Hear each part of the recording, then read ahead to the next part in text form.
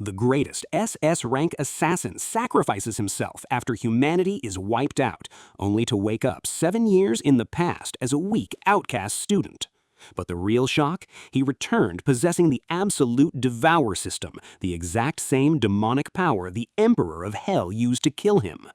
In this video, watch how Chen transforms from the Academy's laughingstock into a one-man army, using demonic powers to brutally crush his bullies and literally shattering the Academy's assessment machine just by unleashing a fraction of his aura.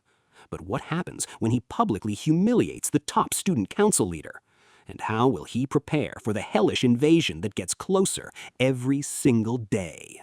In the year 2167, planet Earth witnessed a complete demonic invasion that turned it into scattered ash. In short, humanity fell. Amidst the ruins of human civilization and the sound of ragged breaths, he emerged as the sole resistor in the face of annihilation, standing in a final defiance as the last SS-rank assassin facing bloody death with unbreakable gazes. Recalling the memory of the dark days, 7 years ago, the armies of the Demon Kings abruptly and mercilessly invaded our world.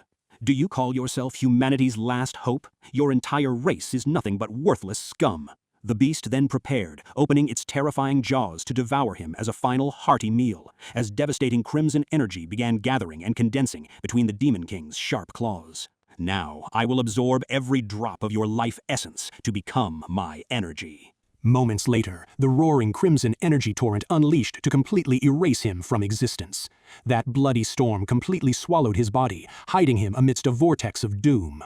My little sister, my comrades, my master.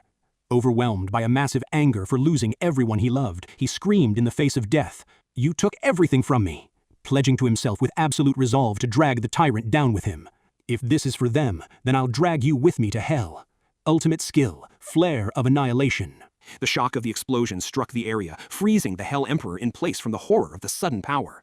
And as the white flare gradually obliterated him, he smiled at death with the bitter smile of a defeated victor. In that final flash, he conjured the image of his sister, whispering longingly, "Sion, I'll see you soon." Then a phantom of his wise master manifested, standing before him in the remaining final moments of his life. Followed by the appearance of his absent parents, in the flash of agony, he whispered with a broken heart, "Mother, Father." Then his soul began tearing with fatal sorrow over his complete inability to protect them and save them from this fate, realizing with a fatal realization that discovering the rifts early would have changed destiny. If only I had been a little stronger. And certain that aborting the birth of the first emperor would have erased the catastrophe. If I could turn back time and prevent the first emperor from appearing. Reaching total certainty that an early confrontation would have prevented the loss. Why did I lose everything so quickly? Immediately after, an absolute darkness swallowed the entire scene, bringing down the curtain on the end of the world. Everything faded for him to return and slowly regain consciousness amidst blurred, distorted vision. As his eyes opened with extreme heaviness and pain, as if waking from a long, dark nightmare. Instead of inevitable death, he found himself lying in his old room, on that familiar medical bed. "I'm not dead?" He began casting confused glances, denouncing the reality of time and space. "Where am I? Wasn't the world destroyed? Where did all these humans come from?" Then he headed toward the window with trembling legs, trying to explore his surroundings and understand what was going on around him, to be shocked that the quiet university campus before him completely contradicted the recent hell of his memory. Struck by the shock of life returning to a world and people swallowed by annihilation before his eyes moments ago. It took me some time to accept this reality, to realize that the impossible had come true by the return of time. I returned to the damn university days, 10 years ago from now. Suddenly, the screen flashed and a cold, mechanical voice of unknown origin pierced the silence of his reverie, as a blue interface announced the completely successful integration of the talent, displaying "Integration of Gluttony Power Complete." His trembling hand nervously grabbed his device's screen to read the data displayed before him. The device's screen firmly confirmed the actual date for him, May 16, 2157. Clenching his fist tightly until his knuckles turned white. May 16, 2157? That means... Realizing that he still has exactly 3 years to prepare, that I am standing now a full 3 years before the first Emperor's appearance. That Fire Emperor will tear through dimensions with his dominant power to bring total destruction to the world, behind whom merciless mutant hordes will crawl, aiming to swallow the earth and everyone on it. Here, his eyes ignited with invincible resolve and a mad desire for revenge and to protect what remained.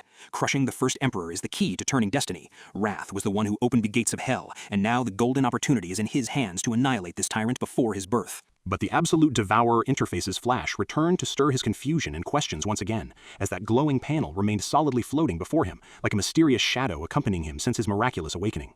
The revelation of the system's statistics before him being the first starting spark toward the anticipated journey of ascent, knitting his brows in surprise. But what's up with this screen called Gluttony system? For in his past life, he relied entirely on his instinct as an awakened. Stats like video games? In my past life, I fought with my bare instinct. For in his past life, he relied entirely on his instinct as an awakened, especially since the percentage of people who obtain awakening and superpowers is only 1 in 10,000, and since awakened academies only accept the elite. The National University here only accepts the talented elite, while he was just an ordinary person without powers. But in the past, I was a bug at the bottom of the food chain, reaching the conclusion that his presence in the medical bed was inevitable. Everyone kicked me, and that's why I'm in the clinic now. His thoughts were interrupted by the sudden appearance of a mysterious icon before him, moving smoothly to reveal the awaited surprise. An interface screen dedicated to the Lightning Assassin class opened, announcing, "Archive file, Lightning Assassin." Lightning Assassin? Isn't that my class in my past life? I can feel the energy coursing through my veins. Realizing that his awakening happened very early in this timeline. Did I inherit my powers and awaken early? Immediately starting to examine his class options through the panel enthusiastically.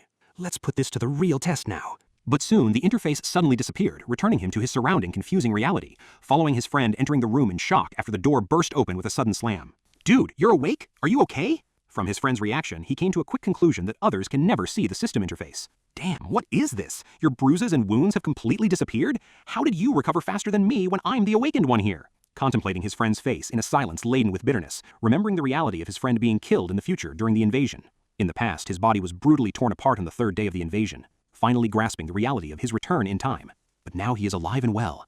Only now I truly felt the sanctity of the return. His friend suddenly slapped his forehead. "Damn it, tomorrow is the final rank test," confirming that passing the assessment is a fundamental condition for graduation. "I know you haven't awakened yet, but it's important for our graduation. Move, come on." And so the two friends left the clinic heading to the crowded university campus, watching the students training and resting in the courtyards in a surreal scene unbelievable to someone who lived through the end of the world, where the campus was bustling with vitality and activity, and life pulsed strongly in every corner. It's been a very long time since I saw this many living humans. "What are you babbling about? Let's walk around the track to clear your mind of this nonsense." With sharp looks, he remembered his tragic past and the state of helplessness he lived bitterly, strongly determined not to allow the tragedies of the past to repeat. "I lost everything once, and this will never happen again." Making a decisive decision about the necessity of gaining power as quickly as possible to change the future. I must raise my rank as quickly as possible. And because the only way to increase power is to fight mutants and annihilate them inside the Dark Abyss rifts, which the guilds completely monopolize, he wondered about his current rank, where he stands now, especially since most students are classified in rank E, while only the elite reach D, curiously wondering about the awaited rank. I wonder, how will the academy scale evaluate my current energy in the test?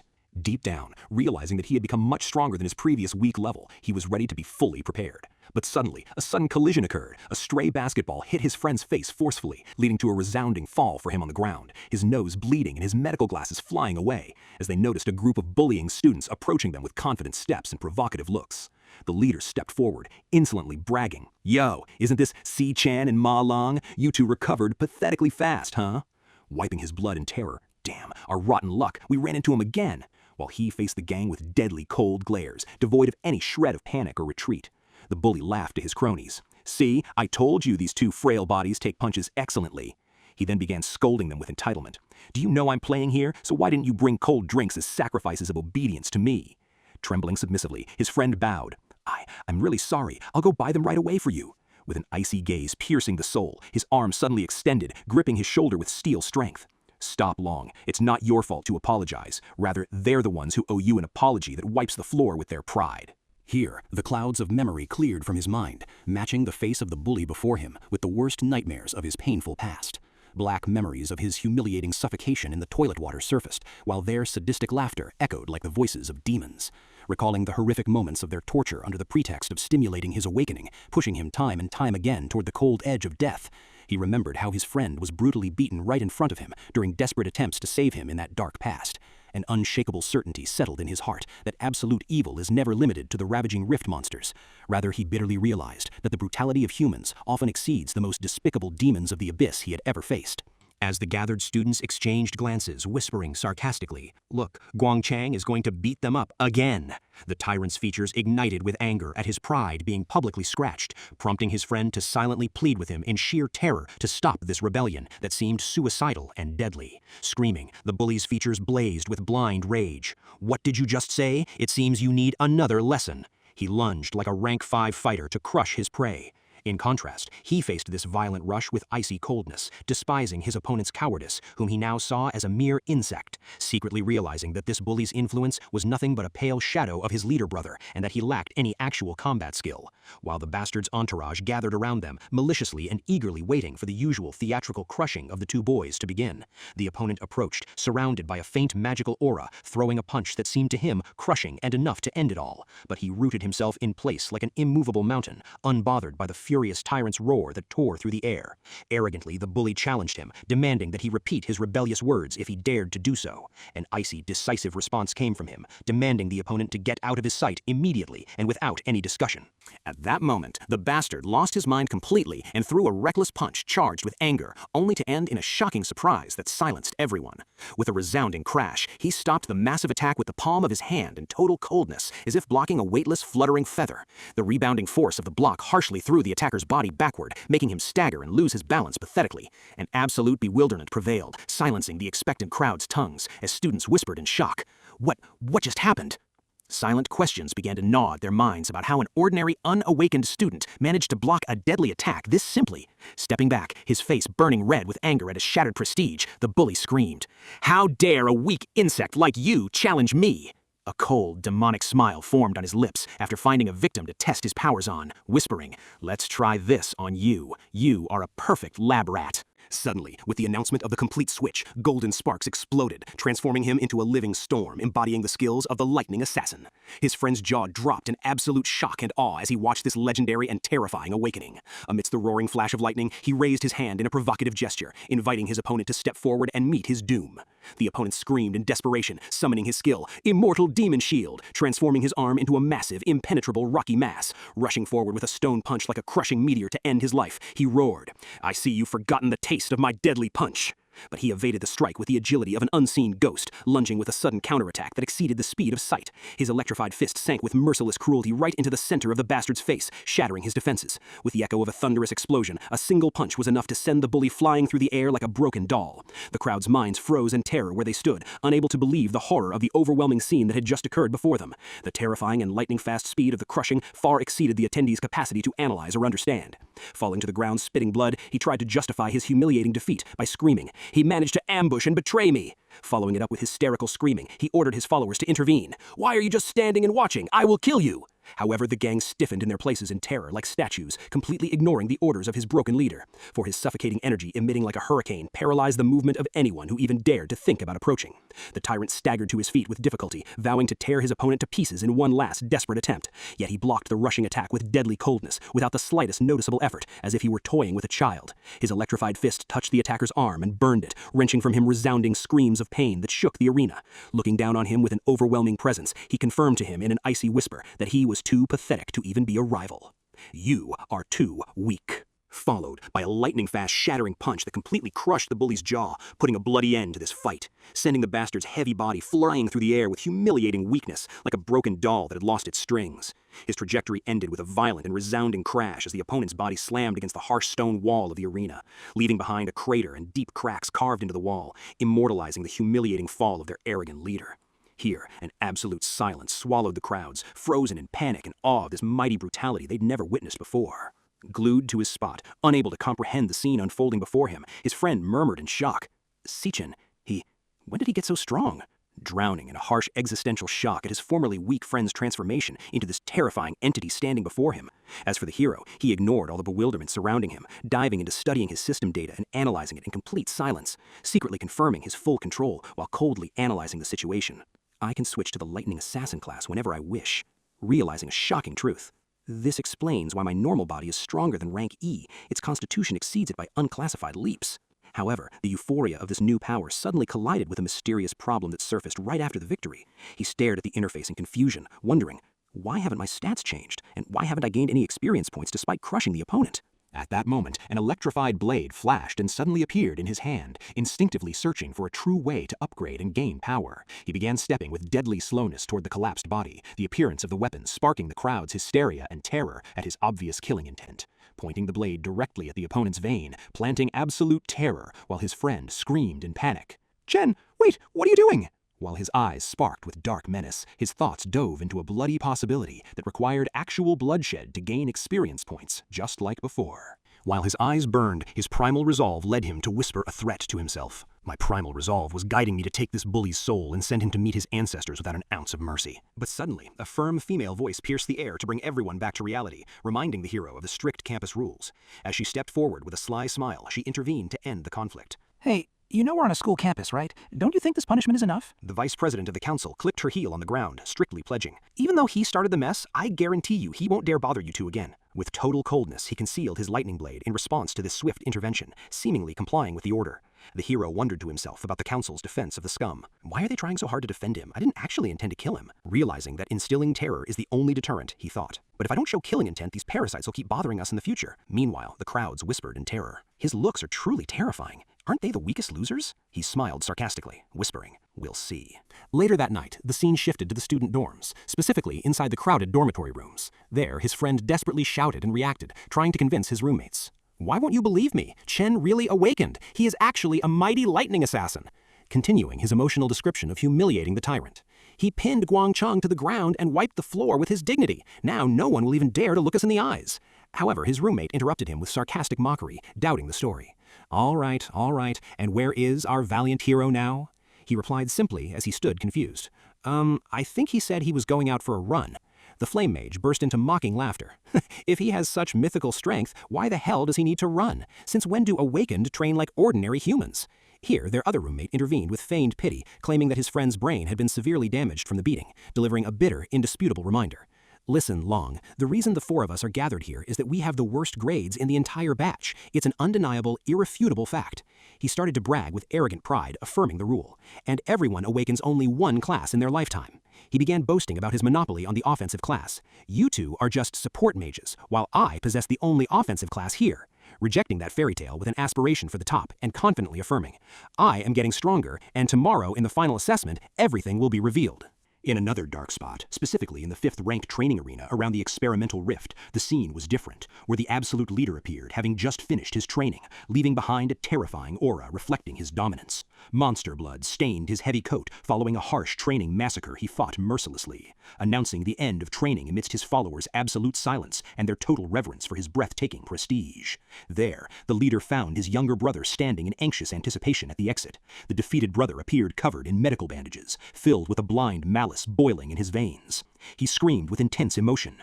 "Brother, if you don't do something about this, I won't be able to sleep. He insulted me in front of everyone. He doesn't have an ounce of respect for you or the council."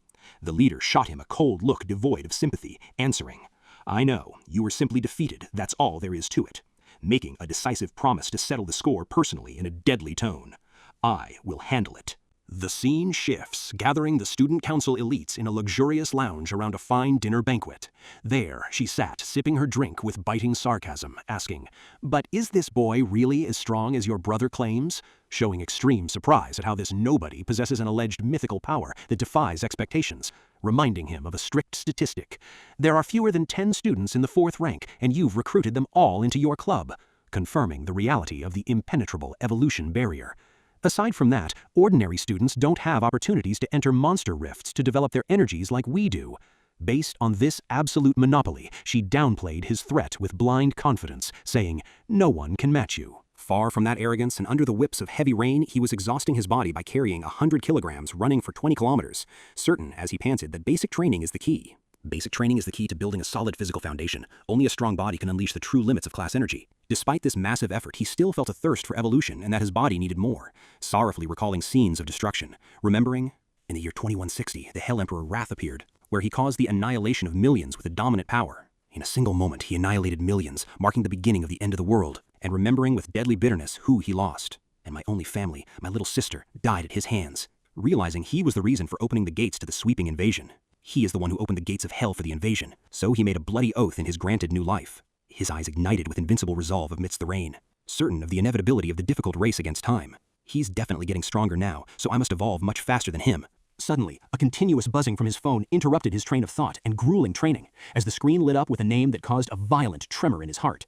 Sion, his sister, who died in the past. He caught his breath with difficulty, trying to maintain his psychological composure to answer. "Hello?" Her voice came to him with warm, childish enthusiasm. "Hello, brother. Why did you call me so much today? I was in a competition and my phone ran out of charge." She continued recounting her simple ambition with hope. "Listen, if I win, we'll finally be able to pay off all the accumulated rent." But he drifted off into the cruelty of the past, making her wonder about his suspicious silence amidst the sounds of rain, whispering with anxious surprise. "Brother, is it raining there? Why aren't you talking?" Hiding the truth and remembering his desperate prayers in the destroyed future.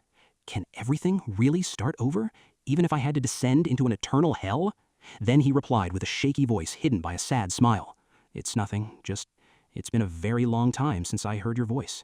She laughed with absolute innocence, saying, "What are you saying? We talked just 2 days ago. We'll meet right after my competition ends. Bye." Then he looked up at the sky, possessed by a definitive certainty. Now, everything has truly started anew. Deciding to double his effort with strength and determination. 3 more laps. I must get stronger as fast as possible to protect everything I have. After 8 continuous hours of hellish training, he returned to his dark room to find his roommates asleep, where he stood under the warm water drops, immersed in deep analysis. I'm beginning to adapt to this body. But the obsession with upgrading dominated his mind. To raise my level, I must enter a demon rift. Here he faced the major obstacle standing in his way. And the guilds monopolize them completely. How will I track monsters then? Realizing with bitterness that depriving the weak of those rifts leaves them as easy prey for the awaited invasion hordes, a flash of thought led him to ask himself with doubt, and what exactly is this gluttony or absolute devour system? Suddenly, the sharp system beep resonated within his mind, initiating an automatic and mysterious boot-up process. As the blue screen announced the completion of loading, "System online, loading," indicating the system's readiness to load complex codes. A system message echoed in his head, "Initiating gluttony system, opening a passage to an unknown dimension." After a blinding white flash, he suddenly plunged into an unknown, completely dark dimension. Crashing violently onto soil dyed the color of blood, he coughed up red dust, groaning with sharp pain. Ugh, what is this crushing landing? As he stood up in the middle of a closed arena, he contemplated his surroundings with awe and apprehension. This is a battleground shaded by an anomalous sky, as red as hell. Then he looked up with utter bewilderment toward the horizon, and a giant tower with savage Gothic architecture piercing the dead clouds stood before me. He was bewildered, feeling his damp clothes and whispering in surprise. How did I teleport from my bed and bathroom instantly to this mysterious landmark in a fraction of a second? But he caught a glimpse of scattered skeletons and narrowed his eyes with extreme caution. These are the remains of massive canine monsters. They must be waiting for something. Soon, the dark soul was breathed into the scattered bones, forming death hounds belonging to the Cloud Warrior class around him. At that moment, he realized his inevitable confrontation, drawing his fists with solidity. Facing monsters means one thing: I likely teleported to a demonic lair or a forgotten rift. He immediately activated the transformation skill to deter the imminent threat that was surrounding him from all sides to devour him.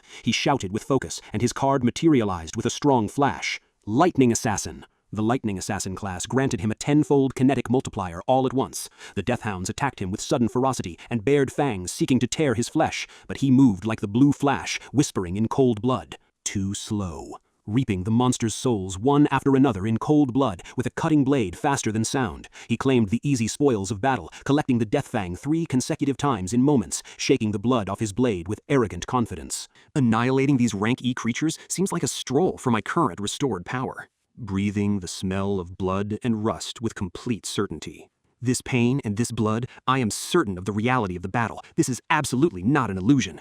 He gained 52 experience points following every successful execution of a monster he took down. He smiled with satisfaction as he read his interface. Level 2, I finally discovered this place's ability to hone my level away from the eyes of the guilds. As the system window recorded a 5-fold surge in his stats, he flexed his energy-engorged muscles. My speed and strength have multiplied noticeably in a few minutes. He rejoiced at his secret discovery inwardly with hidden enthusiasm. I found an exclusive demonic lair capable of solo raiding without any competition bothering me, defining his goal with an irrevocable, decisive look.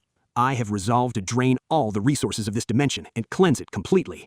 He tightened his grip on his sword with strength and determination.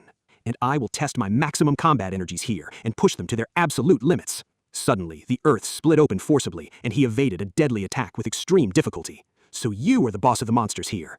Clashing with the boss, who initiated a brute attack on him, he settled the grinding battle in his favor with a decisive lightning strike, panting with relief. Ascending to the 3rd level, I jumped to the 3rd level all at once. He looted 18 Deathhound fangs and a glowing orphan crystal as a precious yield of victory, observing his points with intense admiration. "The massive experience surge gained from the boss is amazing. It raised me 2 levels in the blink of an eye." An anomalous phrase glowing in crimson protruded above the boss's corpse. Devourable. He knit his brows in confusion and surprise. What is the significance of this unknown option? Denouncing the strange word he was seeing for the first time, his eyes gleaming with a fleeting flash of understanding. Should I connect this to the true essence of the gluttony power I possess? Extending his hand with a curiosity tinged with caution toward the lifeless corpse. Let's try. A terrifying, sudden crimson energy wrapped around his arm like hungry snakes and growled, swallowing the monster's entity to dust in a bloody, swift, and disgusting scene that chills the spine. He stepped back, stunned. I'm shocked! The monster was completely absorbed following the Devour process, until no trace of it remained. The essence crystallized as a holographic card, and he read the card in a low voice.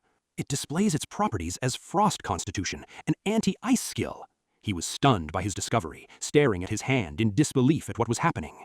The feature of looting enemies' classes and skills after annihilating them? This is sheer madness! Terrified inwardly the moment he grasped the nature and danger of this forbidden skill in his world, remembering the nightmares of the past, he whispered with a terror squeezing his heart. This skill is completely identical to the weapon of the Demon King Lan in my destroyed past life, and I miraculously succeeded in acquiring it for myself in this life to be my secret weapon. Realizing the magnitude of the anomaly and the defiance of the universe's laws. This feature violated the absolute cosmic law of an awakened possessing exclusively one class throughout his life, looking at his 2 shadows reflected on the stained ground. To become now the possessor of 2 simultaneous classes in one body, switching between them whenever I wish. Terrifying horizons opened before him, and he smiled with hidden ferocity, vowing, by devouring more monsters here, completing his ambitious plan inwardly, I will accumulate an infinite arsenal of combat classes to become the strongest and greatest of all time, while he looked at the dimension's strange sky in confusion. However, the mystery of granting me this forbidden gift still troubles me and seeks a satisfying answer, staring at the towering structure with cautious anticipation. And what is the truth of this dark tower standing before me that gifted it to me without an obvious return? Suddenly, a crushing pressure descended from the top of the tower, instilling terror in his limbs and forcing him to his knees against his will.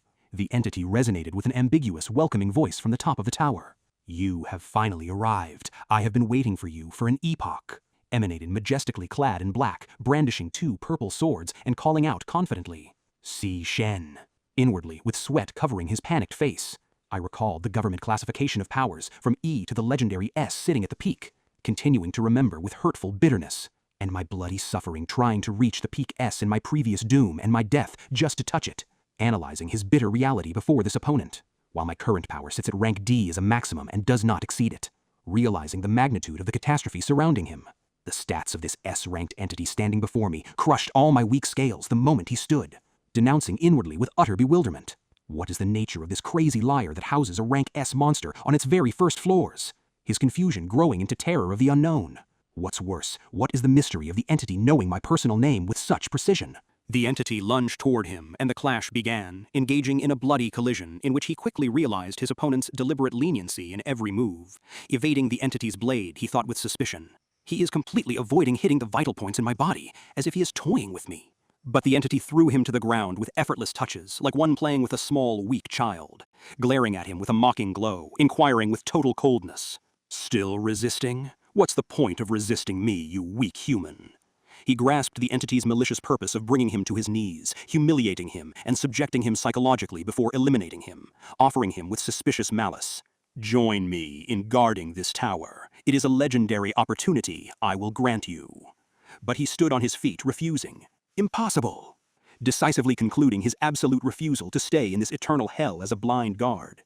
The entity was annoyed by the decisive refusal and suddenly slashed his body with his blade to punish him for his insolence, asking with indignation and a blatant threat, "Did you think yourself immune to death because I went easy on you?" Justifying his initial forbearance and leniency. You are the only visitor capable of reaching the top of this tower. That's why I gave you the chance. Despite his pain, he observed with his eye a purple energy from the entity. He is resuscitating the corpses of the dead monsters to restore the arena anew. The entity's suffocating energy enveloped the arena, granting him a final choice. Choose now. With an absolute and decisive tone of execution. Absolute submission to my rule, or total annihilation, to the point of fading and nothingness. But he, with unyielding solidity, summoned his blade again, resisting the physical pain squeezing his being, replying with a decisive voice tearing the heavy silence. My decision is to eliminate you. The entity erupted in a resounding mockery, his ridicule filling the dark dimension. Ha ha ha ha! Truly pathetic and funny. The entity lunged toward his opponent like a rushing arrow that knows no retreat toward its target, and while preparing to engage in close combat with the tyrant in a certain life-or-death battle, his analytical mind caught his opponent's vital flaw, following the exchanged blows throughout the bloody ongoing confrontation, observing his movement with algorithmic precision inwardly. There is an attack delay of fractions of a second before every lunge of his blade. Continuing his tight plan, I will employ this flaw to track the angle of the opponent's wrist and evade the blade one step in advance, glimpsing the boss's fatal weakness, and I discovered a recovery paralysis of fractions of a second following every attack he executes, planning to strike that exposed gap in the absolute boss's defense with all the power he possessed, directing the lightning blade attack at his opponent's heart with all his energy and reserves, shouting, "Take this!" defining his goal inwardly. The goal is to paralyze the boss for precious seconds, bypassing the shortcomings of my rank D in its capacity for direct and instant killing. But the boss's superiority in speed broke the plan, stripping him of the chance for a safe retreat after the attack, activating the Flashmaster skill in panic. I must escape! Multiplying his speed to flee the deadly counterattack, stealing a glance at the sole source of light in the dimension as a final escape route and desperation to save his life. Dashing with maximum acceleration toward the light, wishing to save his life from this predicament that boded no good, only for the exit to suddenly evaporate from existence before him, like a devastating and cruel mirage, evaporating all hope with it. The entity surprised him from behind with terrifying calmness, revealing the illusion of the exit. An illusion. This place has nothing to do with demonic lairs for you to find an exit in it. Praising his quick-wittedness and spotting flaws.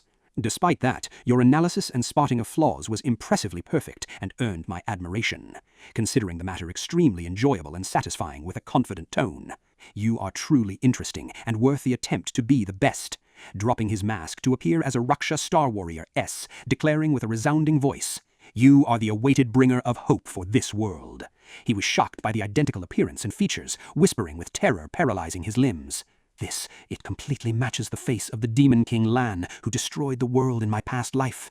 Inwardly, sweat profusely pouring from his forehead as he drew inspiration from the details of his final battle from his past lives. In my past life, my last fight was against Lan Yu before the destruction of the world. His breathing accelerated, recalling with dread those details. I remember well Lan's seamless switching between his multiple combat classes to raise his overwhelming level during the battle, continuing to remember the nightmarish images etched in his memory. He fought me then in the form of an invincible giant icy bird. Then he clenched his fist with strength and sorrow, only to embody later a flaming warrior, burning the earth and everyone on it, knitting his brows with suppressed anger. Then turning into a massive plant monster, swallowing life from its roots. Amidst those multiple transformations in his memories, he realized an extremely terrifying and shocking matter, looking up with total bewilderment to discover the shocking truth. There was a specific form that was the strongest among them all, staring the entity standing before him in absolute shock. It literally matches the appearance standing before me now, the Raksha. He was struck by lightning as he finally deduced the terrifying truth. This means that Lan Yu devoured the Raksha through the power of gluttony and acquired it in the past. His eyes widened in indescribable terror to grasp the shocking truth. And now, after this gluttony power has merged within my own being, touching his chest in complete bewilderment, to be certain that this entire dimension, including the monsters in it, resides inside my own body. Looking at him with obvious admiration and praise, he interrupted his thoughts. Not only are you amazing under crushing pressure, but you possess sharp intelligence as well. You have proven your solidity, boy, and your complete right to the gains of this secret place. Raising his head in bewilderment and questioning. My right to all the gains of this place? What do you mean? From the void emerged a dazzling golden energy taking the shape of a legendary key, which he pointed to. This is the Void Key of rank SSS, the sole key to breach the closed gates of the demonic tower, with a voice echoing like destiny to clarify the truth of the confinement. Lan Yu devoured the fiercest and most brutal demons in bygone eras, and all of them are now confined inside this tower, behind those gates, inciting him with a bloody, vengeful tone. Breach the doors and devour them all. Turn them into fuel that multiplies your energy and power limitlessly. Gripping the key with a trembling hand, inquiring with doubt and confusion. And why do you do all this? Why do you support me and grant me this power when you are ultimately one of them? His eyes blazing with deep-seated malice, justifying his position. Even among demons there are moral and bloody differences. The massacre of the Demon Kings annihilated my entire clan to satisfy their endless greed.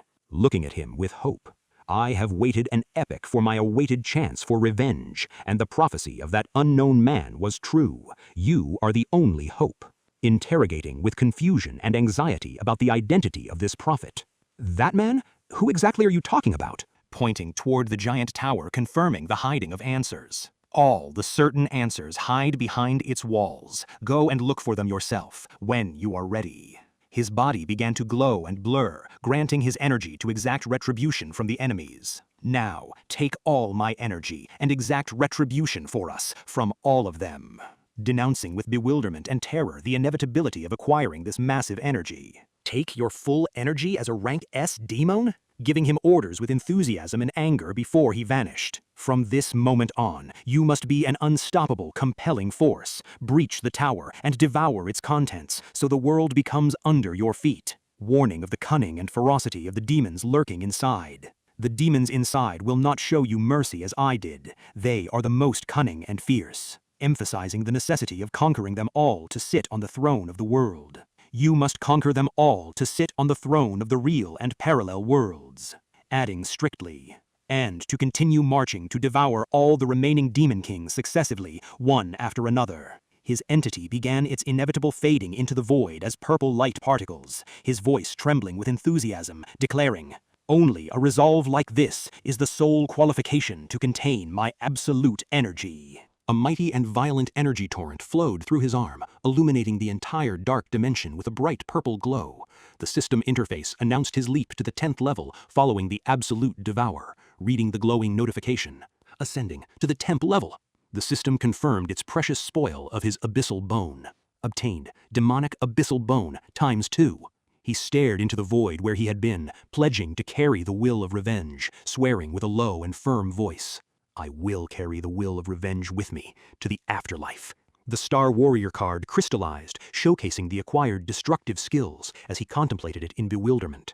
The Skeleton Hollow skill and the Triple Gravity Disaster, these skills are terrifying. He clenched his fist and swore to make the perpetrators pay double the blood tax. And I will make them all pay double the blood tax, inevitably. A night from hell ended as he jolted from his sleep suddenly to the noise of his roommates in the crowded university dorm. Getting out of bed, surprised by his return to reality amidst the colleagues' rush.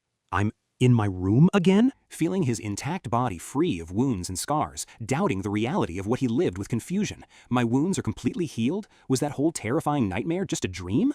The system screen settled his doubts, confirming he retained the 10th level and the spoils, reading with deep relief. The system confirms everything is real. The spoils are there. Wondering inwardly about his new classification after this supernatural nocturnal surge. I wonder, what is my current classification compared to the Academy's standards after reaching the 10th level? His thoughts were interrupted by his roommate's call with a provocative voice, looking at him with a mocking and sarcastic tone, folding his shirt slowly. Yeah, Si-Chen, you finally woke up, you valiant hero. Citing their friend's exaggerated bragging last night. Last night, Ma Long was bragging about your supernatural strength as if you were a god of war, mockingly challenging him about his alleged intention to monopolize the dorm leadership.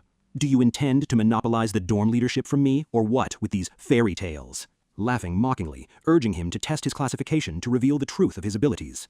Come on, let's let the official assessment today reveal the truth of your alleged abilities before everyone. Boasting and gesturing with his hand, noting the class disparity within the single low rank range. It's true we're all in rank E, but don't forget the class disparity between us, boasting of his medium classification compared to his lower classification. You are just scum in the lower rank while I am in the medium rank. That's a reality, confirming the widening combat gap that allows him to crush 10 of his likes. The combat gap between us allows me to crush 10 of you at once. Do you understand that? Stepping ahead of them arrogantly, anticipating a potential promotion in his upcoming test. And maybe today I'll get an official promotion to the higher rank and leave you here. He approached and whispered enthusiastically to him to motivate him to snatch a higher rank to deter the colleague's mockery. Chen, do your absolute best today. Get rank D to terrify him, silence his mockery, and shut his mouth forever. He simply received the support with internal sarcasm and total calmness, without any reply. The students from the dorm reached the assessment courtyard, crowded with students and examiners from everywhere, amid an atmosphere charged with anticipation of the test and the tension of knowing the upcoming destinies. Spotting the rudeness of the bullying followers blatantly pushing the crowds out of their way and whispering with fear, "Damn, it's Guangjin's gang," initiating a tactical retreat to avoid friction. "Let's get out of their way to avoid trouble. Step back." The two friends froze in terror the moment the bullying gang's glares collided with them directly. We're done for. However, the gang suddenly froze in their tracks like motionless statues. Absolute terror swallowed them the moment they caught a glimpse of him walking calmly behind his friend, bowing to him with public submissiveness and a trembling voice before everyone, welcoming his majestic presence. "Mr. Si Chen, welcome to your honorable presence." Shocked, his eyes widening, showing his doubt in the truth of the victorious friend's claims. What? Why are they bowing respectfully to Si Chen? Were Ma Long's claims last night actually true? He bypassed them with complete disregard and calm steps that paid them no attention or glance. But the calm did not last, as a member of the student council abruptly intercepted them, mockingly hinting at yesterday's incident. "I heard someone here started a fight with Guang King yesterday," mocking him, boasting of the kinship. "Do you know, you fool, that he's President Guang Ting's younger brother? You've gotten yourself into trouble." The attending students whispered with disdain, dubbing the interceptor the president's pampered dog. "Oh my god, it's Zhang Zhen, the president's pampered dog from the student council." A student whispered in surprise at his targeting of an outcast student. He's classified in rank D. Why is he targeting a weak outcast student like Si Chen? Bragging about possessing a sense that distinguishes the strong from a distance, approaching him. "You know what? I possess a very strong sense of smell that distinguishes the strong and their classifications from long distances," rudely insulting him, describing his aura as pathetic weakness lingering at the bottom. "But all I smell from you now is the pathetic stench of weakness of an outcast student lingering at the bottom who will never amount to anything in his life." But the sarcastic response came like a slap. Chen answered him with icy coldness, mockingly asking if this opponent was crossbred from a bloodhound lineage. A blind anger ignited in the opponent's eyes, the leader's face flushed with blood, ready to pounce and crush this rebel after his public insult. But the leader's intervention stopped everything, as Longshang's calm and cold voice suddenly cut through the arena to stop his raging dog before he could strike. He issued a sudden, fair decision. The leader announced his personal responsibility for his brother's reckless behavior, clearing the hero of any consequences for the time being. Zhang executed blind obedience. He retreated submissively, bowing with absolute respect in compliance with his master's direct orders without any discussion. A silent confrontation began, as the leader cast searching, cold, and piercing looks towards the hero, attempting to probe his depths and discover his secret. Zhang responded with a visual challenge. He exchanged looks with the leader with total steadfastness and a cold fighting spirit, without blinking or taking a step back. They were interrupted by the assessment call. The professor's voice boomed through the loudspeakers, announcing the start of the official assessment and ordering students to step forward according to the established numerical sequence. The leader showed ultimate disdain. He withdrew quietly from the arena, believing in his heart that the hero was just a nobody who posed no real threat to his ambitions. Meanwhile, there was a high-level observation. The official Ling Yu was watching the tense scene with great interest from a high window overlooking the arena. Her companion raised a question, expressing his surprise at why a high-level official would be interested in watching a trivial dispute between mere ordinary students at the bottom. She replied with an amusing prediction and a mysterious smile, expressing her expectation that today's assessment would carry shocking surprises and an unprecedentedly entertaining show. As time passed, the calling of the roommate came. Shang Zhu's name was announced over the loudspeakers after a long and tense hour since the start of the tests. He stepped forward with blind confidence. The conceited roommate walked with excessive confidence towards the platform, determined to explode his alleged energy and dazzle the gathered crowds. He entered the testing booth. Shang stepped into the isolated testing chamber, which was equipped with the latest magical measurement devices. It was a sophisticated, simulated environment. The assessment rituals were conducted in a virtual environment that accurately simulated a low-level demonic rift to ensure measurement precision. In the center sat the measurement heart, Heart, a massive crystal device dedicated to absorbing and precisely measuring the maximum magical energy secreted by the student. The task was to discharge energy. The harsh test required the awakened to discharge their entire essence of power all at once into this device. He began the attack. Xiang struck the device with his magical mace's aura with all his might, standing waiting for his result with pride. The measurement process began. The crystal heart absorbed the explosive energy, immediately passed it to complex assessment devices for analysis.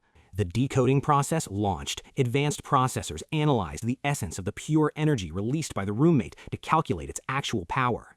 The disappointing result arrived. The screen lit up coldly, announcing his classification in the middle tier of rank E only, shattering all his ego.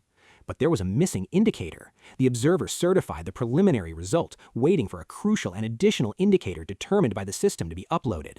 It is the future potential indicator. The device anticipates the student's maximum future evolution ceiling, which is considered the true gold standard for talent. He possessed a limited ceiling. The roommate's result determined that the maximum future evolution he could reach in his life was rank C. He felt bitter disappointment. The roommate's dreams of reaching rank D today evaporated, realizing his stagnation and that he would remain at the bottom for the next 2 years. He received consolation from his companions. The rest tried to comfort him in silence, while the calling of names continued to echo in the arena without stopping. The confirmation of failure came. The results of the 2 companions, Shang Yu and Ma Long, matched expectations, rightfully falling to the bottom of the low rank E. Suddenly, an exceptional result appeared. A violent shock froze the trio and all those present before a staggering and unexpected number that suddenly appeared on the giant screen. The first D illuminated. The first rank D result of the year illuminated, sparking a mad cheer and cries of admiration among thousands of students. It served as a barrier breaker. Another student reaped rank D as well, with terrifying future potential that touched the threshold of rank A. This caused collective frustration for the companions. The trio sank into total despair, as this student was the 8th to reach rank D, while they remained in the depths of oblivion.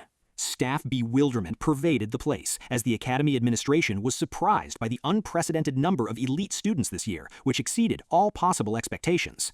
Amid suffocating anticipation, the observer stood ready to announce the single name that the entire arena was waiting for with bated breath. The feared name echoed through the loudspeakers, the call for Guang Cheng, the absolute and strongest leader of the student council. A mad cheer erupted. The arena roared with thunderous applause and a warm welcome for the young lord of the great Empire Guild.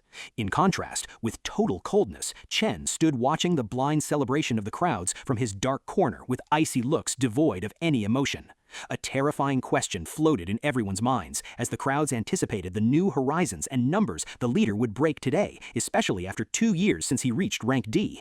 Isolation imposed itself as the scene shifted to the heart of the glass testing booth, completely isolated from this external noise.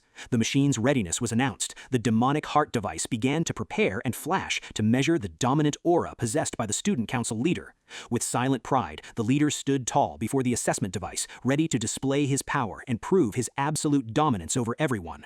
With a cunning tactical trick, Guang decided to suppress a large portion of his actual energy, preferring to hide his true trump cards for future battles. Driven by blind confidence and the absolute certainty that even his restricted and suppressed energy was entirely sufficient to immortalize his name as the first in the Academy's history, the data analysis process began as the device's complex algorithms processed the leader's formidable energy with extreme precision to display the final result. The observer's bewilderment occurred as he was shocked by the reading of the unique and anomalous color spectrum of Guang's energy, which had never been seen before. The screen flashed with a legendary result, announcing his reaching the upper tier of rank D, with terrifying future potential touching the ceiling of rank S. An explosion of the field occurred. A mass hysteria swept the arena, celebrating the leader combining present strength with a future of rank S, which is considered a form of the impossible. The entourage's celebration began, as Zhang and the rest of his followers cheered with euphoria and pride for their master, who had just shattered all the Academy's records. While a comrade's paralysis struck everyone, Ma Long and his colleagues froze in their place from shock, completely unable to comprehend this overwhelming historical achievement. An academic alert was announced. Senior staff hurried to submit urgent reports to the High Command, considering the young leader a rare national treasure that must be protected by all means, granting him doubled influence, especially with the constant reminder of him being the legitimate and sole heir to the dominant Empire Guild. This served as a media earthquake. It was certain that the result of this assessment would headline every national news agency before tomorrow's dawn. From a high observation point, the duo watched with admiration mixed with suspicion the unprecedented emergence of multiple extraordinary talents in a single batch. The dean's question was raised, as Yuan Long asked the official Ling Yu if her personal presence today was due to her prior knowledge of Guang's true power. She replied with a flat denial, as the official coldly confirmed that she did not carve out her time and attend merely to applaud the achievements of this young leader. She showed a hidden intention. A mysterious smile appeared on her lips, revealing another secret purpose she considered far more important than the leader himself. The true goal was, the official's curiosity was entirely and passionately focused on seeing the performance of this forgotten student, Chen. Finally, the awaited call came, as the loudspeaker boomed with the name of Si Chen, the student residing in the shadows whom no one had paid any attention to. Yang greeted him with preemptive contempt, attacking the hero with biting words, warning him against causing a new and humiliating scandal for their room. He issued an insulting warning, considering that Chen's inevitable failure would serve as the final crowning of their room as the biggest pathetic joke in the Academy's history. With ugly arrogance, the leader continued his boasting that this pack of outcasts and weaklings bring nothing but shame to the prestigious academy. Here, the comrade's defense emerged, as Ma Long roared angrily in the face of the conceited one, demanding he swallow his words and wait for the silencing result. He had a blind certainty, absolute and total confidence that his friend's energy, which he saw with his own eyes, would inevitably blow the minds of these doubters. Meanwhile, tension and doubt prevailed, clear anxiety among the rest of the comrades, and their silent skepticism regarding the actual result expected from this mad challenge. With confident steps, he moved with icy steps. Chen stepped into the closed booth and advanced with complete coldness towards the assessment device. The machine's terror occurred in an impossible phenomenon. The demonic heart device seemed to actually tremble and shrink in fear as soon as it sensed the hero's destructive aura. He began gathering energy as Chen took a strict attack stance, ready to discharge all his restored demonic power into this device. Accompanied by a logical analysis, for the hero realized perfectly that proving his power to join the great guilds is the only survival gate for any awakened. This arena was the theater of merit, and the definitive certainty that this final assessment is the golden and only opportunity to seize recognition and prove absolute power before the entire world. A grand prize awaited the victors. The members of the first-place team would be recruited immediately and directly into the ranks of the Great Empire Guild. Here, a hidden purpose was revealed. This power test was not just a hollow display of ranks, but a crucial preliminary step to sort alliances and form the strongest combat teams. Polarization began. The leader Zhang hurried to include the new awakened Lin, who had just obtained rank D, into the ranks of his powerful Master's Alliance. They were overcome by premature ego, boasting about securing the crown of victory in advance after their amazing success in gathering 3 rank D awakened into one conquering team. Talent hunting was the true and greatest goal of this assessment, merging the elite and strongest elements in preparation for the final and deadly epic. Meanwhile, the weak were clearly rejected. Those with low classifications were isolated into fragile teams, becoming mere bloody offerings ready for the coming slaughter. In the meantime, increasing anxiety prevailed. Mao Long and his comrades' doubts escalated due to their friend's suspicious and worrying delay inside the testing booth. A silent black screen remained. There was no data or response from the giant scoreboard until this moment. Biting sarcasm arose. The crowds began to mock and laugh, believing the hero's energy was far too weak for the sensitive device to pick up. The leader directed a final contempt. He decided to leave with his complete team, looking down with disdain at all the outcasts remaining in the arena. He gave a signal to depart. The leader Guang motioned for his team to leave after this boring show for him had ended. Suddenly, a resounding surprise struck the arena. The screen glowed with a bright light, revealing the hero's numbers exactly as the gang turned to leave. It was a staggering digital shock. Chen's classification was clearly announced in the upper tier of rank D. Mass bewilderment occurred. The crowds and comrades refused to believe this impossible result glittering before their wide-open eyes. The victory cheer rose when Ma Long broke the silence with a mad shout of celebration, proud of his friend's hidden power that silenced everyone. The arrogance of the conceited was paralyzed. The shock froze the blood of the leader and their follower in their veins, completely silencing their arrogance before these numbers. But an emergency warning flashed. A red light filled the booth, announcing a malfunction in data stability and requesting the system to re-evaluate immediately. The hero realized it was mere raw power. His basic human body, devoid of activating any class energy, alone equaled the peak of rank D. Here, he decided to raise the challenge. Chen calmly proceeded to activate one of his many combat classes to escalate the result and test the machine. He began with a simple initial activation, summoning the aura of the Hell Cloud King, which was merely the weakest class in his dark arsenal. A mad leap occurred. The screen jumped frantically to adjust the assessment suddenly, leaping from D to the middle tier of C. Double confusion prevailed. The crowds were shocked by this mad and sudden change in the automated assessment readings, which are never wrong. In a state of opponent's denial, Zhang screamed in panic at the top of his voice, justifying this result by the existence of a catastrophic failure in the Academy system. Academy terror spread. Senior staff froze in their places, certain of the collapse of the system's algorithms before this terrifying and unprecedented fluctuation. The machine began to suffocate. With repeated sirens, the demonic heart suffered and groaned under the weight of this formidable pressure. The hero made the decision to reveal. He decided to show his true, terrifying face to find his actual power ceiling and destroy any remaining doubts. He released the Absolute Curse. Chen unleashed the mighty Rakshas Star Purgatory class, letting his energy explode without restriction. The device began to crack. The solid demonic heart split forcefully, unable to absorb the massive flood of energy sweeping through it. A nightmarish aura emanated. The arena ceiling split under a dominant and dark purple energy, suffocating the breath of all present without exception. Fear gripped the enemies. Guang and his gang stared at the dark sky in absolute panic from this sudden hell that swallowed them. Everyone realized it was a new history. The comrades were witnessing today the birth of a true legendary entity emerging from the womb of their miserable and despised room. The probability screen drew a golden future. It struggled violently under the weight of the energy to display the amazing rank S.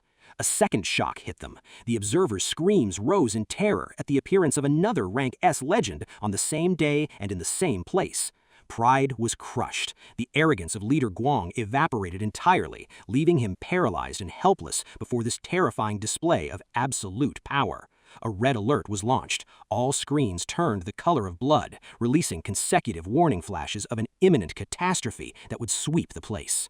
A total collapse began, with the official announcement of the entire system falling and the giant machine beginning to shake violently, signaling an explosion.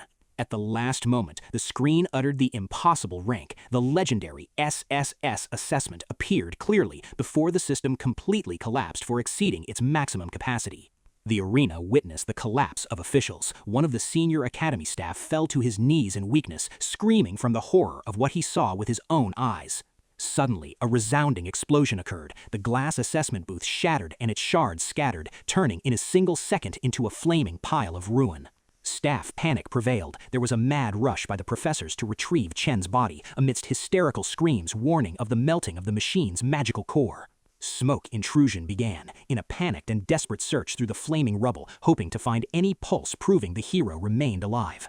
With the clearing of the thick dust, the catastrophic scene began to clarify very slowly before the chief observer's terrified eyes. The observer's finishing shock hit him when he saw the legendary demonic heart turned into a mere fragile gray shell, completely drained of any energy. One of the observers hurried to provide a flimsy justification, explaining the sudden burning of the device by its wear and age due to continuous and intensive use by thousands of students. But there was a silent realization. Chen was fully aware that he was the true cause of devouring the machine's heart following the momentary release of his terrifying energy. Reaching a terrifying certainty by discovering that his forbidden ability, Absolute Devour, is capable of devouring and absorbing the energy of machines and inanimate objects as well. In a scene resembling an angelic exit, Chen left the flaming wreckage with calm steps, completely safe and without a single scratch touching him. He decided on a test of insight. The hero quietly activated a new visual ability to test the limits of his piercing vision amidst this stunned field. Superhuman vision was granted to him as the Star Purgatory Eye enabled him to penetrate auras and read the hidden ranks and actual levels of everyone present with precision.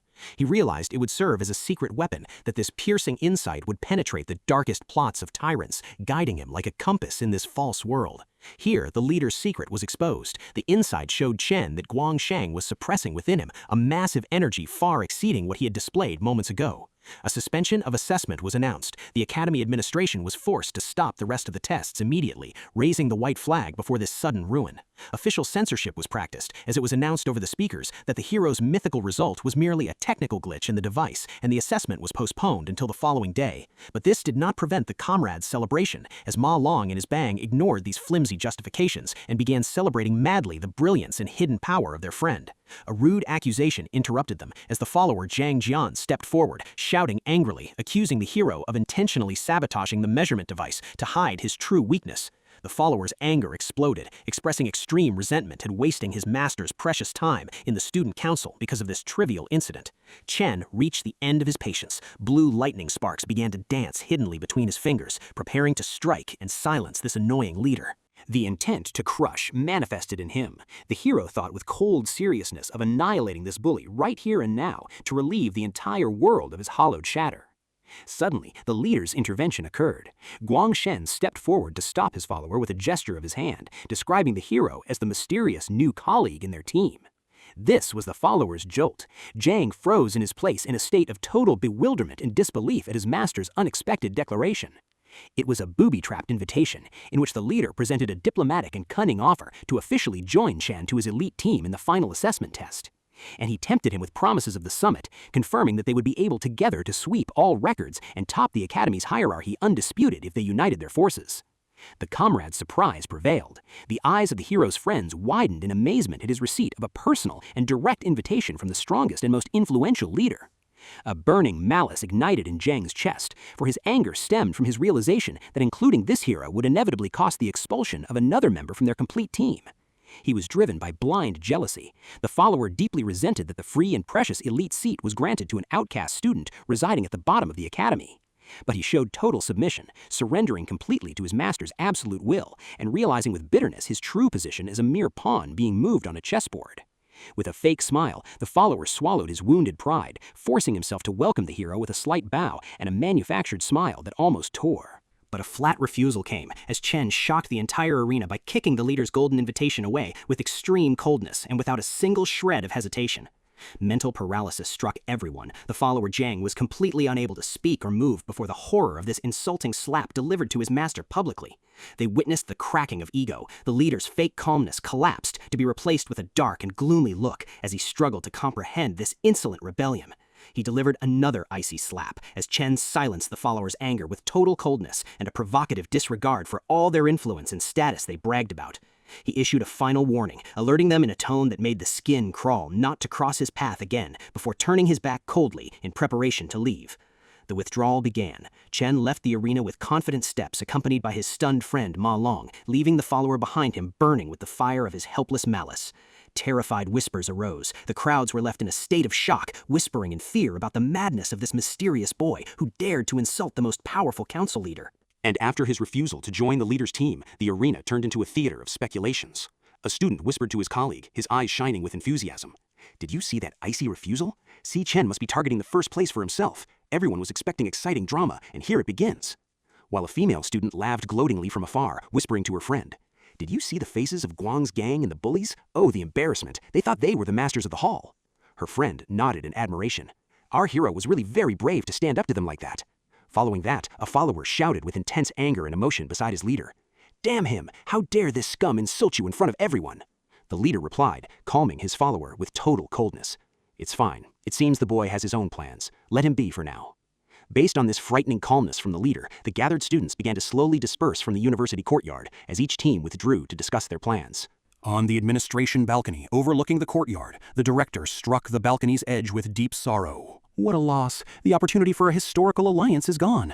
I was hoping they would form a team to set a new, unbeatable record for the school." The vice president stood beside him, smiling with coldness and cunning as she watched the hero from afar. "Do not grieve, Director. With this sudden turn of events and his refusal to join, things have become much more interesting than we expected," explaining to the director in a malicious, analytical tone.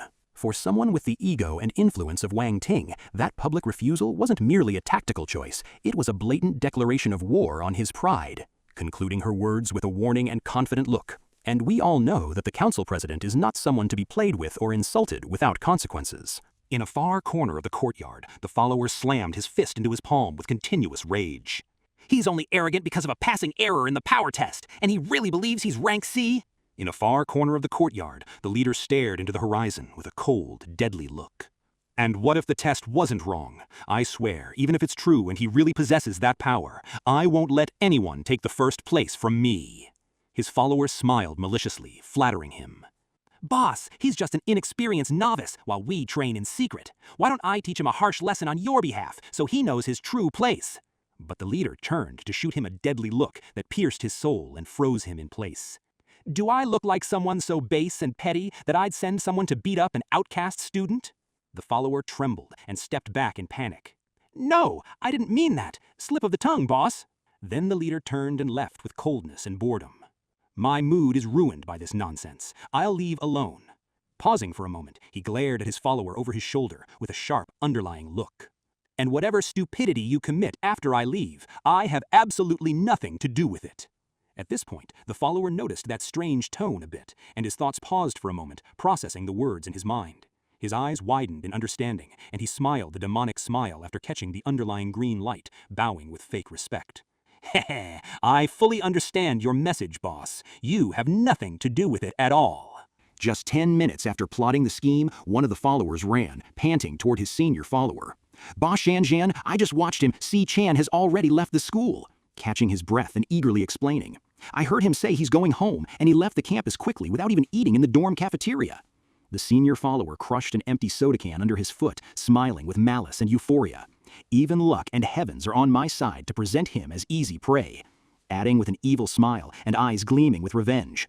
"Outside the school walls, everything is permitted, and I can deal with this boy and crush him without any consequences from the administration." Meanwhile, our hero was walking in complete calmness, unaware of the cheap bully's plot to trap him in the dark alleys, as he walked in a nearby street, completely lost in his thoughts. These bullies are nothing but insects compared to what's coming. His heart squeezing in secret as he remembered the destruction of the future. "In the past I lived, an elite guild of the strongest found a powerful, nightmarish demon while on a routine raid mission in the Holy Lands." Continuing to remember the terrifying details with a shudder. He was called the Emperor Wrath, and before they realized the magnitude of the disaster, the monster annihilated the elite team and the entire guild in the blink of an eye, clenching his fist with strength and sorrow. And since that ominous day, the monster emerged from its rift and began destroying and burning the human world, his eyes igniting with invincible resolve. And to find the lair of this creature before its emergence, I finally devised an infallible, tight plan. But to execute my plan and abort his appearance, I first need a massive amount of money to start. Based on this plan, he headed directly and with confident steps to the Grand Methyl Monster Exchange, looking closely at the luxurious building before him. Here is the largest center and auction for selling materials and equipment in the future. Realizing in secret the importance of his step, I know very well that weapons and equipment are extremely important and make the difference between life and death for the awakened, and this place is my best bet for gathering wealth. Inside the exchange, he stood before the appraisal counter, emptying a pile of ivory fangs. With a sharp voice, "I want this batch appraised and sold." The expert appraiser stared at the pile with bulging eyes, then looked at him with disdain. "You're just a university student. Where did you get an item like this?" He replied with total coldness and indifference, pointing to the pile. "A monster dropped them after I killed it." While the appraiser remained confused, having never seen the likes of it, the young female employee approached and recognized them immediately with professional enthusiasm. "These fangs aren't ordinary. They're the fangs of the sanguine monster." Completing her explanation with obvious eagerness. "It's the rank A cloud monster. They can be melted to craft rare weapons, or ground to—" But the arrogant appraiser interrupted her with disgust and rudeness. All right, I get it. Rank A items are useless to me. I'm only dealing with rank D items and above, and I'm not obligated to know this junk." Bitterly complaining to himself about his luck. "Damn this day. The good and wealthy customers have completely disappeared." Continuing his internal grumbling with sorrow. "At this rate, the promotion I'm waiting for is still very far out of reach." Turning to the young employee, deciding to leave it to her. "Take this transaction, rookie. You handle everything concerning this student," and turned his back to leave arrogantly. Moments after completing the transaction, the employee handed him a heavy bag of money with a polite smile. "Here you go, sir. Do you need anything else?" He checked the bag to see he had received $18,000, thinking with relief. This amount is barely enough to cover the overdue rent for now and get by. Then he looked at the employee with confidence. "Yes, I have something else I want appraised." Suddenly, his right hand began to glow with a mysterious gleam. From the midst of the glowing void, he summoned a giant demonic sword, pulsing with an extremely powerful and evil purple aura that suffocated the breath. The employee's jaw dropped and her eyes widened in total bewilderment before the stunning weapon. "Oh my God! What an amazing sword!" Thinking with absolute fascination as she contemplated it. Even without having seen a weapon like this before, its suffocating aura confirms it must be at least rank B, or perhaps A. The appraiser suddenly returned after feeling the energy, laughing with biting sarcasm. Rank A. Rank A weapons cost millions. I've worked here for years and haven't seen one in my life, and this weapon is definitely not one of them. Suddenly, a man with blue hair and a piercing look appeared, interrupting with a calm and measured voice. "You are right. This weapon is not rank B or A." The appraiser jumped, cheaply flattering his boss. "My boss truly has a piercing eye. I just told her, what valuable things could a poor student like this bring, other than junk?" But the boss revealed the surprise, ignoring the appraiser, looking at the sword in absolute bewilderment and a voice trembling with awe. This weapon was forged in the deep lands of Purgatory. It's an artifact from the legendary Rank S equipment. The declaration shocked everyone, and the duo froze from the sheer shock while the appraiser screamed. "Impossible! Rank S?" The boss stepped forward, ignoring their bewilderment, shaking his hand with exaggerated warmth and enthusiasm. "We are very honored to have you in our exchange, sir. I welcome you as our very special guest." Gesturing with extreme respect, inviting him inside. "Please, come with me to the VIP room. Any request of yours will be fulfilled immediately." He walked behind him, smiling a faint and confident smile inwardly. He swallowed the bait completely. The man has finally appeared, exactly as I planned, his eyes shining with malicious triumph to assure himself. It turns out that man's name is Chen, the leader of the Methyl Guild, and he is the first essential piece in my grand plans. Chen and the Methyl Guild president, Chen Jai, stepped away from prying eyes into the luxurious and quiet VIP room, where the president sat, his eyes fixed on the legendary sword resting on the table. "Sir, this weapon defies description. May I ask what amount you are requesting in exchange for relinquishing this unique piece and your equipment?" Answering with complete confidence and coldness. 1 million. The president's eyes widened in obvious bewilderment, his composure completely shattering before this figure that underestimated the value. Leaning forward enthusiastically, he spoke. "Do you realize that rank A weapons sell for millions, while this rank S piece will ignite madness and a war in the market? Its value could easily exceed 10 million and will cause utter chaos." Sipping his coffee with absolute steadiness, he replied, "I never intend to sell it. I want to use this rank S weapon as collateral for a $1 million loan. I will repay the full amount after exactly 1 month. The president found the idea strange in secret, beginning to analyze the situation. Pawning a legendary weapon for a paltry sum? This complex planning is far from the mind of a simple university student. Continuing to think with hidden admiration, this young man realizes his foresight and plans to retrieve his sword shrewdly. He truly possesses wisdom far beyond his years, as his eyes shined with wild curiosity about the origin of this client. Is he the scion of a rebellious wealthy family, or a genius hiding his true power from the world? Whatever the case, this young man is not ordinary at all. Certain that he was facing an exceptional person, with calculated steps, while his guest continued to sip his coffee calmly and confidently. Setting his cup down, he pledged firmly, "I will repay the original loan amount in full after exactly 1 month, with 10% interest the following month. What do you say?" Turning to the female employee, he dismissed her to ensure the complete secrecy of the negotiation. "Xiaoli, could you leave us alone for a minute?" After her departure, the president decided to reveal his cards and conclusions, smiling smartly and cunningly while staring at his guest. "Sir, let me analyze your exact situation." Leaning back in his chair, he continued, "If I'm not mistaken, you study at the National Awakened University and are in your final year, graduating soon." Narrowing his eyes with a sly smile. "To my knowledge, the annual graduation exam will be held exactly 1 month, and the first place prize is 1 million, which entirely matches the loan amount and repayment date you suggested." Nodding his head, hinting at a deep understanding. "It seems you have absolute confidence that you will snatch first place in this difficult exam." Concluding his analysis with a piercing look. Resorting to pawning such a valuable item as collateral means conclusive proof of one thing: you are going through a stifling and sudden financial crisis. Confirming confidently, and you found no solution but this bold step as a last resort to provide immediate liquidity to deal with this emergent circumstance. After brief thought and facing his guest's total silence, he decided to take an unexpected step that turned the tables in his favor. Leaning forward, he offered confidently, If that's the case, I will lend you and give you $1.5 million in cash immediately with total exemption from interest for the entire month. Justifying his generous offer seriously.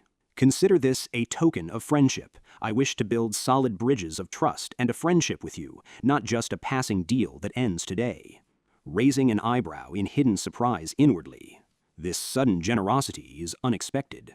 While the president confirmed his commitment to the absolute secrecy of the meeting, tactfully stating his only condition.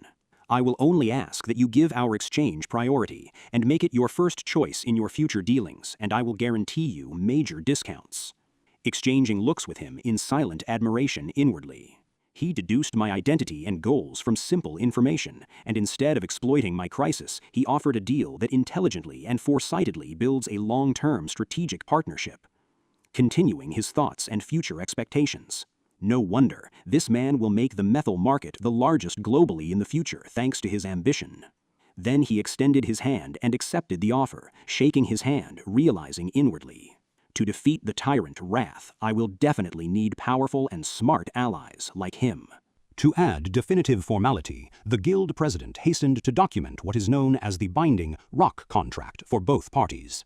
The bank transfer notification arrived on his device. 1,500,000. The agreed-upon funds were immediately transferred to his account. Expressing his professional concern, the president spoke. "But sir, if you pawn this legendary weapon here, what will you fight with in the graduation exam?" Offering help. "I can lend you alternative rank A or B gear and equipment if you wish to facilitate your task." Turning calmly, thanking him, and smiling confidently. "Thank you, but there's no need for that." Suddenly, his hand glowed again. Internally, speaking with supreme, terrifying, and unshakable arrogance. "I have another weapon, no less powerful or rare than the one I just left."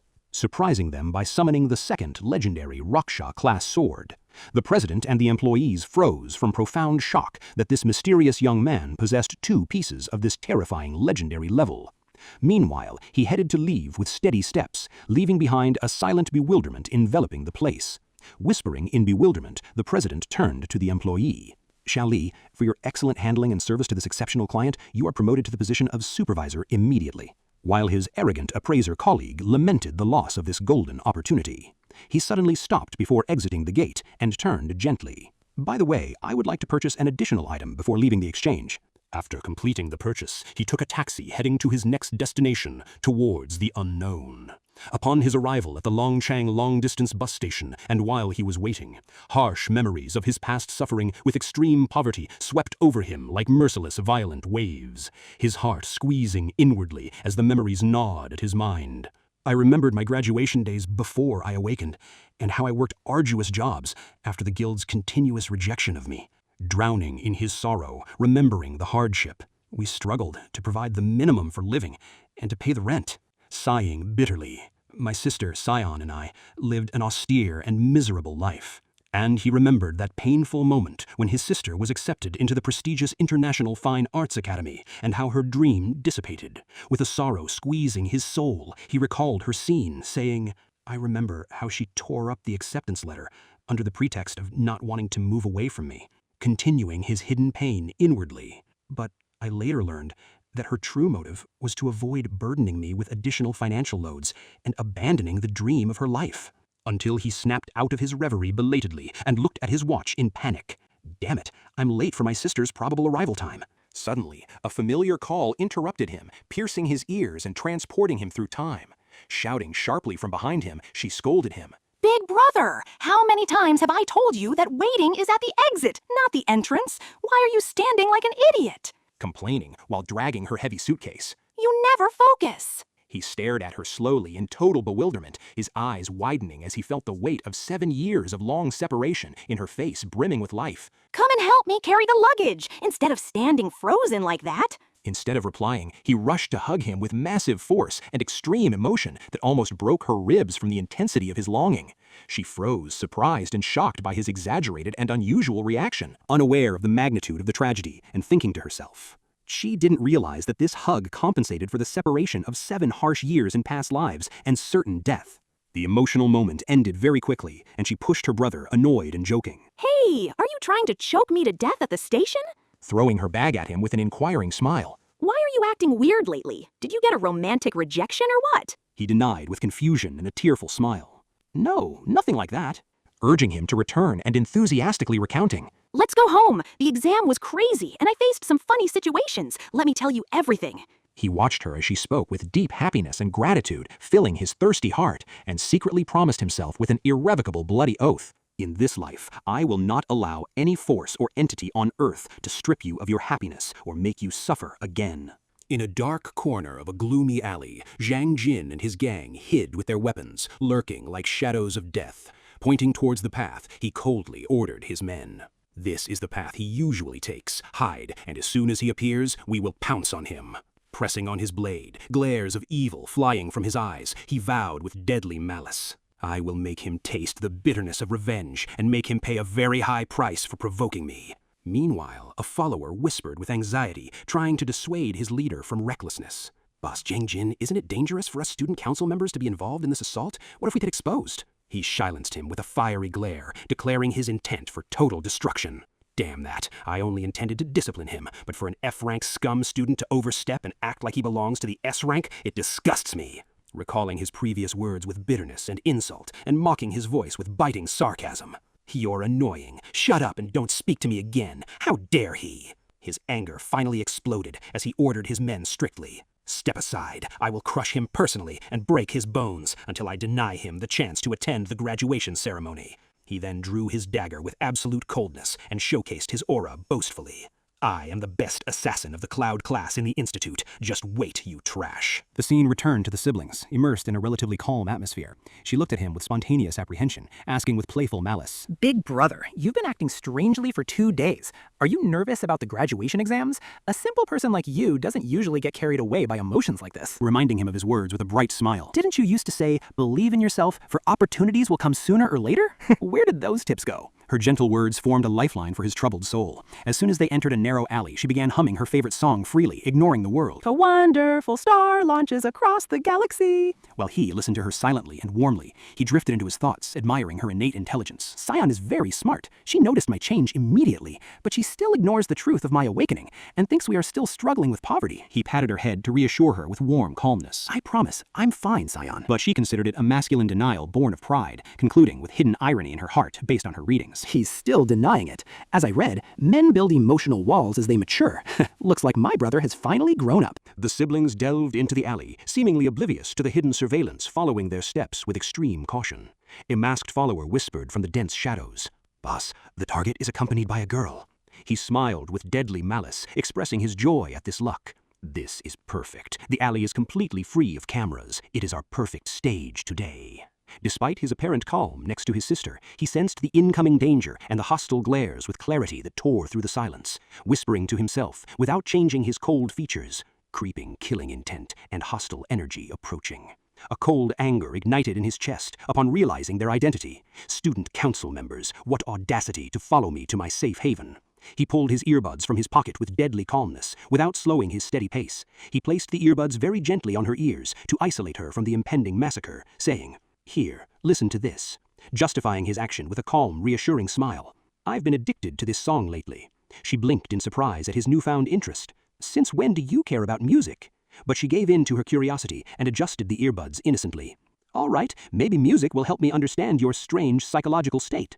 At that moment, he committed to deliberate silence and stopped walking like a statue of ice. He turned slowly backward with a cold, non-human gaze scanning the dark alley. It's time for cleaning. Activating his investigative ability in secret at lightning speed. Instant level analysis, rank E and rank D. Meanwhile, she was completely isolated in the pure world of music, drowning in unprecedented musical tranquility that separated her from her surroundings.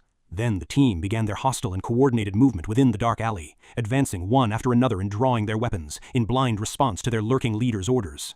He recalled his tragedy in secret with calmness and resolve. In the year 2060, I lost my family, and I wasn't granted the chance to return until 2067 to meet my sister. This reunion after 7 years of hell. Thunder energy gathered around him, and violent lightning bolts exploded, announcing his raging anger. How dare you come and pollute this holy moment? The team lunged all at once, screaming bloodthirstily, but he vanished in a lightning flash to appear among them with supernatural speed before they touched the ground, delivering a resounding and lightning-fast kick that could not be blocked in any way. The kick sent one attacker flying high into the air and shattered his ribs with a clearly audible sound, which froze the rest of the opponents in their places, completely unable to comprehend the horror of the scene, while she continued humming behind him in deep peace, ignoring the battle taking place. A star launches in the night sky. He clenched his hand wrapped in dancing lightning without any pause or hesitation for a moment and swept like a destructive storm toward the closest man to him, screaming coldly, "I will crush you all." Opponents fell one after another like weak autumn leaves under the barrage of his crushing blows, precise as a machine, as the first fell, followed by the second, then the third in the blink of an eye, and blood splattered everywhere, painting a portrait of death. The attackers were completely unable to resist or show any ability to respond. A desperate attacker attempted to throw a stray punch from behind, shouting in collapse, "Take this!" He caught his hand with an iron grip, solid as a shackle, without even turning to see him, pressing with crushing force to shatter his bones with a lightning strike, emitting a horrifying cracking sound. "Ah, my arm!" He followed it with a violent and terrifying punch that landed directly and harshly on the shattered face. The punch sent the attacker flying away like a rag doll, and he slammed with extreme cruelty against the stone wall of the alley, prompting his leader to retreat in terror, reeling from the bloody scene that unfolded before him like a curse. He broke out in cold sweat, wondering in bewilderment, with a trembling voice. What the hell is this? Where did this horror come from? Staring with wide eyes, unable to grasp the reality of the superpower before him. How can trash be this strong? His confidence and arrogance evaporated completely into thin air, and a paralyzing fear took hold, shackling his trembling limbs. He screamed with a voice trembling in terror, trying to gather his broken and scattered courage. "Don't come closer!" Summoning his meager energy and claiming power in desperation. "I am the best assassin of the Cloud class. I will not be defeated." Launching a final attack with desperation and recklessness, pushing all his remaining energy toward him. But he didn't blink, and with a single brutal strike, he crushed him, completely smashing his face and blocking his attack. The knockout blow sent him high into the air, losing his balance and all his senses. And before his defeated body, heavy with wounds, hit the harsh ground, he followed him like a ghost and delivered another, more brutal and fierce aerial strike.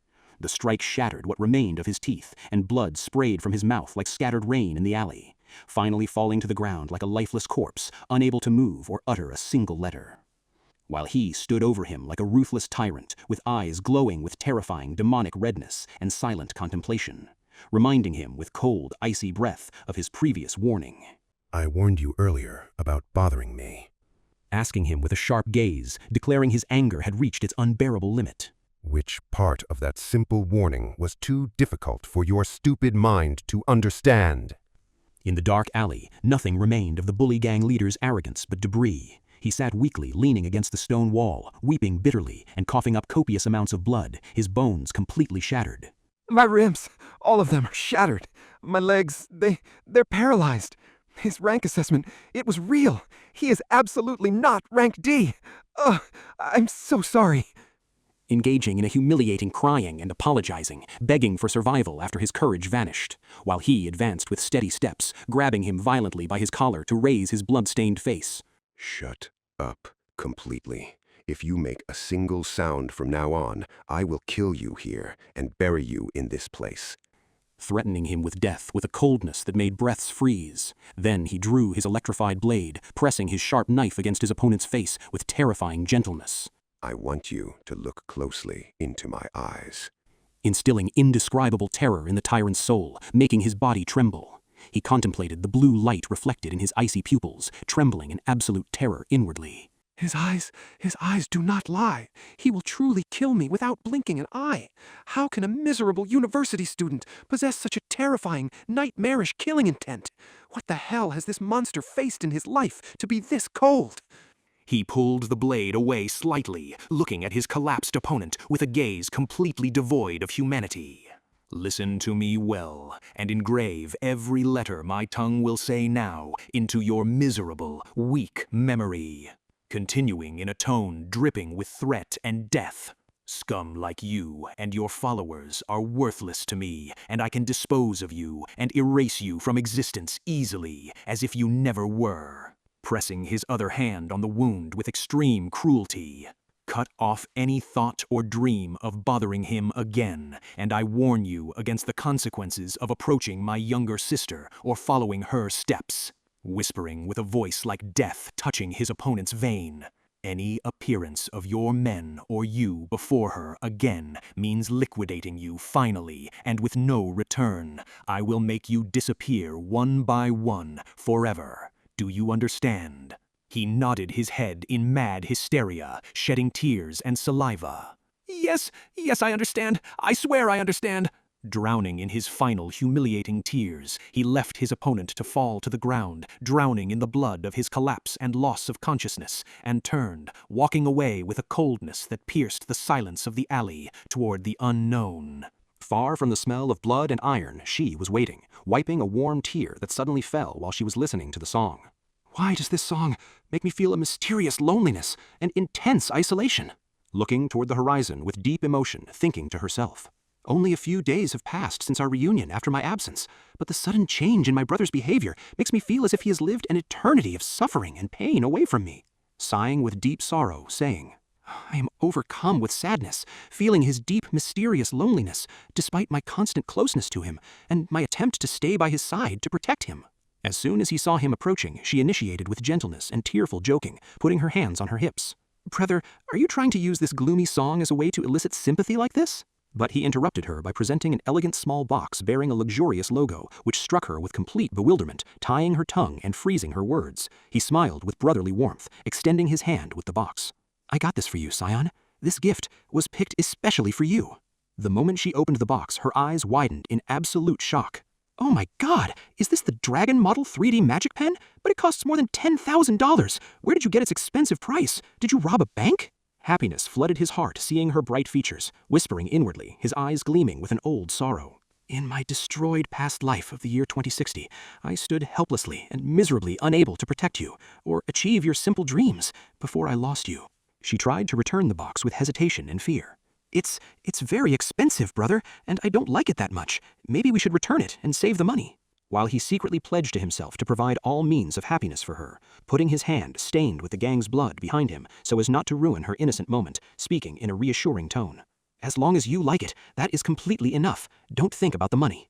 Meanwhile, the gang in the back alley were groaning weakly in a pitiful state, paying the price for their recklessness and empty arrogance. Then they returned to their modest little home, and she began trying her new magic pen with overwhelming childish enthusiasm filling the place. She skillfully drew an illuminated holographic fish swimming in the air, laughing and jumping with joy. Wow! I can't believe the precision of this pen, and its actual work is this amazing! It's exactly like magic! While he sat at the wooden table eating egg noodles with gratitude. As long as I see this smile on your face, this is my sole purpose in the world, and the egg noodles you make with your hand are undisputedly the best. But she stopped playing and looked at him with financial concern. But brother, we still have to pay the accumulated rent expenses, and you are squandering money like this, with unbelievable generosity suddenly. He smiled with complete confidence appearing on his features. Don't worry about that at all. I paid the rent for the whole year. At dawn today, she was stunned by the shock of the massive amount transferred to the landlord. He continued eating his food with feigned coldness to hide the truth. I made the money from a small project and a private investment I started with an old friend of ours, and we made some quick profits. She stared directly into his eyes, realizing the truth inwardly. My brother is very bad at lying. His features expose him clearly, and I am absolutely certain he is hiding many big secrets, but I won't care. Contemplating his comfortably relaxed features, sensing happiness. I sensed a true and deep happiness pulsing on his face now, which I haven't seen on his face for many long years. She noticed a warmth and sincerity in his current smile that was completely different from all the gloomy sadness and fears that preceded this day.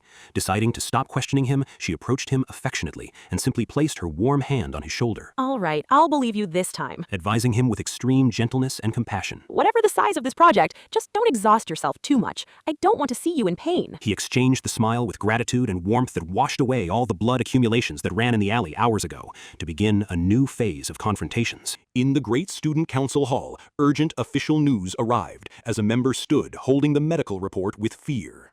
The report has arrived. Zhang Jin suffered severe fractures involving 60% of the bones in his body. In continuing with wonder and astonishment, the doctors completely ruled out his recovery or ability to move before a full month passes. Who would have thought a rank E student possessed this audacity to challenge and crush our men? The president of the student council and the one with the greatest power and the final say was the next speaker in this emergency session, while the vice president of the council sat on the luxurious sofa sipping her drink with indifference and disregard. His absence from the upcoming graduation exam doesn't matter. Zhang Jin was just a boastful insect. He put down his coffee cup with dismissive coldness, his eyes radiating an icy light. My team has become stronger and faster without these weaklings and deadweights hindering our ascent to the top. At that moment, the massive wooden door opened, and the recruitment services director at the National University and the council president's uncle joined the place. He advanced with serious features and a tone full of malice. You are mistaken if you underestimate the matter, Guangting. I will seriously warn you of the threat of this boy, Si Qin. Opening a secret electronic file and explaining. I personally examined the results of the hidden rank assessment, and the records confirmed that Si Qin is the only student in this entire batch who actually outranks you. His pupils widened slightly with a shock that caught his pride off guard. What? He outranks me? Shocked by discovering that his opponent's rank officially proven in the Magic Corps is C. His internal tension increased, knitting his brows with sharpness and anger at this information that shook his academic throne and his image. His uncle warned with extreme strictness. You cannot allow any nobody to steal the spotlight from you. Narrowing his eyes, thinking of precautionary solutions to prevent surprises. We must secure our position in any possible way and under any circumstance. Proposing his cunning backup plan. If things go wrong, I will intervene to include my niece Ling Yu in your team to ensure total crushing and close all loopholes. He interrupted him with an arrogant and terrifying smile, restoring confidence to his features. Uncle, you exaggerate your worry and fear of a nobody. Leaning back and asking disapprovingly. Do you really think I revealed my full true power or my cards in that superficial automated rank assessment? His eyes ignited with an oppressive light like an invincible tyrant. I swear before you, on the day of the practical combat exam in front of the Union officials, I will show everyone, and Si Qin, who is truly the strongest in this world.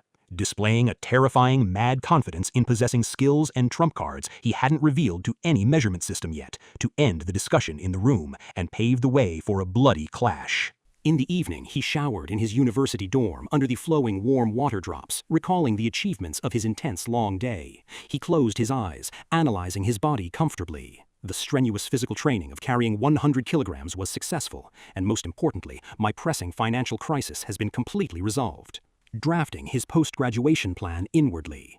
I drew up my post-graduation plan and securing the million prize designated for first place, and I will use it to pay off the loan mortgage debts. Thinking about his future and strategic alliances.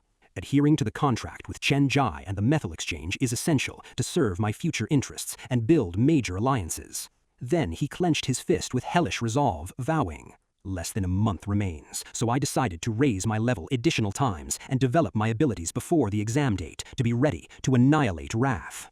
Closing his eyes completely, ready and prepared to connect and bracing to enter his holographic system in his isolation, the system announced its activation in his mind with a familiar mechanical voice. System initialization, starting gluttony system.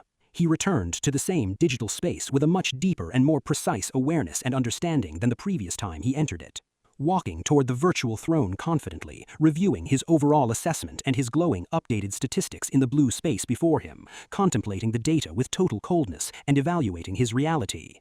My weakest available class currently is Cloud King, and it is classified as rank C.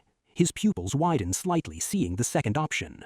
But the Raksha class surpassed the system's standard limits and sits at the legendary rank S, and I am still ignorant of the limits of its true power and how to fully assimilate it.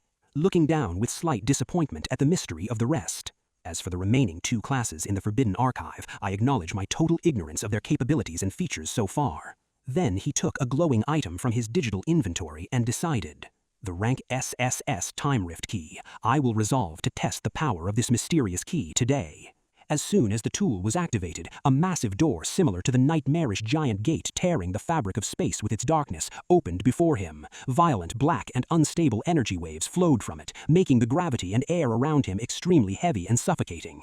He advanced with a bold and steady step toward the heart of the dark gate without any retreat or an ounce of fear in his heart. Disappearing inside the dark flash, his eyes blazing with mad enthusiasm. The Tower of Darkness. I wonder what horrors and nightmarish scenes this place hides. I will devour them all. As soon as Chen crossed the tower's threshold into the wastelands of the falling stars, he entered a world where the familiar laws of physics completely vanished, where his body was subjected to a massive and crushing pressure immediately upon his arrival, as if the air itself had suddenly turned into heavy lead. Falling to his knees, he panted heavily with blood pouring from his nose. The gravity here is insane. My body is heavy, as if a mountain is pressing on my chest. Breathing with difficulty, he analyzed his environment with forced rationality. I can estimate this. The surface gravity in this place is equivalent to 10 times the normal gravity. Turning around in shock, he stared into the void. The door I entered through has disappeared. This means that opening the portal requires defeating the floor boss. But under these conditions, my power has dropped to only 30%. Gritting his teeth, he tried to stand up. I must quickly adapt to the new environment of this place before I am completely crushed under this weight. Here, a terrifying roar pierced the silence as shadows gathered to form a terrifying entity. The rank B phantom lion monster had appeared, spreading a suffocating, oppressive aura. Summoning his interface with coldness and combat readiness. So you are my opponent here, a rank B monster. Let's begin. He immediately switched his class to the 10th level of the Lightning Assassin, causing lightning to emit from his body, marking the monster as his main target. He began his attack with chi, trying to launch himself like an electrified arrow, but his movement was unusually slow due to the crushing pressure. Biting his lips, he evaded the monster's counterattack with extreme difficulty. Damn, because I am not used to the hypergravity, I barely dodged that strike. So he charged his weapon with lightning to launch a swift attack to end the battle, hoping to relieve the burden on his body before a total collapse. Although he struck the monster's body, the system interface notified him of failing to achieve a vital hit or cause any significant paralysis. Analyzing the situation with disappointment and indignation. I missed? The high gravity weakened my speed and made me lose my attack accuracy completely. Receiving a strong counterstrike, he was thrown backwards in pain. It knocked me to the ground. The assassin class has become useless in these harsh conditions. Watching the monster's comfortable movement, he wondered to himself, while this monster moves with complete ease, does this silent power reflect the true level of the creatures of the Abyss Tower? Facing a monster completely adapted to its environment, our hero realized that speed was no longer the solution. He unleashed a dense purple energy wave during the monster's attack. Here, the system announced the completion of his class transformation into Raksha, the Abyss Demon. Emitting a terrifying purple aura, he stood as firm as a mountain. If speed doesn't work, then I will face you with the strength of warriors. Clenching his fists, he sensed the flowing power. I will rely on the warrior class in close combat to take advantage of the massive strength and endurance bonuses it grants. Indeed, the effectiveness of the monster's attacks and powerful strikes vanished before the solidity of his new and devastating class. Smiling fiercely, he grabbed the monster to slam it to the ground with crushing force. If you like this high gravity, let me double it for you by exploiting the downward impact.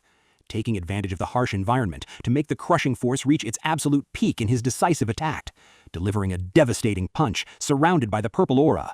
On this floor, and with this weight, the power of my punch is multiplied 60 times due to the effect of gravity.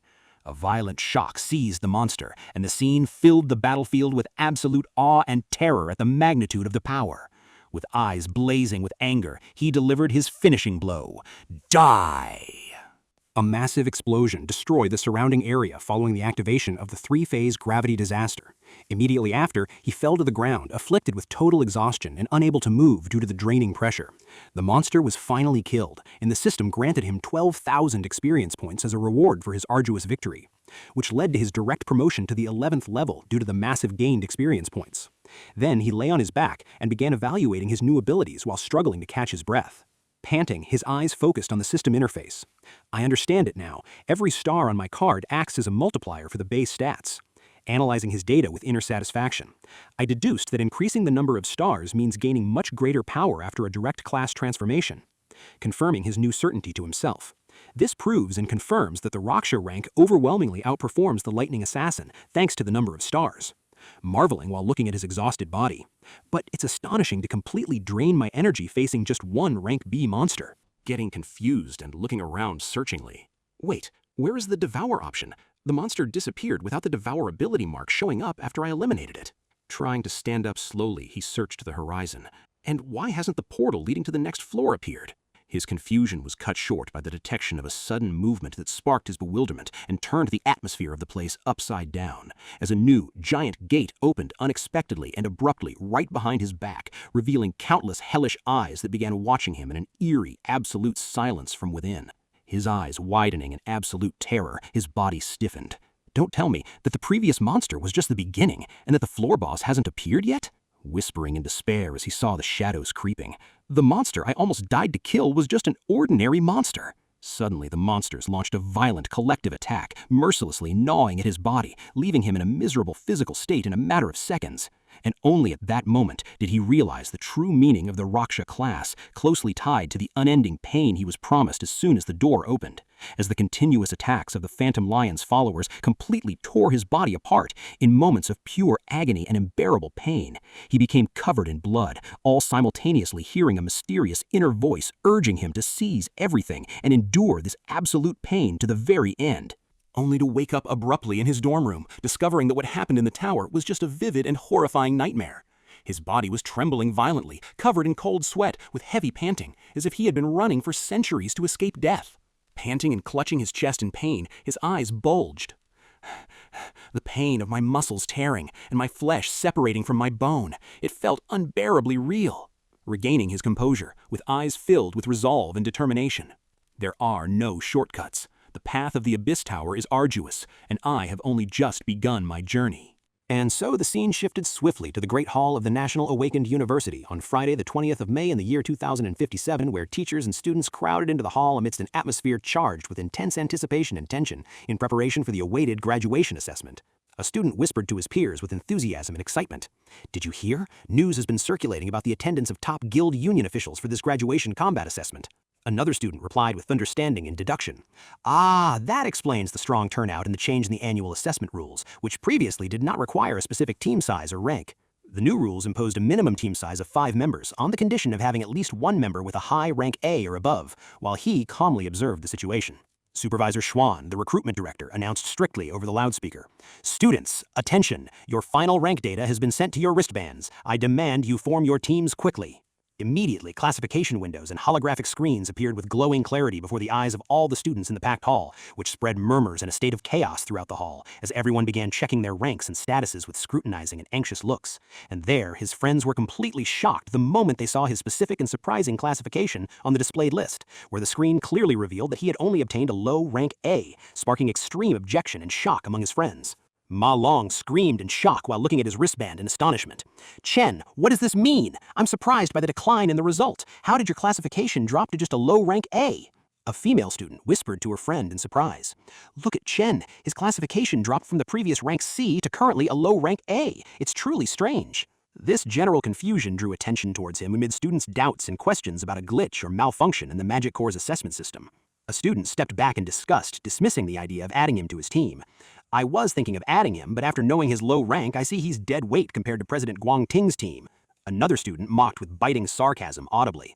"Exactly. Who would gamble and risk their future in the graduation assessment to include a loser with a low rank like him?" A third student pointed gloatingly at him. "He previously rejected Leader Guangting's invitation. He will surely regret and mourn his rotten luck after this shameful result came out." On the other side of the hall, Supervisor Shun watched this embarrassing situation from the podium with a malicious smile and cold glares directed toward his nephew, Guangting, criticizing the situation to himself with veiled sarcasm. "My useless nephew, when will you learn? You lack the experience to correctly use influence and power and manipulate simple human nature." Narrowing his eyes cunningly, he decided to settle the matter. "I will teach you a harsh lesson. I have decided to eliminate this rival of yours from the competition entirely. This whole current situation and the low classification were orchestrated and planned by me so that he would be unable to even participate and form a team." In the university hall, where the survival of the fittest policy manifested in its ugliest form, the supervisor grabbed the megaphone to announce in a warning tone, "Students, use your time and form your teams as quickly as possible." A large crowd of students rushed toward Guangting, trying to win him over, as a first student shouted enthusiastically while pushing his way through. "President Guangting, please include me in your team. Choose me." They surrounded him in complete supplication as a female student begged him with a trembling voice full of hope.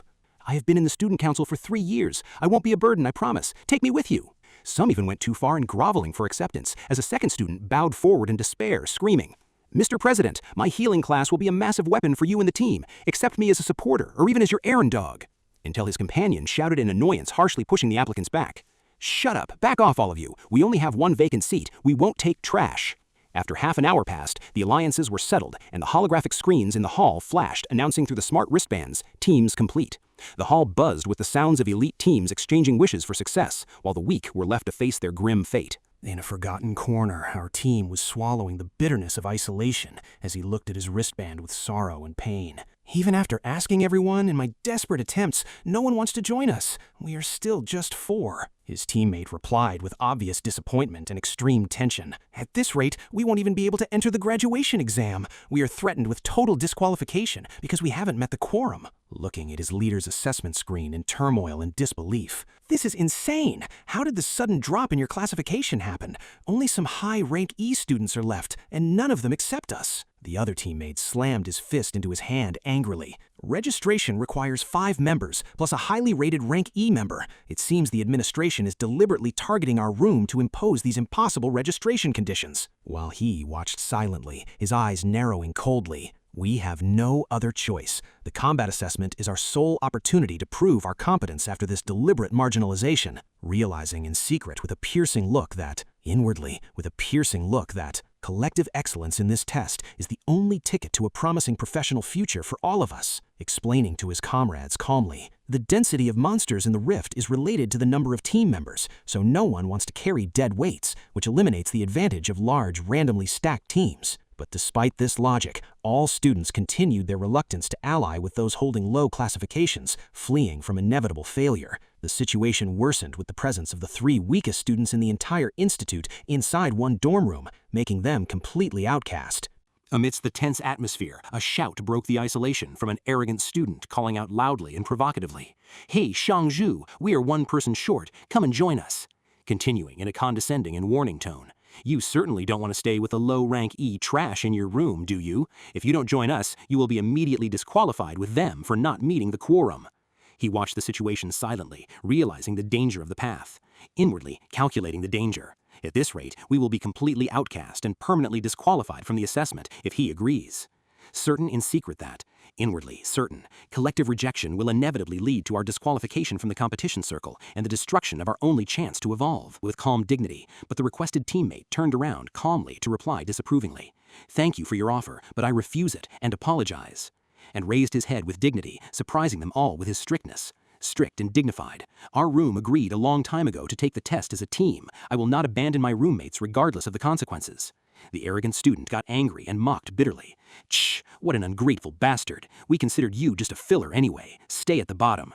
He glared at them coldly, warning them against the consequences of underestimation. The anxious teammate glanced at the assessment screen, with eyes overflowing with extreme anxiety and despair. "Almost impossible. Everyone has found teams. What do we do now?" Pulling his hair in extreme tension.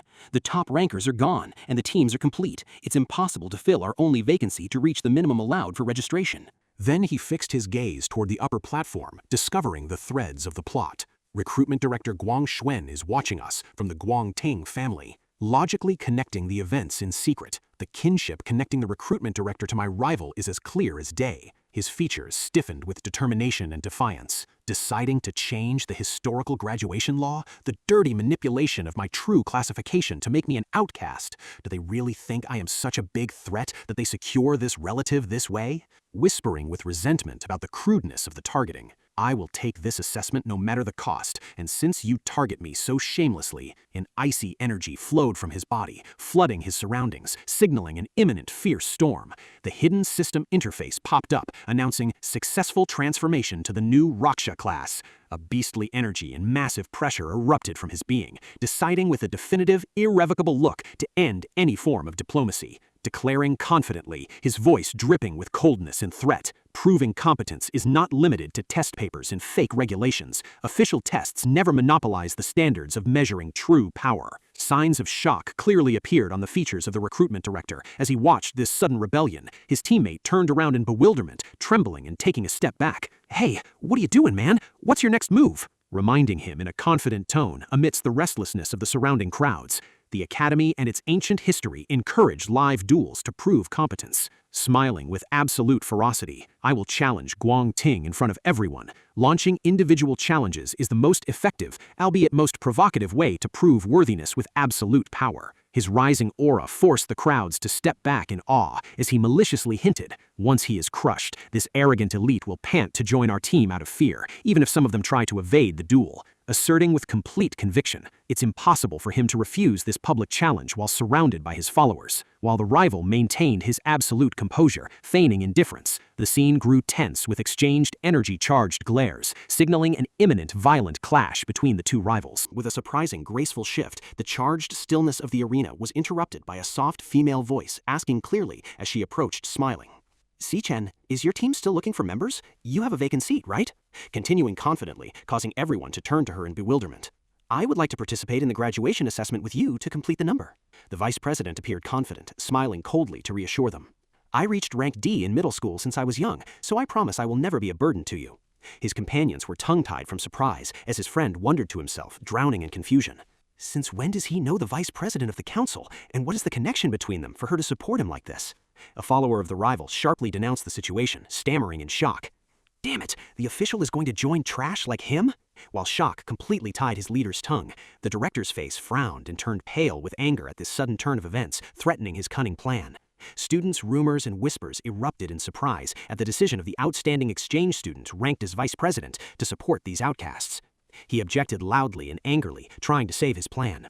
Miss Ling Yu, as an exchange student, you do not have the right to participate. You have no legal right to engage in our academy's internal assessment. Furthermore, we have no documents proving your current classification. This is a blatant violation of the rules. But she faced his claims steadily, as if she expected this response. Suddenly, a deep, booming voice pierced the arena's silence, shaking the entire hall as the principal appeared out of nowhere in support. Recruitment Director X is absolutely right.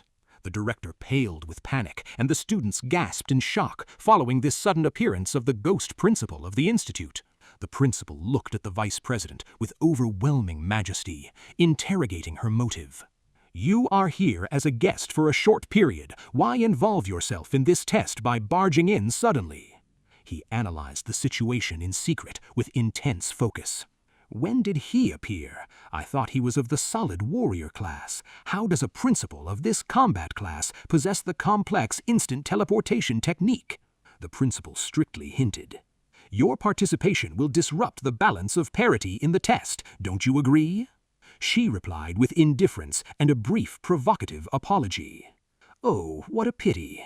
He secretly activated his skill stealthily. Inwardly stealthy.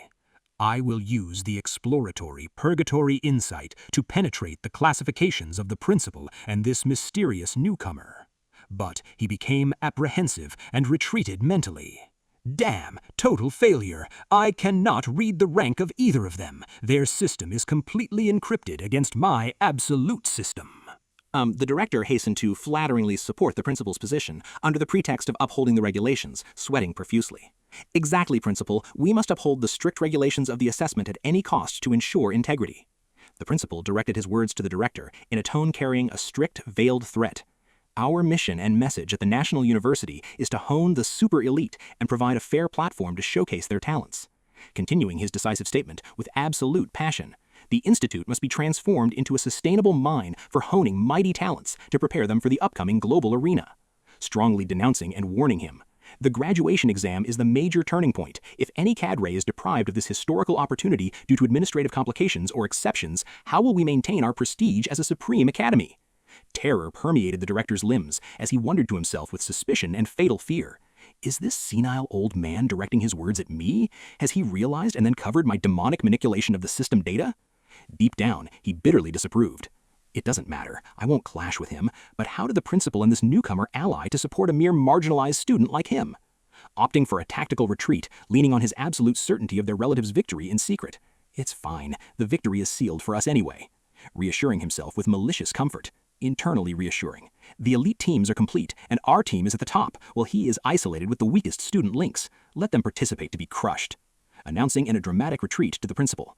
You have spoken the truth, Principal. The recruitment department misjudged. I announce the cancellation of numerical and classification restrictions. Incomplete teams are allowed to participate and their legitimacy is accepted. The doors are open to everyone.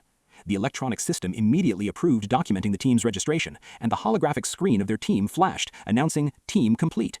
Joy overwhelmed the comrades as his teammate jumped for joy. Yes, we can finally take the test. You are the team leader. Take the banner.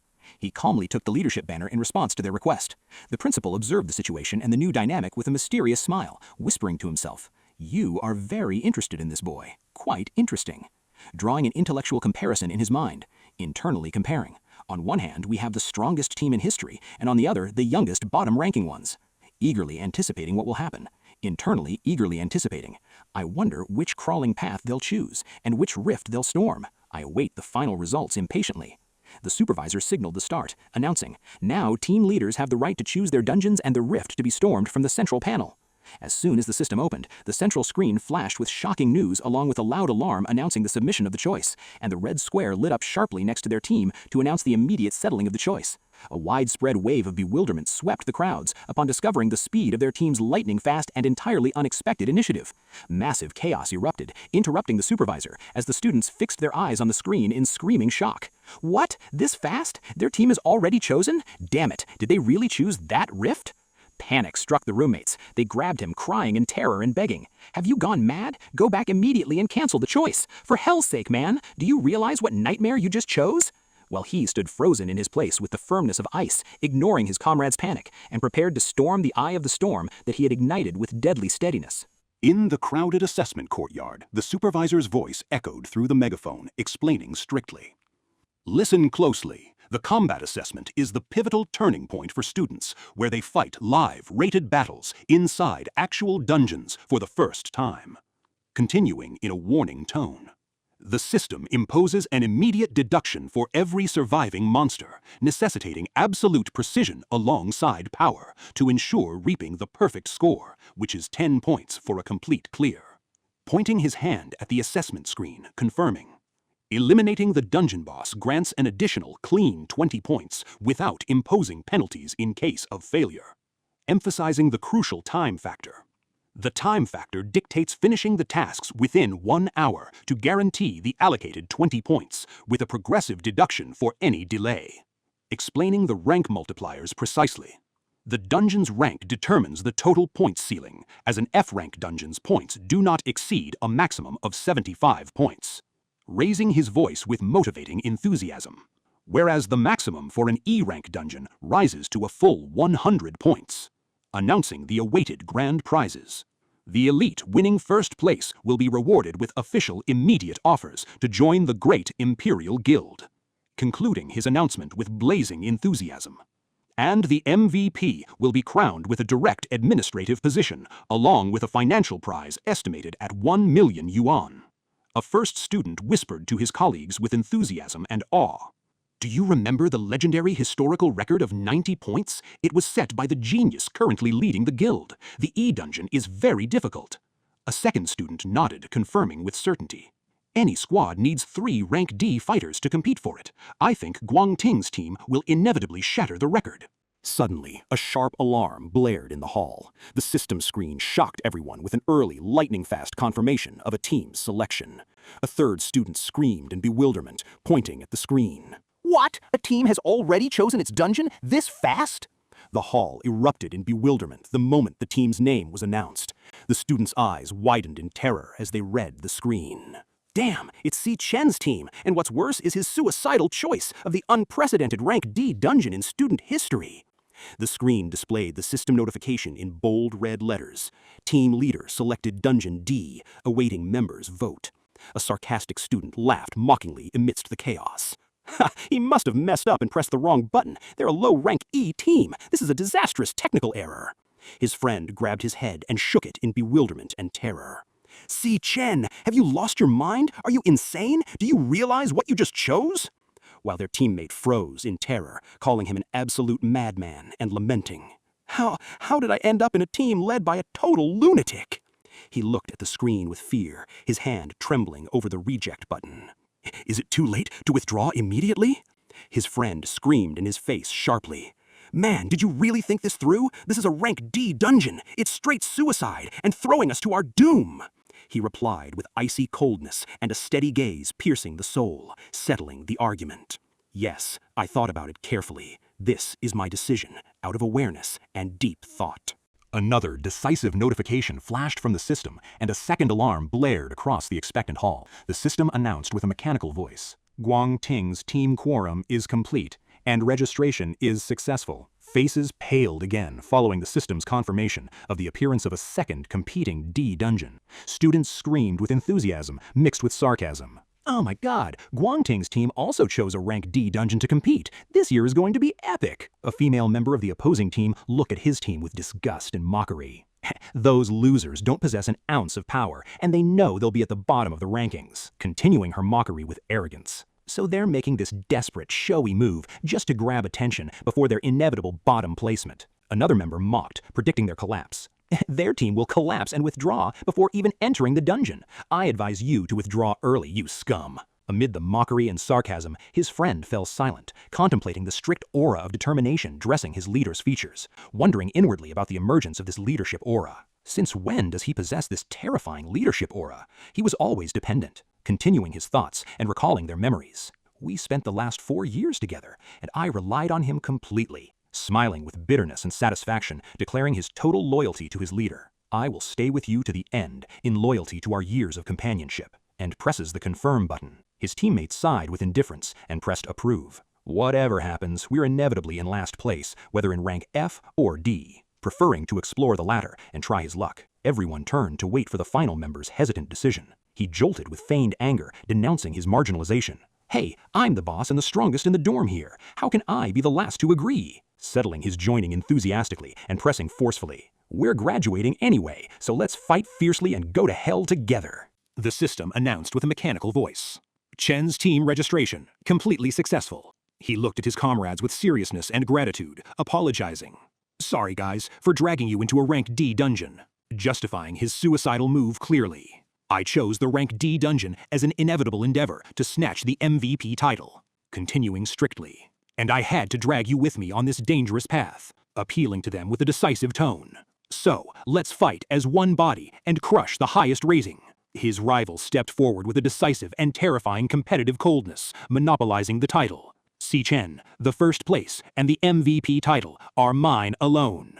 A charged silence fell over his team as our hero slowly turned toward his arrogant challenger. The rival stared with a flare. There cannot be 2 masters of this school, confirming the impossibility of having 2 masters. The vice president watched the scene in bewilderment. This is the first time I've seen Guangting with this unaccustomed seriousness on his features, telling herself with certainty. I am now certain the conflict between the 2 poles has emerged publicly and blatantly. The director nodded with admiration.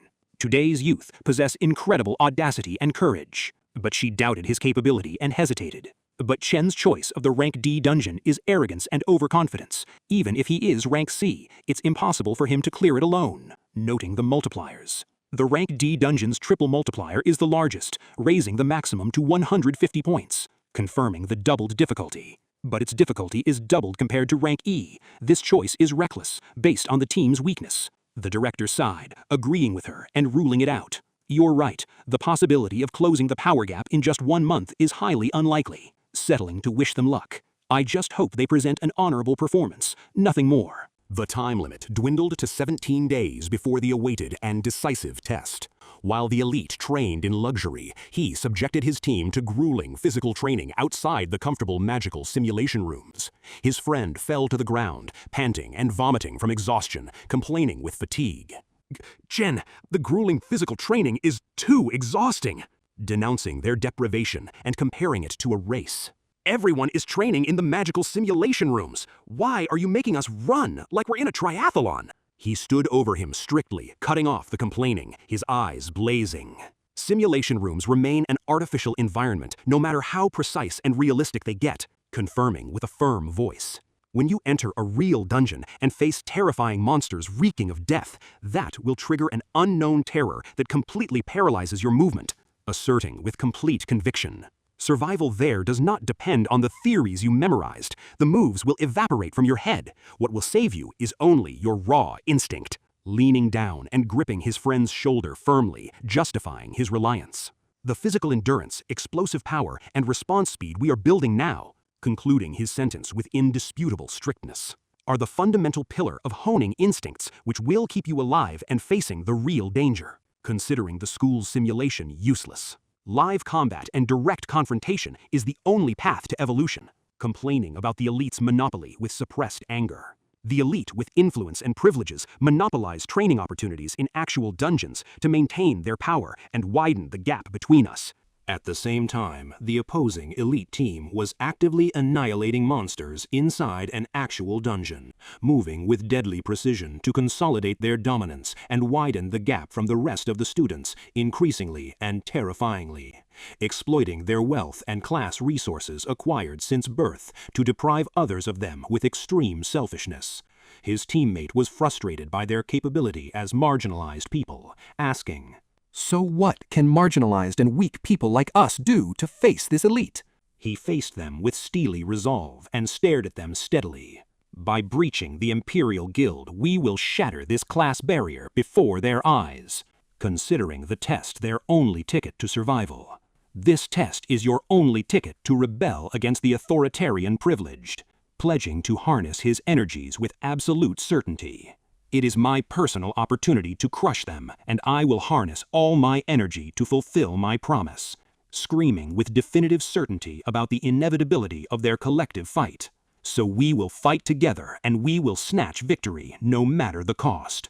And so the harsh training continued, 15 days before the decisive exam day that will change the course of destinies. Inside the unknown Dark Tower dimension, he panted and prepared with solid, unbreakable resolve. I must exceed my limits. He found himself wrestling fiercely with the predatory phantom tigers that filled the floor. He lunged, brandishing his electrified blade, roaring, "Take this, you filthy beasts!" He threw all his weight and energy into the battle, but the tigers proved their overwhelming superiority and terrifying numbers. A phantom tiger pounced from the blind spot in the barren wasteland of stars, striking with its claws. He received the crushing blow and fell to the ground, coughing blood. "Ugh, this place is never merciful. The tigers here, they are crushing me. This confirms the damn lethality of this tower." This triggered the critical countdown, with only 10 days remaining until the decisive and fateful assessment. In physical reality, he subjected his team to relentless hellish training, standing strictly. "Hurry up, don't stop, move or you will die."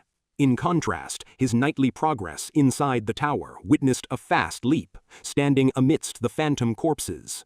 "I've started getting used to their speed." He managed to take down several tigers with excessive ease. In a parallel and comfortable dungeon, the leader continued hunting monsters non-stop, smiling coldly while slaughtering a monster. "Every drop of blood here increases my power." The remaining time shrank and compressed to only 5 decisive days. He and his comrades focused on grueling weight training, with his friend screaming while carrying the weights. I'm dying. My body's tearing apart. The remaining time shrank to only 3 days before the awaited confrontation and destiny. The leader displayed his new form before his team, showcasing his terrifying aura. "My power has doubled. The first place is secured for me." Time shrank to only 2 days from the awaited date that would determine destinies. Inside the tower, he finally succeeded in annihilating the tiger boss, and the system interface flashed in blue. Ascending to level 16. He jumped up, victorious and ready, standing amidst the tiger corpses, panting, ignoring his bloody wounds. Only 1 day left. The real battle starts tomorrow. The promised day arrived on June 17th, and the tense atmosphere launched in the Institute's arena, signaling the start of the assessment. A robotic bird hovered before the students, announcing with a loud mechanical voice, "Welcome, examinees. I am your automated monitor and guide for the test." He tightened his grip on his combat gloves, preparing to storm the battle. "It's time."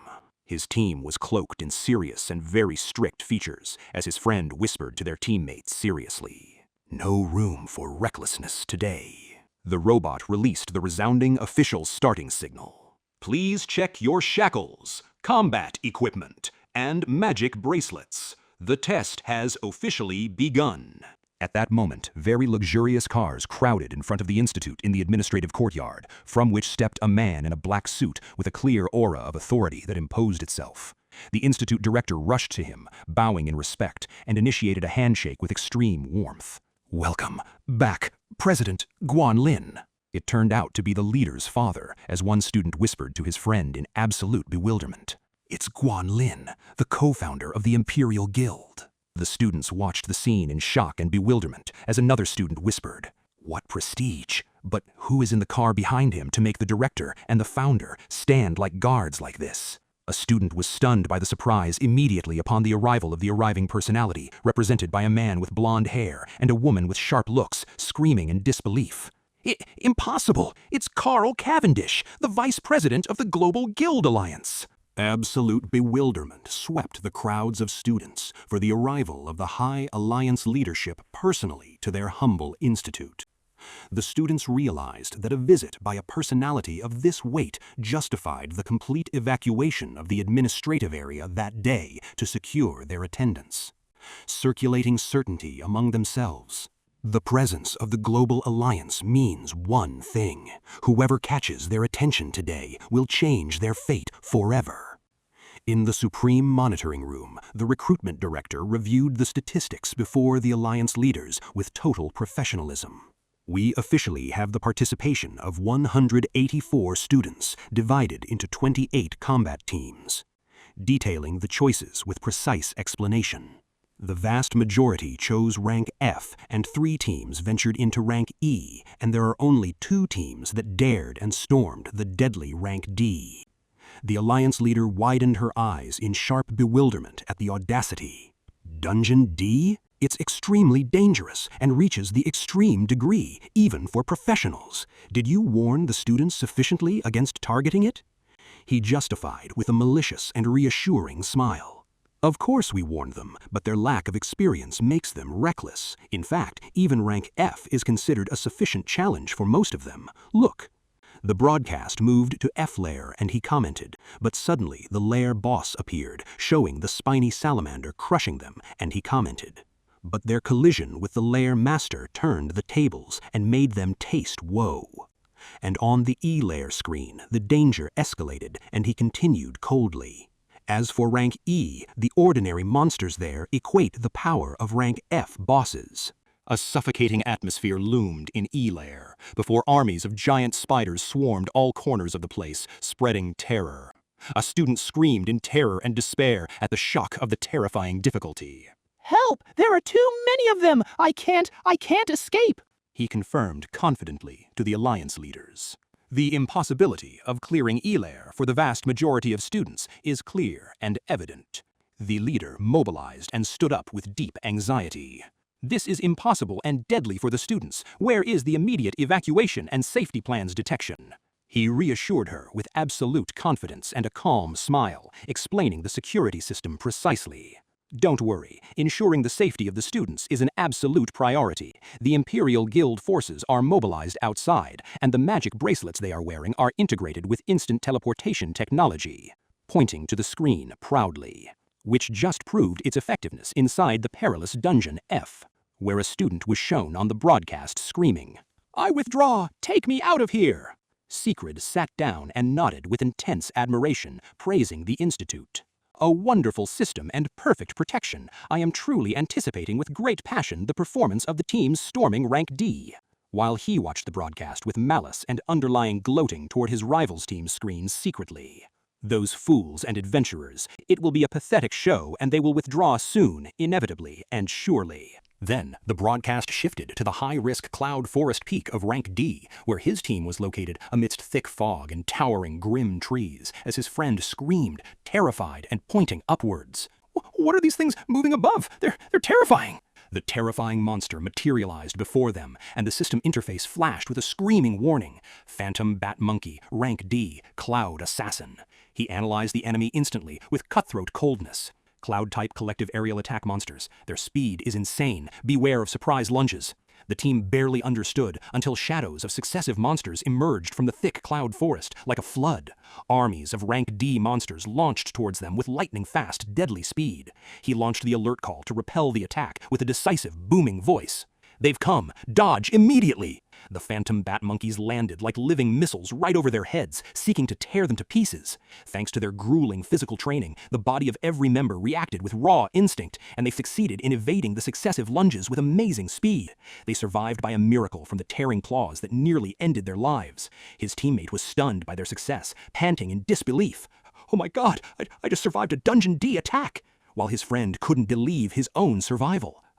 I didn't die! Suddenly, a lifeless monster corpse fell before their bewildered eyes, then the second, then the third in a row. They froze in their spots at the horror of the fast and sudden unbelievable scene, for he had crushed 3 rank D monsters in the blink of an eye, and his electrified blade was dripping blood while he stood firmly and proudly among them.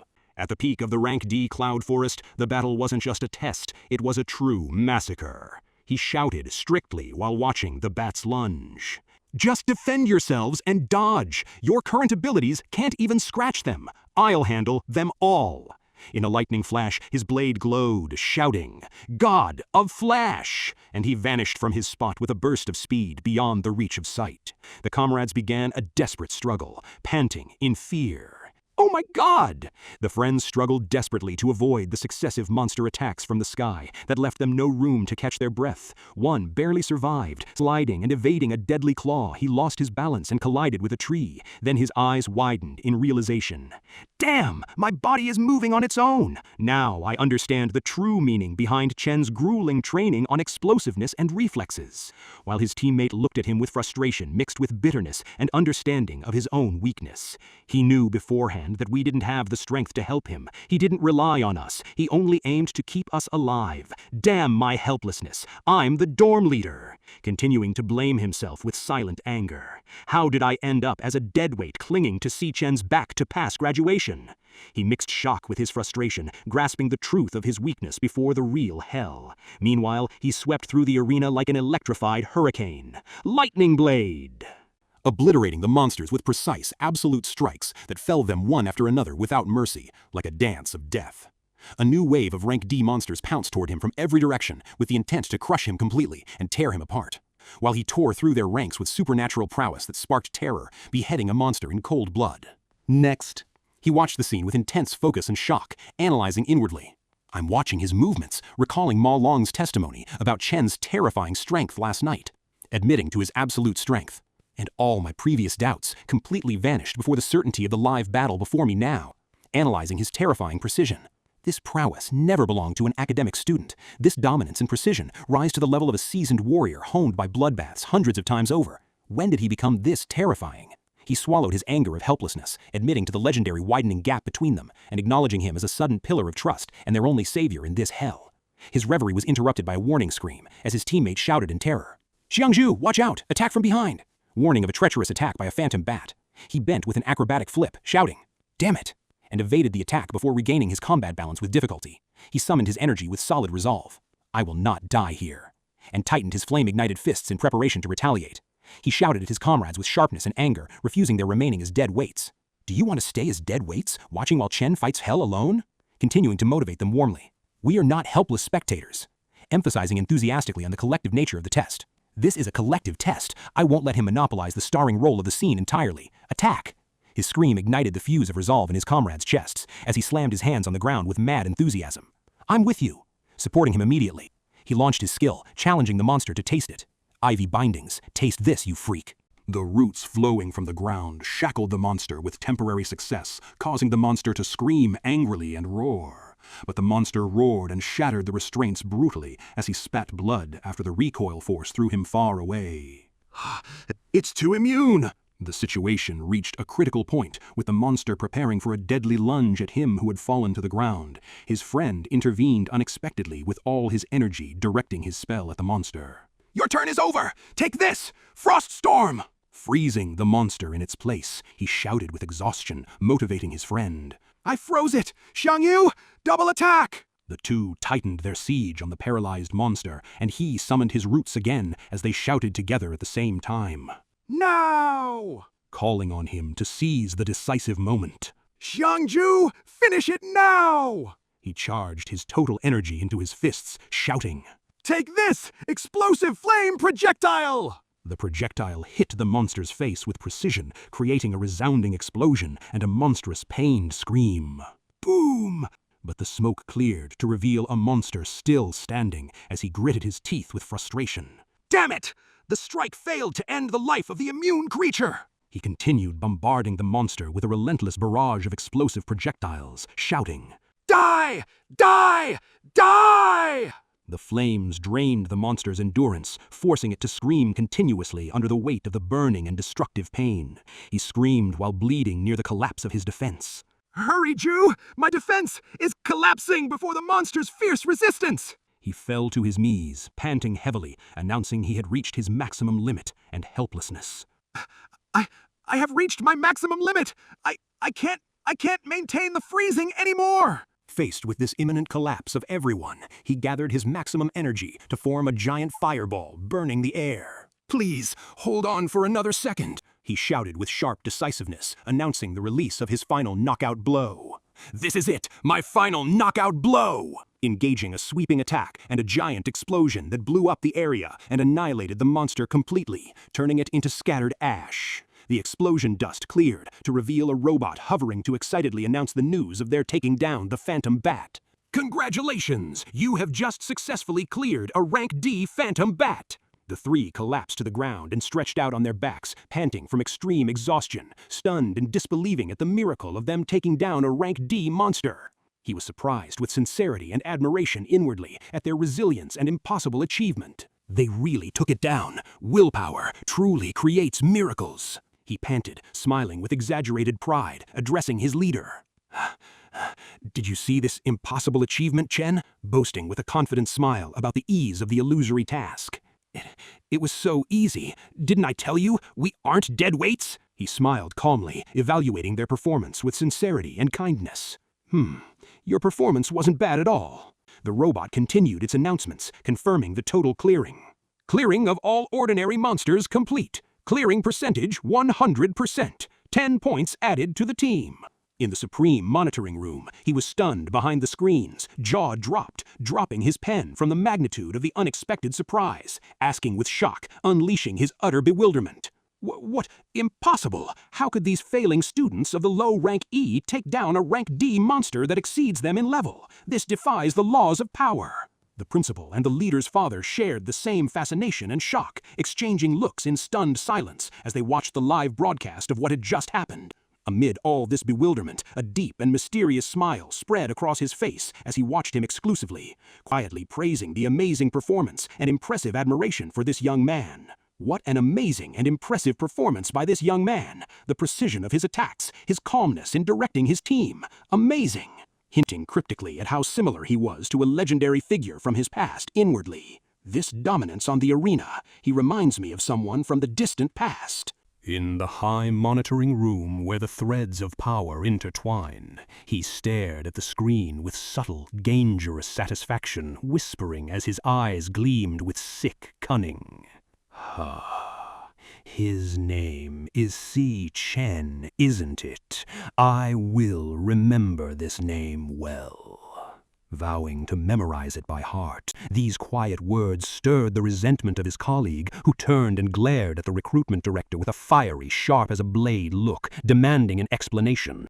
The director was rattled with bewilderment and terror at the intensity of the look, sensing the weight of the pressure crushing his shoulders and nearly choking him. He rushed to save the situation with fox-like skill, diverting attention toward another display screen while exclaiming excitedly, "Everyone, look here, the other team that chose Dungeon D, Guang Ting's team," inviting the attendees with fake enthusiasm to observe the elite team which had reached the middle of the dungeon and penetrated it with eye-catching skill. The Alliance Secretary General praised with intense admiration. Exquisite organization. The coordination between them is flawless. Confirming that their collective performance rivals the fluidity of professional teams, he leaned forward with interest and admiration, praising, "Oh, interesting. The graduation class this year is truly exceptional." The director flashed a malicious smile inwardly, certain with cunning. The actual battle hasn't started yet, and the pre-arranged play will ensure our candidate takes first place.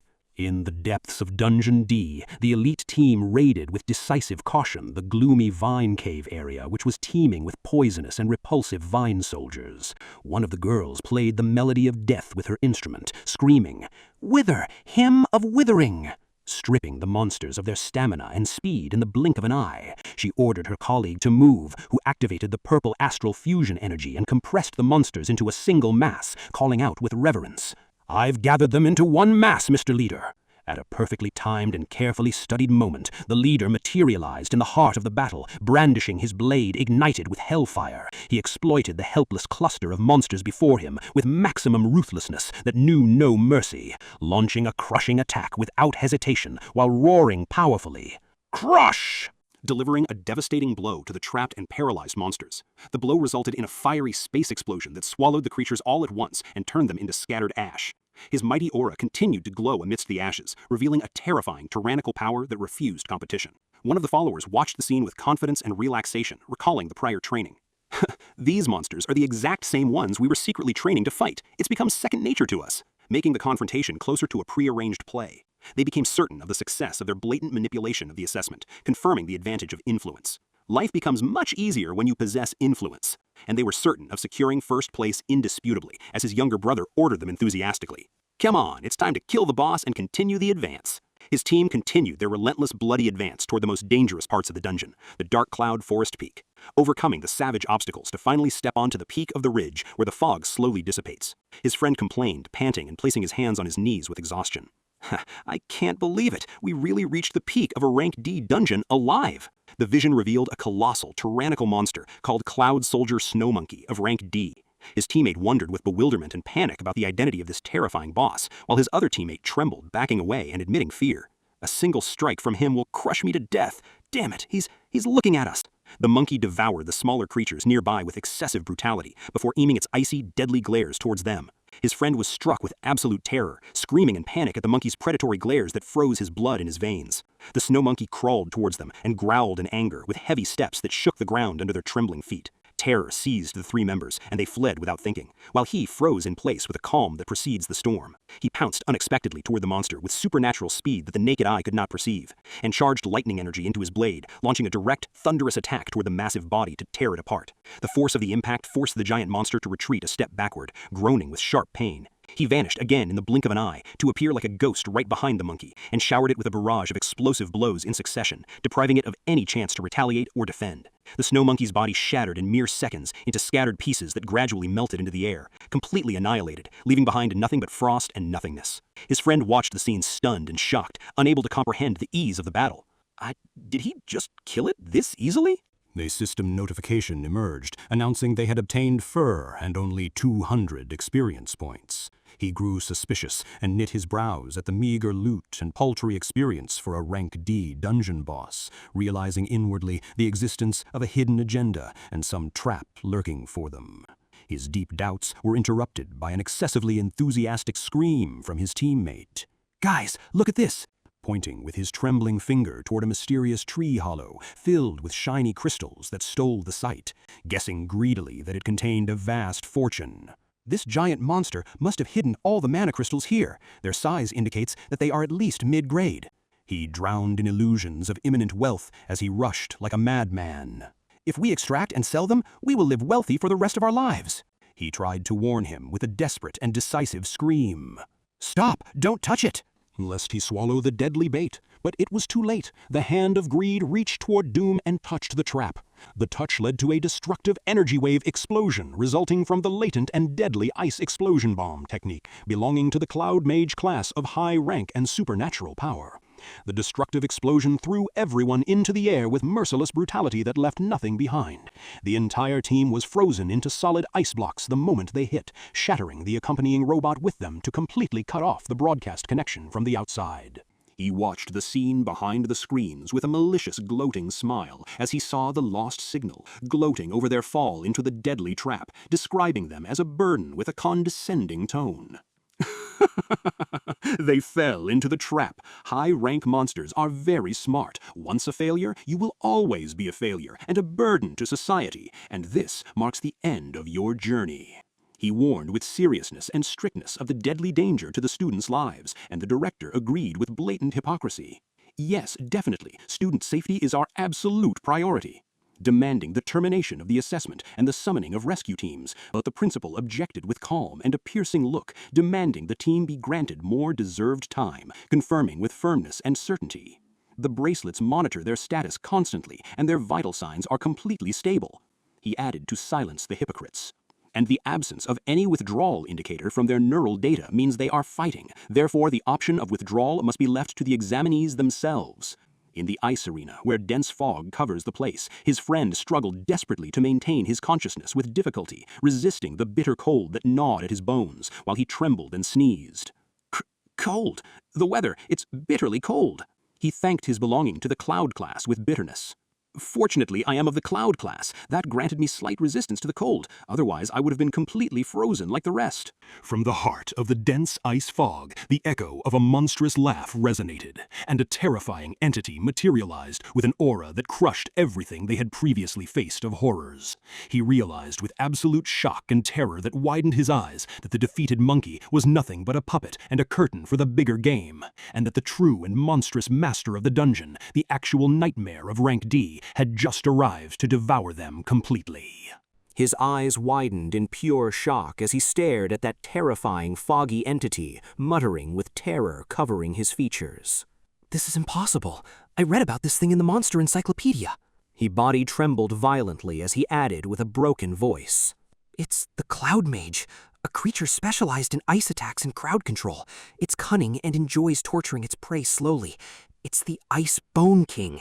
He panted heavily, grasping the gravity of the situation, and said, The previous ice bomb wasn't an ordinary trap. It set it up to divide and ensnare us. He looked sorrowfully at his completely frozen comrade and screamed desperately. It's a Rank C boss. I can't face it alone. I must wake him up. Then he dashed forward at his maximum possible speed. In the midst of his dash, he thought to himself with feverish determination, I must thaw the ice off Chen immediately. If I free him, we'll have a slim chance of survival. But suddenly, an ice blade shot out like a lightning-fast arrow to pierce his leg with merciless cruelty, making him let out a resounding cry of pain. Ah! He collapsed weakly onto the cold ground after the burning pain completely paralyzed his movement and brought him down. At that moment, the monster echoed a hollow, mocking laugh, enjoying seeing its victim fall before it, writhing in weakness. A red flash illuminated his vision as the system issued an emergency warning due to his continuous bleeding, and a cold message appeared before him. General warning. Rank C boss emerged. Final probe deployed. He ignored the pain squeezing his body and screamed firmly in refusal. Impossible! I won't withdraw! Determined to free his comrade no matter the cost in blood, he crawled with extreme difficulty, gathering what remained of his exhausted strength, shouting, Absolute cleansing! I will free you, Chen! But before he could finish activating his skill, the monster fired another ice blade that pierced his body with double the cruelty. The cruel system message appeared before him again. Cleansing failed, and he fell once more from the intensity of the tearing pain. The monster continued its mocking and provocative laughter, watching its prey struggle and bleed in vain. Amid this hell, the system repeated its urgent warnings with a robotic voice. Warning, pulse is critical. Severe arm injury. Do you wish to withdraw? He thought to himself with pain mixed with memories. Withdraw? Running is what always kept me in the back, weak and outcast like the shadows of others. He continued his internal dialogue with bitter oppression. I've always been treated as if I were an insignificant nobody, living amidst everyone's mockery and ridicule. We put our lives on the line to get here, and faced too many hardships to back down. He grit his teeth tightly and thought to himself with unprecedented resolve. Returning to being weak hurts more than these fatal wounds. I will never turn back. He raised his trembling, blood-soaked hand, screaming in refusal of total despair. I will never give up. I refuse this miserable end. He mustered all his remaining energy and scattered mana and screamed with all his might. Absolute cleansing! Directing his final skill toward the ice restraining his companion. He knew perfectly well deep down that freeing him now was their only and final chance to survive this nightmare. The boss exploited his complete distraction with his final desperate attempt and prepared a massive, deadly attack to finish him off and erase him entirely from existence. But he did not retreat. He continued pumping mana and screamed with a force that shook the surroundings. Ah! Completely ignoring the imminent danger threatening his life with certain death. In that defining moment, his companion suddenly opened his eyes, shattering the solid ice surrounding him, sending it flying like shrapnel with a sharp, cold look. He moved with blinding speed and said to him, "Hold on to me." Then he pulled him forcibly out of the path of the deadly attacks in a fraction of a second. The ice monster was taken by surprise and froze in its tracks, shocked by the reaction speed that exceeded its expectations. He carefully propped his injured companion against a safe rock, away from the direct danger zone. The battered companion coughed up blood from his mouth, saying with exhaustion and a faint smile, "In the end, you had to break the ice and free yourself with your own power." He interrupted him with complete calm while inspecting his severe wounds. "No, you helped me a lot and bought me time. Are you okay?" To which his companion replied, "I'm not in mortal danger. I stopped the bleeding, and I will hold on." He warned him with deep concern, panting, "But Chen, this Bone King is a rank C boss. It's extremely powerful. We can't let it freeze us again." A sudden, terrifying sense of approaching mortal danger interrupted them, so they quickly turned around to find the monster preparing a crushing attack that leaves nothing behind. The creature gathered a massive, dark ice energy, screaming with a voice that shook the cave. "Giant Ice Explosion Bomb!" The boss's sick, hysterical laughter echoed throughout the place, as if announcing the end of this game. He screamed in terror and shock. "What the hell? How did it summon a bomb of this terrifying size? There's no space to escape. We're doomed." A massive, devastating explosion resounded, ravaging the entire area and turning it in the blink of an eye into blinding, total whiteness. As the flying ice dust slowly cleared from the air, the monster appeared standing in its place, continuing to laugh madly, thinking it had crushed them and turned them into frozen pieces.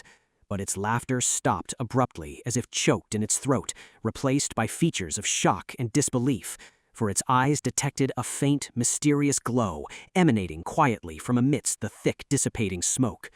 The vision cleared to reveal him standing firm as a mountain without a single scratch, while the system screen flashed before him. Class activated, Frost Physique, which doubled his resistance and completely blocked the attack. The monster took a step back in shock at the failure of his ultimate attack, growling with denial and anger. "What?" his companion asked in utter bewilderment from behind him. "Chen, this brute strength, what happened to you? Weren't you a lightning element assassin?" he added with widening shock in his eyes. "Don't tell me you're one of the rare ones who possess dual classes." He looked at him with a terrifying calm, saying in an emotionless tone, "I'm sorry. I misjudged the situation, and because of me you were exposed to mortal danger." His eyes gleamed with lethal resolve, adding with mountain-crushing confidence.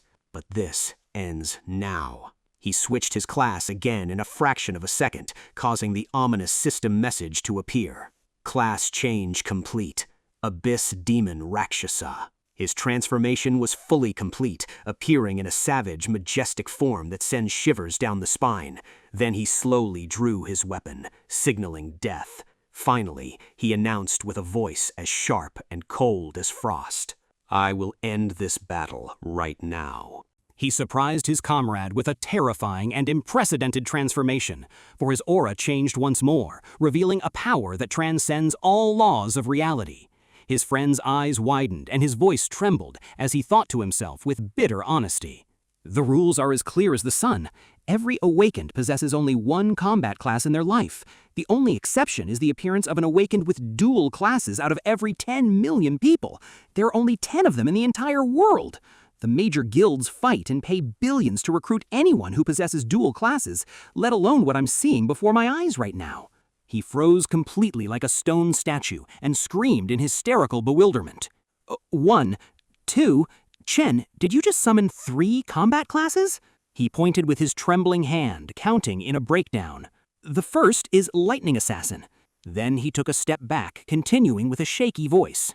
"And the second is the Cloud class." He stared at the dark figure standing before him, asking in panic. "And the last is this terrifying class. Raksha? Amid this clamor, he gathered his maximum energy, changing the color of the atmosphere around him, and said with decisive sharpness, "I will end this right now." He lunged with lightning speed, leaving behind a trail of blue light mixed with shadows. In a moment of fatal realization, the monster abruptly stopped moving, finding him suspended above him like inevitable destiny. His friend watched the scene with bated breath, saying in shock, "The monster's terrifying aura has completely vanished before Chen's presence." He continued in absolute awe. The king's confidence and arrogance have turned into true, trembling terror before Chen's sword. He lunged with a decisive strike, letting out a cry that shook the foundations of the place. Triple gravity disaster! Die! With a single strike, the battle that seemed impossible ended, completely crushing the monster in the heart of the cave. The king's remains and ice bones scattered in the air like black snow. He violently plunged his sword into the ground, announcing the end of the fight with his usual calmness. The golden system message flashed before his eyes. Victory. EXP plus 5,000. Level up to 17. The notifications kept pouring in. Obtained. Icebone skewers. His comrade approached weakly, then fell to his knees, saying, "Damn it, I should have expected that. You crushed a rank C boss with a single strike as if it was nothing." He asked him in icy calmness, "By the way, do you have enough energy to free our two colleagues?" To which his friend replied in shock, "Damn, I completely forgot about them." Then he ran quickly. "Hang in there, guys." He exploited everyone's distraction and looked toward the king's head where the hidden Devour sign appeared. He activated the technique immediately, and a bloody red aura emerged surrounding the boss's remaining pieces. He began absorbing the energy until the earth-shattering system notification appeared. Devourer complete. He immediately obtained the class Ice Chi Master and said inwardly with relief, "This is the first boss class acquisition outside the dream." He looked toward his companion, who was freeing the rest, and thought calmly, "The monitoring robot is frozen, and this hid my true abilities from the administration. We can get a perfect score without my secret being exposed." Suddenly, a strange flash appeared before him. The system announced, "Class level up. The Lightning Assassin gained an additional star for stat enhancement." His eyes widened, and he asked himself in bewilderment, "An additional star? Does raising the class level increase the star multiplier like this?" Scene 3. The elites struggle, and the myths snatching. Elsewhere, the opposing team was engaged in a cruel, bloody confrontation against the boss monster, Giant Man-Eater, rank D. The Gravity Boy screamed in despair while trying to pin the monster. "Is this really the power of a rank D boss? I can't hold it down any longer. Finish it off right now." The archer fired his arrows, panting with frustration. "I can't deal any damage. Its body is hard as steel." The Gravity Boy suddenly lost his control, so the monster broke free and knocked everyone away with a single crushing blow. The archer coughed up blood and said, "We haven't faced anything this powerful in our training. What do we do?" The Gravity Boy looked toward their leader and said, eager and desperate, "Guangting is our only hope. Is your energy fully charged?" He continued gathering his energy with his team's support, then said with arrogant confidence, "This is enough." He drew his blade and lunged with lightning speed like the light of a comet, piercing the monster's body skillfully. Explosive blade technique. He shouted decisively, "Tear!" And the boss's solid body exploded into scattered debris in seconds. The team cheered with joy. "Great job! You are a living legend, boss!" The monitoring robot announced coldly, "Congratulations to Guangting's team. You successfully cleared Dungeon D. Total time 35 minutes. His brother said with happiness and boasting, "Only 35 minutes! It is impossible for anyone to break this record." The Gravity Boy added joyfully, "This means our score is a full 150 points. We set a university record."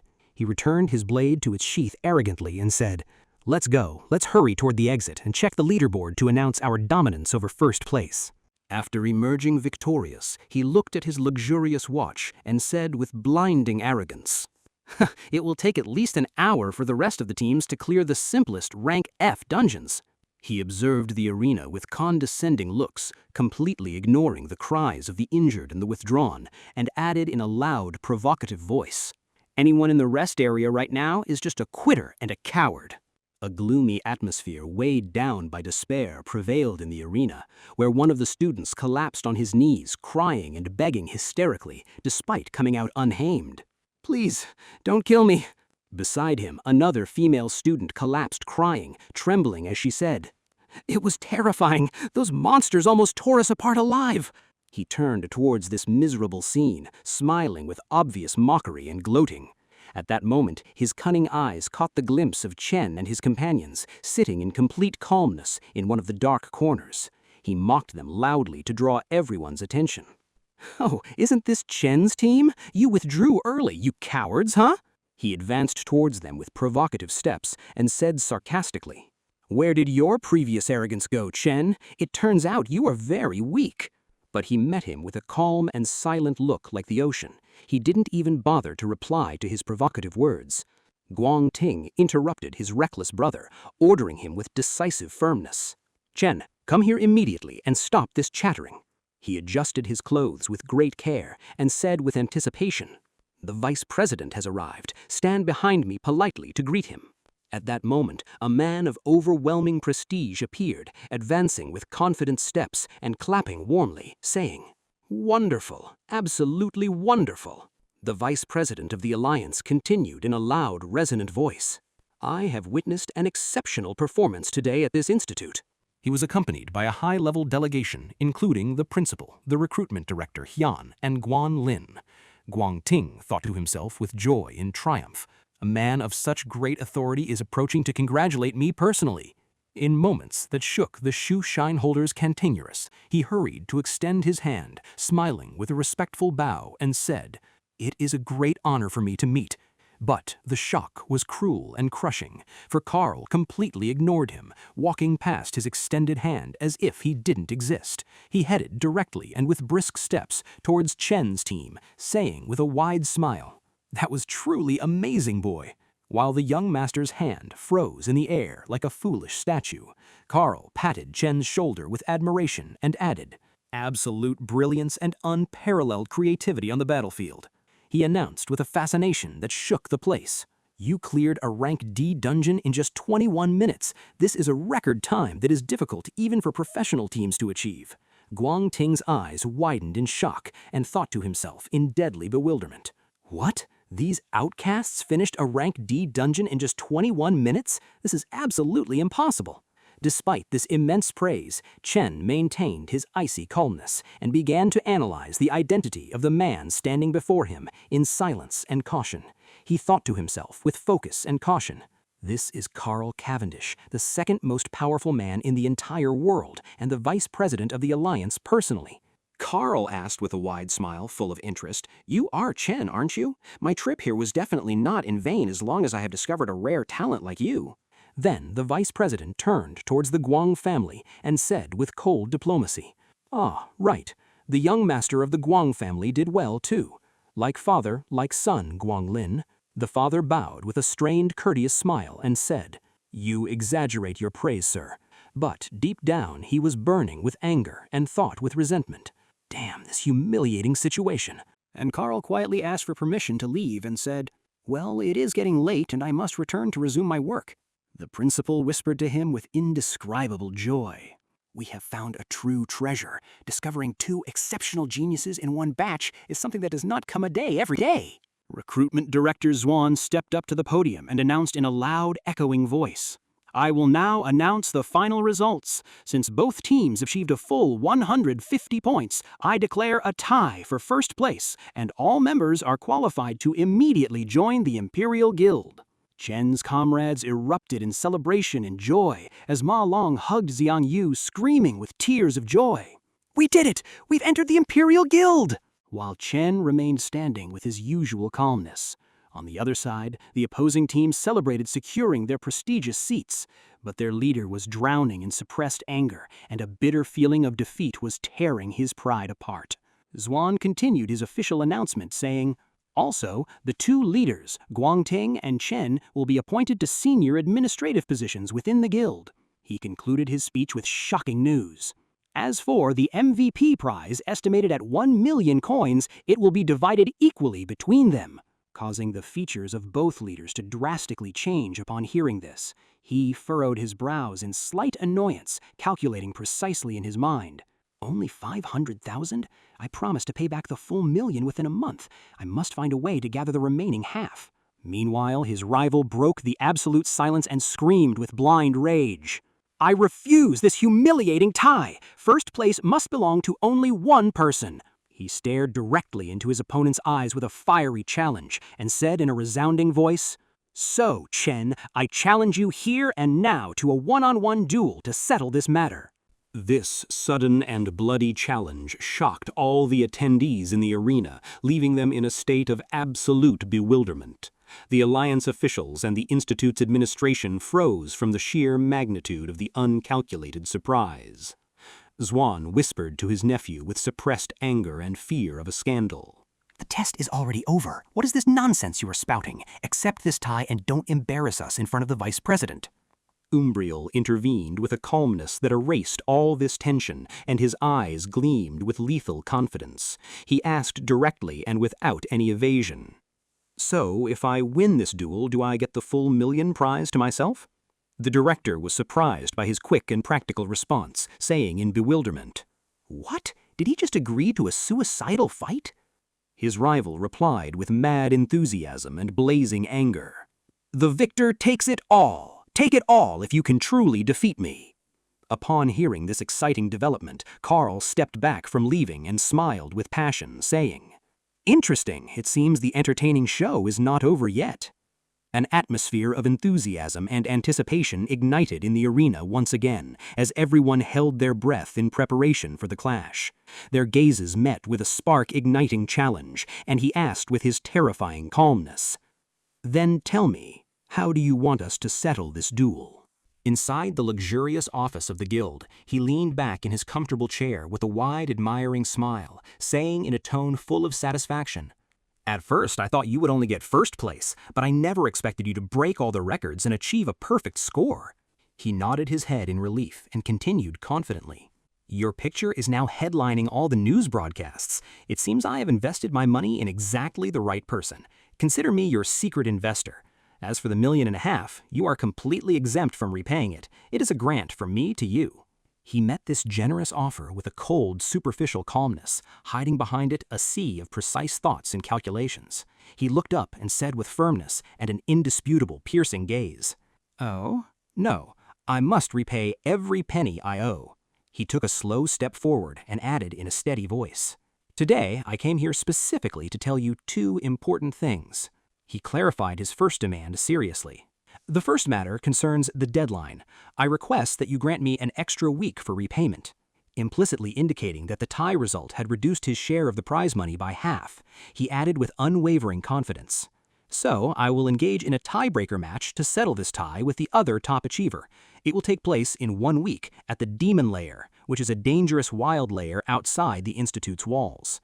At that moment, the Guildmaster's smile completely vanished, and he said with shock, his eyes bulging, "What? You are just students. Are you going to enter the real Demon Lair?" He continued with deep concern as he stood up from his chair. "But you haven't received any professional training to survive there. This is certain suicide. It is an extremely dangerous place." But he stood before him like an iceberg, unaffected by a single word. He reassured him with absolute calm and confidence. "There is no need for all this worry. I will obtain the remaining half of the prize as soon as I win, and I will give you all the rare materials acquired from inside the lair as generous interest in exchange for delaying the repayment for 1 week. He listened to this crazy offer and thought to himself in utter bewilderment. He is not even afraid of entering the real demon lair filled with death, and all that truly occupies him is repaying his debt? He continued his thought with terrifying certainty. This boy is an exceptional and terrifying being who surpasses all my imaginations and expectations. Suddenly, his tone changed to become more serious and dark, narrowing his eyes as he said in a low voice, "Now, we come to the second matter for which I came, which is a much more important matter." The remaining details of his speech were deliberately obscured, leaving the scene restricted to observing the radical change in the reaction, where the features of the Guildmaster gradually shifted from curious interest to a strong shock and hidden terror. This deliberate concealment left a heavy, suspicious mystery hanging over the room, foreshadowing the revelation of a grave secret that will turn the scales of the upcoming events and battles upside down. At the same time, the scene shifted spatially and temporally to a sunny afternoon at the middle school, where she yawned with great relief as she stretched, saying with childish joy, "Ah, the final exam is finally over. Summer vacation officially begins now." While casually scrolling through her phone, she suddenly stopped and whispered, remembering, "Oh, right. Today is my older brother's graduation day." Her gaze softened and filled with nostalgia as she contemplated a picture of her brother on the phone screen, recalling a warm scene from the recent past when her brother ran towards her with rare enthusiasm and said, "Scion, I have just been accepted into the National Awakened University." The young girl hugged him tightly and said with overwhelming joy, "Wow, brother, you are truly amazing. You will become a wonderful and strong awakened like Mom and Dad." At that moment, he pledged with determination filling his eyes, "I will join a major guild and make a lot of money to ensure you a safe life and a better future." He added in a deep voice burdened with responsibility, "And perhaps I will then be able to uncover the truth behind our parents' mysterious disappearance." She rejoiced in that moment, fascinated by the strength and determination of her brother, whom she considered her absolute hero. Then the happy memory transitioned to collide with a harsh recent moment when she remembered his face when he said with a tired, broken smile about his delayed awakening.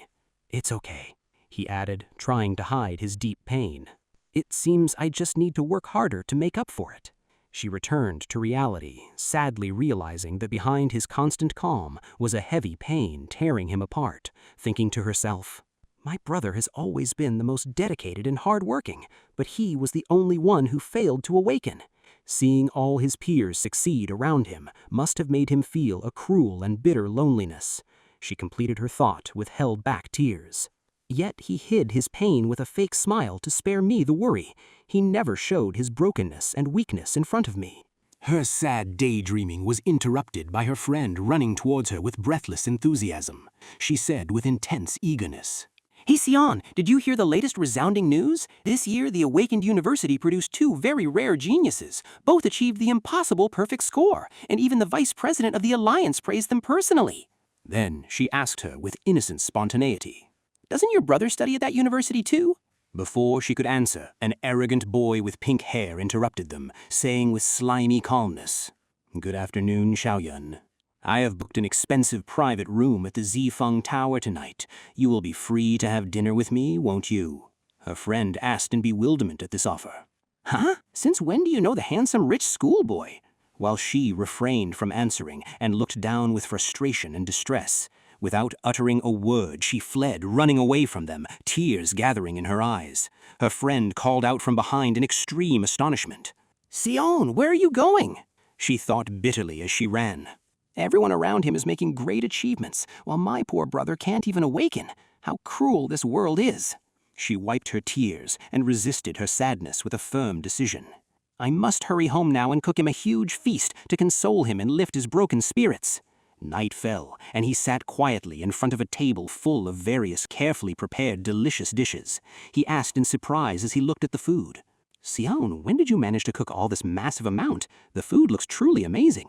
She sat in front of him, maintaining a warm silence laden with consolation and hidden pity. Meanwhile, the television in the background was broadcasting an important news report, as the anchorwoman said in an official tone. "Breaking, Dongxing University's assessment concluded today with the graduation of exceptional students," she thought to herself as she watched him eat. "As I expected, my brother is pretending to be strong and solid in front of me again. The failing the graduation exam is undoubtedly a fatal blow to his future, but as usual, he doesn't show his brokenness." Her thoughts were interrupted by the anchorwoman's voice continuing enthusiastically. "Where we witnessed the graduation of two genius champions who achieved a perfect score for their teams in a historical precedent," she added. "And Mr. Cavendish praised their amazing performance, but he singled out with favor and admiration one of the two leaders who had a flawless performance." Then the anchorwoman announced the earth-shattering name. "It is the young student Si Chen." Her eyes widened in absolute shock that almost stopped her heart, and she glared at the television screen in bewilderment, completely unable to comprehend. She whispered weakly and in disbelief as she looked at her brother sitting in front of her. A perfect score? The student Si Chen? My brother is the genius they're talking about? The scene suddenly cuts to transport us to a dark, cold location where a father stands furious as a demon over his son who is thrown on the ground and covered in his blood after a severe beating. He screamed with blind rage that shook the walls. This stage I prepared specifically for you and your brilliance, and the audience came to see your coronation. But you, idiot, ruined all the arrangements. You lost to a nobody and became a pathetic failure. His pride was completely crushed under his father's cruel words and blows, and he remained thrown on the ground, helpless and broken, unable to reply. He issued his final verdict with strictness that accepts no appellation. As of this moment, you have been stripped of all your decisions and freedom. Then he revealed his dark plan in a low, scary voice. I have arranged everything in advance for the tiebreaker match scheduled next week at the Demon Lair. He announced his taking charge with a look dripping with evil. I will handle this matter myself as long as you are helpless and weak. Whatever the price and whoever dies, the Guang family remaining at the top is an inevitable and absolute matter. She slowly turned towards her brother, her eyes widening with curiosity mixed with deep shock, asking with a trembling voice, Brother, the Si Chen they just mentioned on TV, is it you? He raised his gaze from his plate with icy calmness, answering with a confident, decisive smile that leaves no room for doubt. Yes, that is correct. What is the matter? Her hand trembled violently from the sheer magnitude of the shock, dropping her spoon to fall onto the wooden table with a resounding noise that broke the silence. Clatter! Her gaze froze in absolute bewilderment, thinking to herself as she struggled to comprehend the scale of his impossible achievement. This is unbelievable. She continued in her heart with tongue-tying astonishment. My dear brother, in the cruel graduation exam, not only did he lead his team to victory, but extracted direct praise from the vice president of the Global Alliance. He really did it. An astonished, heavy silence fell over the entire room after the shocking confession, as if time had stopped. She slowly bowed her head, hiding her eyes burdened with conflicting emotions that words failed to describe. Then she silently wiped the hot tears of joy, so this great truth could finally settle in her conscience. She thought to herself as a bright smile returned to adorn her lips. My foolish brother, he has finally reached the top. He surpassed everyone in a single step. The scene abruptly cuts to the night of June 17th, the day of the decisive assessment. Inside a highly luxurious secret dining room, the vice president relaxed in his comfortable seat like an absolute ruler. He cut a slice of Wagyu beef with utter coldness and said, As I expected, the Wagyu beef in this country is the best. What is the status of the investigation, Yuan? From among the shadows of the dark room, she stood with a deadly calmness that reflected her professionalism and danger. She advanced slowly and pushed a coded black file across the luxurious table, saying in a low voice, This is all the secret documents we have gathered. She continued with strict seriousness. That blazing target has left no significant trace behind throughout the entire past year. She added with flawless practical coldness. I absolutely believe that our close monitoring of the target has been exposed. He ignored this intelligence failure with complete indifference, saying, Good job. Have some meat first and rest. But she completely ignored his invitation and firmly prepared to announce a new fact that turns the scales. She changed her tone to a warning seriousness, narrowing her eyes like a hawk, saying, But there is something else. Recently, I identified an extremely dangerous individual. He just contacted you. She explained the extent of his danger in a terrifying whisper. In this very short time, his record-breaking evolution rate, she finished her words in a blood-freezing tone, breaks all familiar laws of natural life in a completely unnatural way. The scene shifts radically to take us to the depths of the Tower of Darkness, where he panks amidst mountains of ghostly monster corpses, muttering, I've spent more than half a month on the first floor of this cursed tower. I exterminated almost every monster here. He continued with relief as he wiped the sweat from his forehead. Now the burdens of the harsh gravity have completely vanished after I finally adapted to it being 10 times the normal gravity. At that moment, the luminous system screen popped up to display his stats. System, level 17, class, Lightning Assassin. He contemplated his blue interface, thinking deeply. The Lightning Assassin class gained an extra star after the graduation exam. This means repeated use increases proficiency, even though my classes haven't reached their maximum limits yet. He continued his precise calculations. So I invested that star in enhancing the speed attribute without a shred of hesitation, as it is the most important weapon for any assassin. The system confirmed this upgrade immediately. Speed times 4 equals 740. He smiled maliciously and said, My speed multiplier has jumped to a mythical number. My current speed equals an experienced rank A assassin. But despite his mighty speed breaking the sound barrier, he found himself fiercely cornered in a deadly angle. He was surrounded by a ferocious pack of ghostly lionesses, while the true danger lurked quietly behind them. He stared with sharp eyes at the massive monster lurking far away and said through gritted teeth, And yet, I am still unable to land a single strike on the floor master. Without prior warning, the lionesses pounced abruptly towards him like a storm of claws and fangs. He moved like a flashing blue lightning to dodge their attack, and during the bloody clash, he detected a terrifying combat tactic. This tactic was related to the Lion King himself. Whenever he found a loophole to overcome him and reach him, he thought angrily as frustration gnawed at him. This king's ability is strange and very provocative. Whenever I try to attack him, he evaporates instantly right before my strike hits him directly. He realized bitterly that the boss does not dodge like the rest of the monsters, but teleports instantly to evaluate the battle and direct it from a safe distance. He rationally analyzed the pack's tactic amid the chaos, saying, The lionesses change their positions with mathematical precision and continuously. He continued his rapid analysis. They maintain a steady defensive and offensive formation. 2 engage with me directly, and the rest lurk as a defensive line to intervene. He narrowed his eyes in anger and provocation, while the king simply manages the battle from afar like a cowardly chess commander.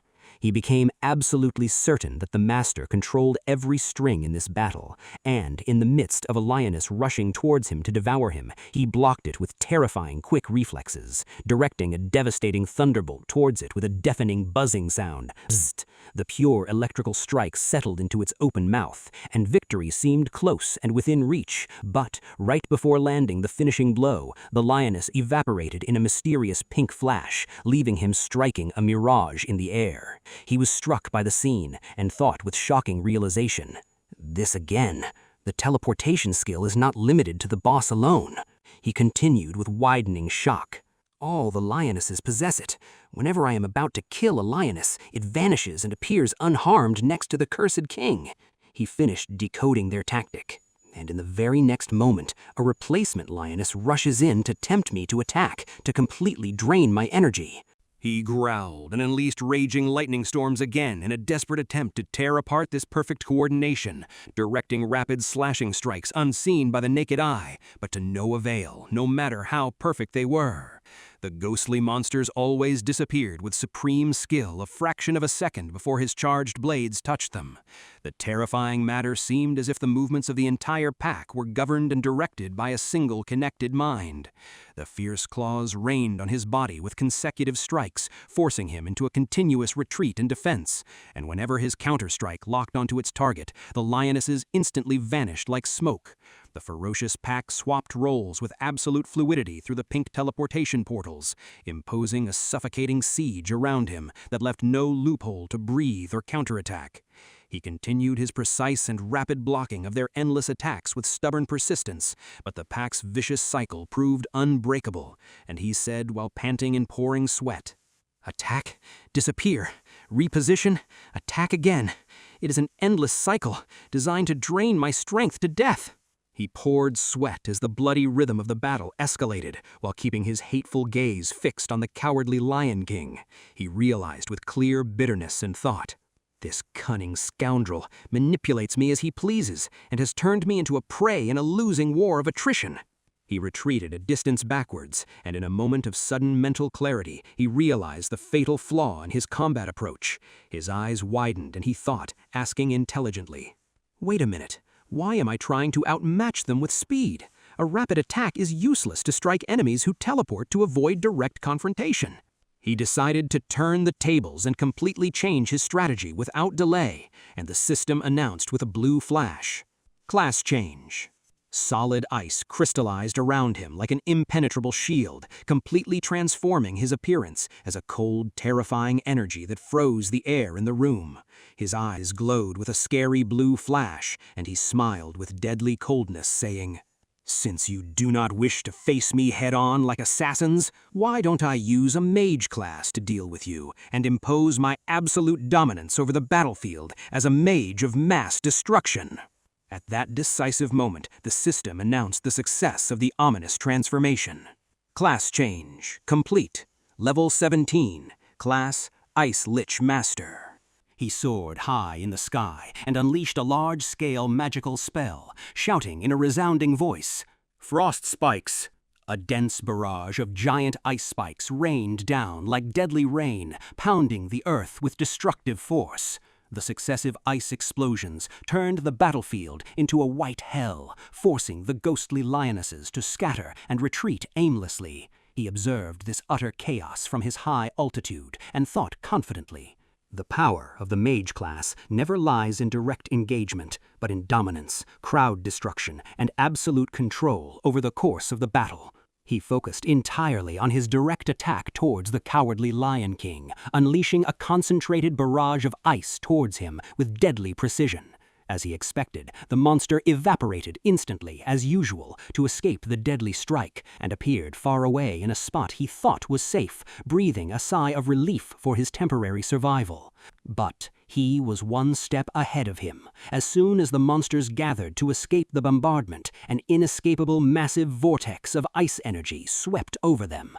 He smiled with an icy coldness, certain of the success of his plan and the tightening of the trap, and said, "And once I push you all inside my kill zone." At that moment, the Lion King sensed inevitable doom and glared at the sky in absolute terror. His eyes caught him crystallizing a giant, terrifying explosion of energy right above their heads. He prepared his bomb, saying with a soul-shaking voice, "Ice explosion bomb," and announced with a decisive, merciless coldness, "You will have nowhere to run." The Lion King let out a desperate roar after it was too late. Roar! He threw his bomb with a decisive strike, and a terrifying, blinding explosion resounded the moment it hit the ground. The explosion flooded the entire area with freezing energy and a sweeping white glow that swallowed everything. The bright light slowly cleared, revealing a scene where the Lion King and his entire pack were frozen like motionless glass statues. He immediately switched his class without wasting a second, and the familiar system message appeared. Class change complete. Level 17, Abyss Demon, Rakshasa. The glowing pink sword of Rakshasa appeared in his grip, and he descended with inevitable nightmare towards the ground. He announced with total confidence as he lunged, "The battle on the first floor of the Tower of Darkness ends here completely." He delivered a crushing sword strike and said, "Triple disaster overload mode." The glowing blade split the frozen monsters effortlessly, tearing them apart with a strike of total annihilation. The monster statues shattered one after another and scattered into nothingness like dust, leaving him standing tall and victorious beside the shattered corpse of the Lion King. The system documented his crushing victory and announced, "Level up to 24, victory," and announced the precious loot. Obtained, Ghost Lion Bone, Ghost Lion Heart.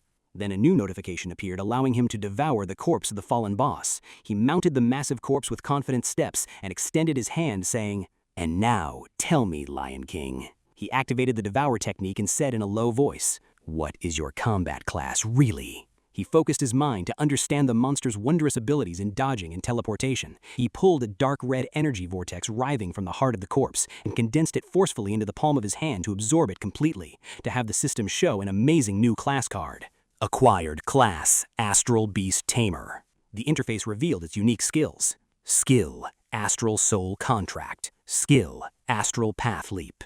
Confirming that his abilities relied on absolute control and spatial manipulation, he was stunned and said, A tamer's class? This is the first time I've seen a class like this. Now I understand the full picture of the confrontation. He analyzed the previous combat situation, saying, "No wonder he never faced me head-on. The continuous evasion was for survival, not just a combat tactic." He acknowledged the monster's fundamental weakness. It turns out his base stats are too weak for direct combat, so he relied solely on his beasts to deal damage, and admitted the true power of his skill. The ability to travel through space is terrifying and very useful for teleportation and evasion, and classify it seriously, saying, "It is undoubtedly one of the most dangerous skills I have faced so far." He analyzed the other skill and thought deeply. The contract skill allows him to force monsters to sign contracts of loyalty with him, but it requires a deterrent force. Absolute submission must be imposed through intimidation to subdue any monster to my contract. Suddenly, the illusory astral void surrounding them shattered like broken glass, revealing the true reality of the first floor. Beneath him appeared a scorching, barren desert stretching endlessly beneath a blazing sun. He wondered with surprise as he contemplated his surroundings. The floor is changing. Is this the original form of this floor? It is very desolate. What happened here to crush it like this? His thoughts were interrupted by a strange clicking sound coming from a nearby sand dune. A glowing rift appeared and expanded to become a fiery portal. He said, "The door to the second floor has finally appeared. This is my next path." And before he took a single step, he was stopped by a faint, broken growl from behind. He turned around, prepared to fight, using his sharp senses to scan the area and ensure it was clear. He spotted a faint pink glow hidden inside the shattered ribcage of a massive monster, revealing a small white lion cub taking a desperate defensive stance, despite being bound by heavy rocky chains. He lowered his weapon in surprise, softening his intensity, and said, "A lone lion cub? It seems I missed one in the massacre." He formed his lightning dagger in his hand and approached slowly and cautiously. He analyzed the situation and thought with focus. "I killed the king and annihilated his pack, but this cub did not disappear. This means he is not his follower and does not have a contract with him." He looked closely at the glowing chains that bounded cruelly. He prepared to attack and said, "It is bound by astral chains. Did the king lock him here as a hostage or reserve food?"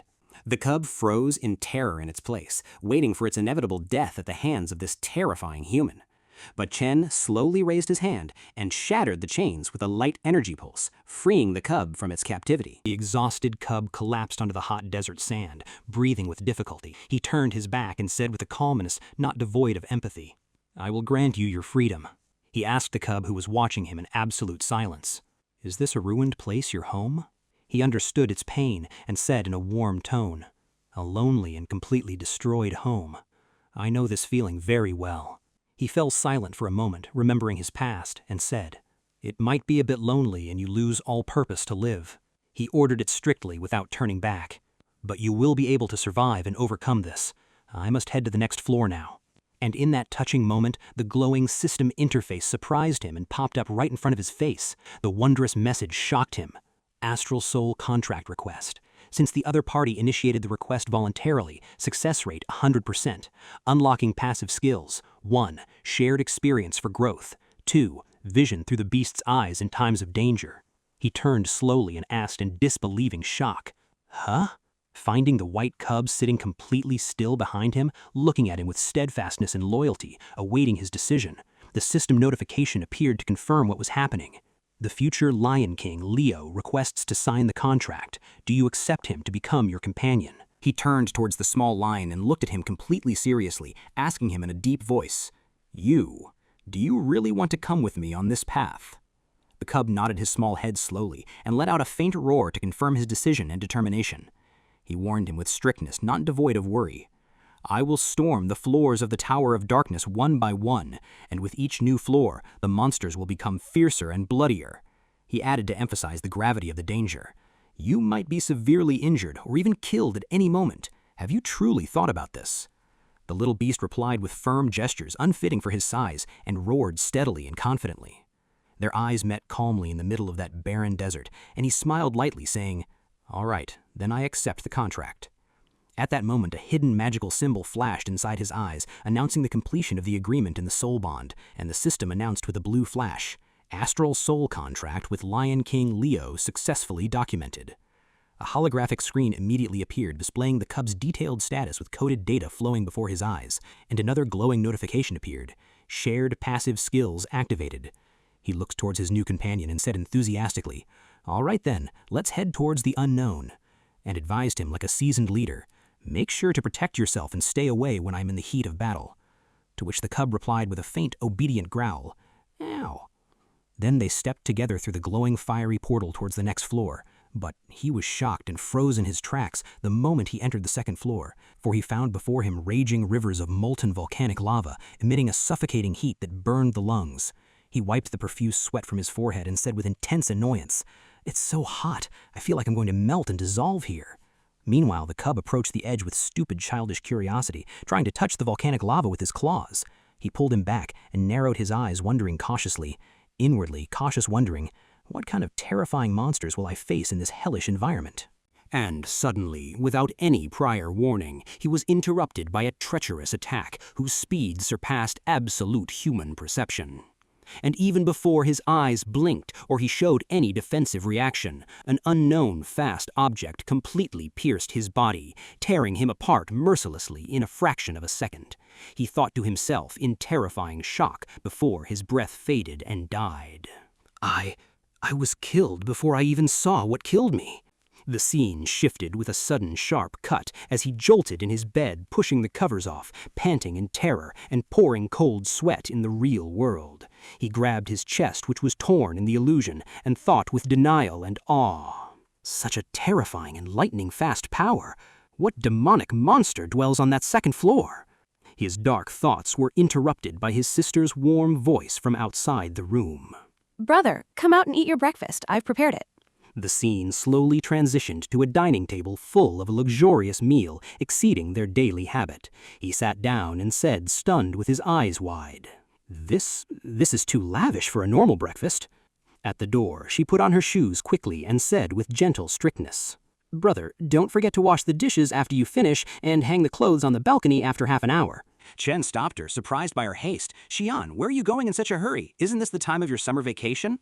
So she smiled brightly and said, "My summer job is waiting for me." He said in bewilderment and refusal, "Didn't I tell you beforehand that I'll take care of all financial problems? We don't need money anymore." She interrupted him with firmness and determination filling her eyes. "My brother has made a great name for himself, so I can't fall behind and be a burden. Besides, it would be very boring to do nothing all vacation." Closed the door behind her quickly, screaming a final strict order.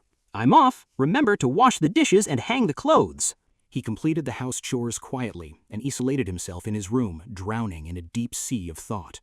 He thought to himself as he looked out the window, "She's always been like this, living with persistence and strength all the time, despite all the hardships." He continued in his heart with tenderness, "She's just a child who hasn't reached adulthood yet," and continued with a faint smile, "But whenever I'm with her, I feel like I'm the child receiving attention and care." Then his gaze grew cold and made up his mind seriously. "As soon as the school procedures are over, I will immediately go to face the Demon King, Wrath." He thought with worry about his upcoming period of absence. "I won't be by her side for a period of time," and admitted his deep worry for her. "And she's the only person in this world whom I cannot stop worrying about." Suddenly, a brilliant idea flashed in his mind, and he said enthusiastically, "That's right! Maybe I can use the Tamer's abilities in the real world, too." He activated the skill. A swirling astral portal appeared above his head, and the cub fell directly out of it into the middle of the room. He said in bewilderment as he looked at his hands, "For heaven's sake, can I really summon monsters from the Tower of Darkness to this real world?" Meanwhile, the cub began exploring the strange room voraciously and with excessive animality, and within a few seconds he began tearing the room's furniture savagely with sharp claws. He sighed internally and thought, ignoring the mess, "In this case, when I'm not around, I'll ask Leo to stay by her side as a hidden guard. This way, I can rush immediately using Astral Path Leap when she's in any danger." He added, relying on her sister's passion. Since Sion was a little girl, she has loved cats and dogs very much, and continued, confident in her acceptance of the matter. So she might accept a cute little lion in the house. Yes, she might accept him. And before he completed his thought, a massive and terrifying crashing sound echoed from the kitchen. There, he completely destroyed the kitchen. He muttered dryly and in despair, immediately backing out of his idea. "No, impossible. It's impossible for her to accept this mess. She'll kill me." The comedic scene abruptly cuts, transporting us to a dark and cold night alley where a completely smashed security camera is lying on the ground, and beside it lies a dying human awakened, bleeding heavily on the filthy asphalt. Appearing before him out of nowhere, a terrifying demonic hand and black claws, perfectly matching the aura of the demon he faced earlier in the dream world. The defeated man coughed black blood and said in panic with bulging eyes, "No, don't come near me. What kind of monster are you?" With a merciless move, the demon pierced the man's body with his hand brutally, tearing his heart. The attack was fatal, fast, and absolutely inescapable. The man's soul was completely stripped, while the demon absorbed his vital energy in a suspicious silence. Devour. The scene cuts to his sister, who was on her way back from her hard summer job. She sighed of relief and wiped the sweat from her forehead, saying, "Work is finally over. Standing all day is very exhausting. So many people want to buy milk tea during the holidays." With careless steps, she entered the same dark alley infested with death.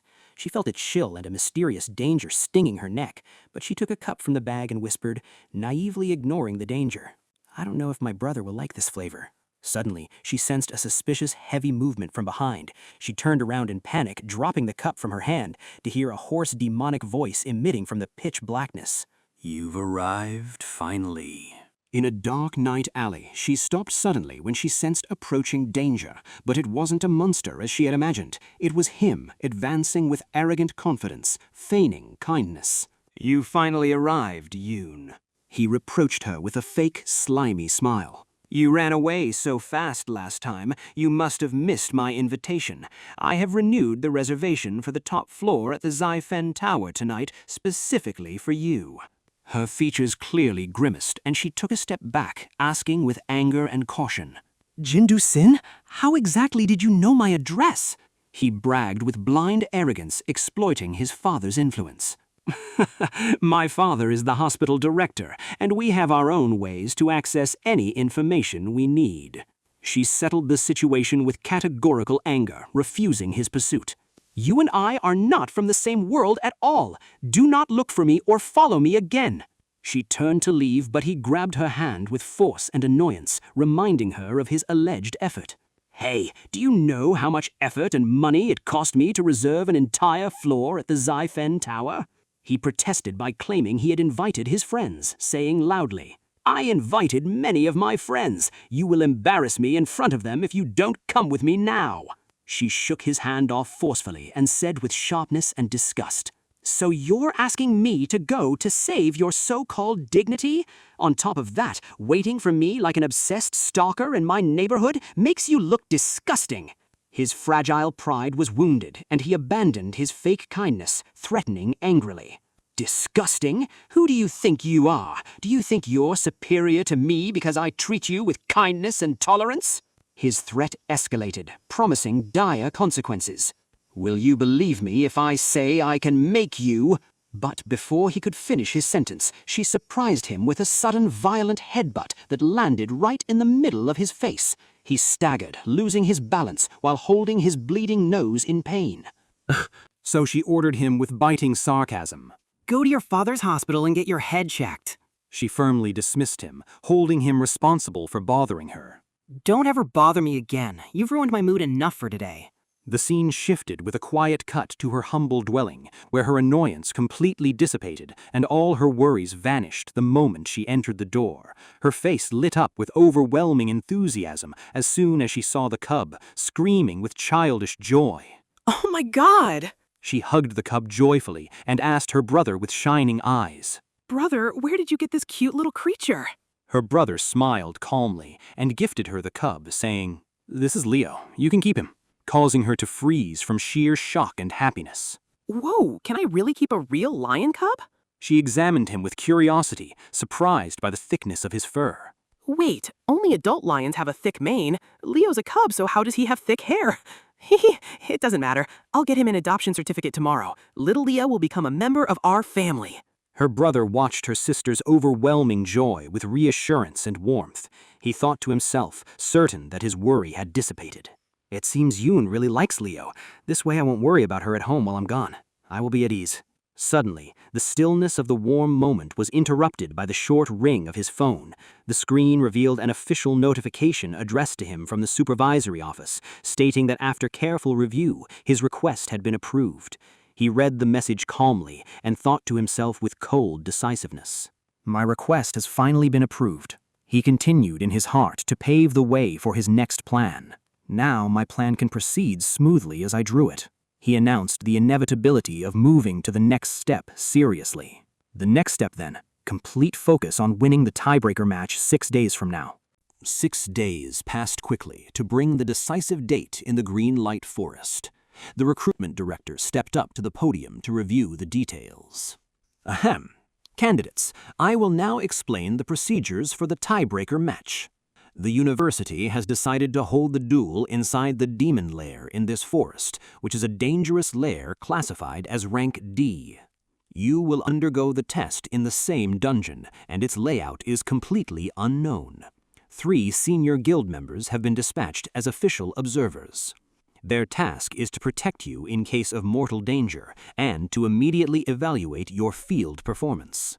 Then the 3 observers were introduced to ascend the podium: Evan, Kat Uram, and Yu Sato. The director decisively stated that the final result would be determined exclusively and irrevocably based on their evaluation. In the background, the father watched with dark silence, weaving a twisted plan to ensure the observers performed their tasks to serve his interests. The observers must do their best to make everything look natural and without any trace pointing to us. The principal approached the vice president of the alliance with curiosity, inquiring respectfully. Vice President, your trip to the Eastern Kingdom ended 2 days ago. Why are you still staying here? He justified his stay with passion and enthusiasm, smiling with thirsty eagerness. There is nothing more entertaining in the world than what is going to happen here right now.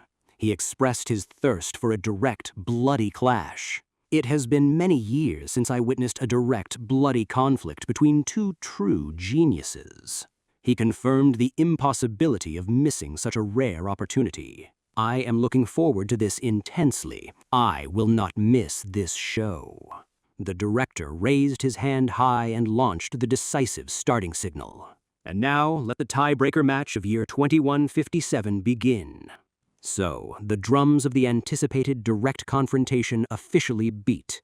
The 2 rivals advanced in perfect synchronization and with heavy steps, penetrating the magical portal and crossing over to the unknown other side.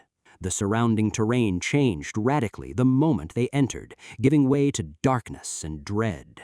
The 3 observers delved behind them in silence. The flame archer looked apprehensively to deduce the nature of the place. What a dead and desolated forest. It seems we are dealing with a dangerous plant-type demon.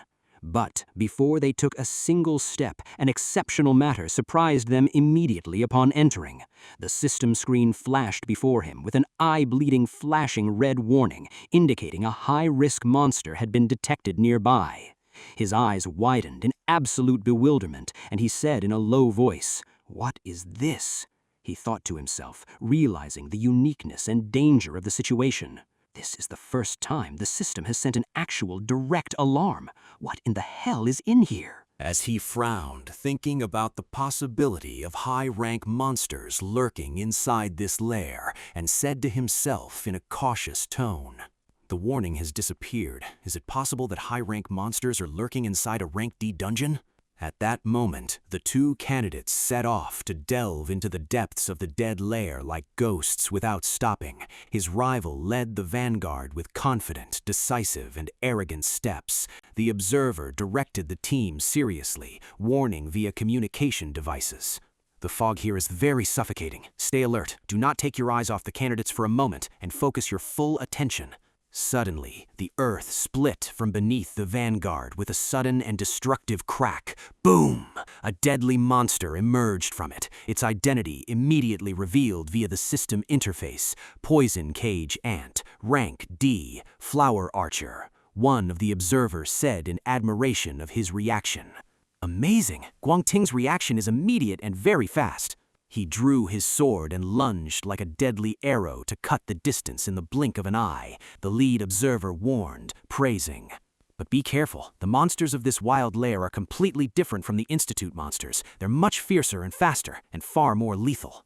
His warning materialized immediately with a quick attack from the ant, consisting of burning acid shots aimed at him. He countered skillfully, tearing through the attacks with precise strikes, and said, "Fire soldier technique, sorrow blade explosion. Your attack is too slow."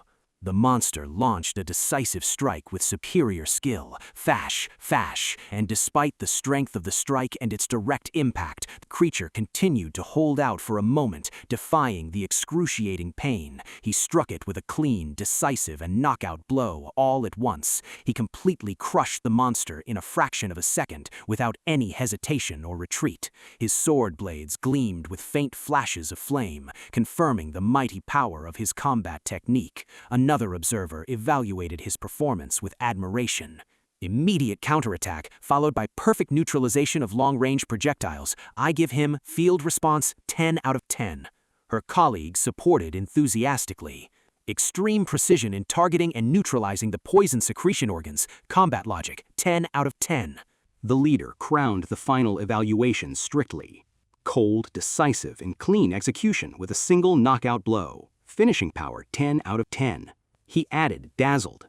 His movement, positioning, technique, everything was as precise as a surgeon's scalpel. Seeing a student deal with a rank D monster with this coldness is exceptional. Her tone shifted to astonishment as she looked at the rear screen. Look at the other candidate, Si Chen. And she denounced his extreme indifference.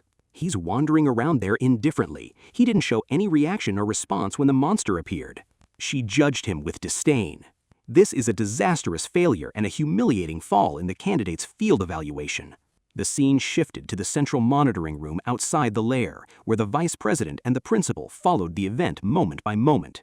He asked with curiosity while watching the screens, "Oh, Yuan Long, what do you think Si Chen is looking for with that field passivity?" The principal analyzed the situation calmly with a light smile, answering confidently, "I believe he is planning and searching for the fastest way to crush the entire pack and reap the highest score with a single comprehensive annihilation strike." Inside the lair, he stopped suddenly, brandishing his dagger. He smiled confidently and muttered that his search was over. Found it. Then he delivered a knockout blow, plunging his dagger forcefully deep into the earth. Stab! His strike triggered a destructive earthquake and seismic energy that shook the entire lair violently. The force of the explosion forced the monster packs hiding underground to emerge, while many of them were annihilated on the spot. The observer screamed, shocked. Is he crazy? He targeted the monster nests directly. Her colleagues screamed in panic. They're rank D monsters. He'll put everyone in mortal danger. Is he trying to commit suicide and wipe us out? His rival was shocked by the horror of the situation and said, "Is he trying to kill us all with this madness?" He manifested in the form of the Lightning Assassin as the system interface appeared. Lightning Assassin, Flash Ruler. He activated the technique without a shred of hesitation. The laws of battle changed. The system interface clarified that he had exceeded the natural speed limits. Speed equals 740, surpasses vision and impossible to track. He moved like a flashing golden lightning bolt, tearing through the fabric of the battle with his instantaneous appearance and disappearance. Severing the monsters in the pack one after another with skill, turning their bodies into simultaneous pieces under the weight of sharp lightning flashes in a bloody execution dance.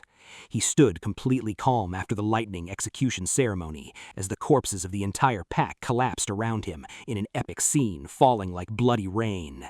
The three observers were completely silenced by the horror of the massacre they had just witnessed. One of the observers denounced with bewilderment and disbelief. What did he just do? Didn't the report say he's just a low-rank E awakened? How could he wipe out a whole rank D pack as if it were nothing? Another observer asked in confusion. How are we going to evaluate this miraculous show? We can't give him a low grade after what he just did. The leader suggested cautiously. Perhaps we consider his actions as dangerous recklessness, or that his tactic was too narrow to save the situation, while his rival remained frozen in his shock, completely unable to comprehend the terrifying power of his opponent. Euphoria of the event prevailed among the followers outside. The vice president laughed joyously and said, "Ha ha! I predicted this accurately, old man. The test has just begun and we're already witnessing a monster massacre." He expressed his extreme enthusiasm. This is very exciting. I wonder how Guangting will respond to this supernatural show. While the father's face went pale with anger and resentment at his son's rival's sweeping superiority, a sudden malfunction surprised them as the monitoring screens flashed and vision distorted with blurriness and digital chaos. The previous test scenario repeated as the system announced in a robotic voice, "Signal loss." The principal flared up in anger and asked, Did the broadcast get cut off again? What is wrong with the signal system today?" Total chaos prevailed among the technicians outside the lair to try and restore the system and control. Alarms announced an abnormal signal malfunction. Abnormal signal malfunction detected. Terror escalated following the disappearance of the lair rating to suddenly change to danger level unknown. A technical employee screamed in absolute panic. "What's happening to the lair? The assessment disappeared. The danger level became completely unknown." Eyes turned in terror towards the lair gate, which began an unprecedented demonic transformation. The gate's green glow faded to be obliterated by a terrifying pitch-black darkness. Another employee screamed, pointing towards the entrance in horror. "My God! The entrance has completely disappeared from existence!" The scene jumps back to inside the lair, where he stands surrounded by suspicious and grim musical notes that send anxiety and echo in the atmosphere suspiciously. His features grimaced as he observed the signals, and he rumbled in a low, firm voice, signaling a disaster, heavy with certainty and dread. This sound, it is him, the voice of Wrath, the true king of monsters. The scene cuts suddenly to the outside. He screams in panic after the entrance to the lair completely disappears. "We've lost the entrance!" As technicians confirm in bewilderment that the equipment is paralyzed and the signal inside the lair has failed entirely. He becomes tense, sweat pouring down his forehead, issuing firm orders while anticipating an imminent disaster. "Contact headquarters immediately and request support." Inside, the weight of the suffocating atmosphere worsens as if every second were an eternity.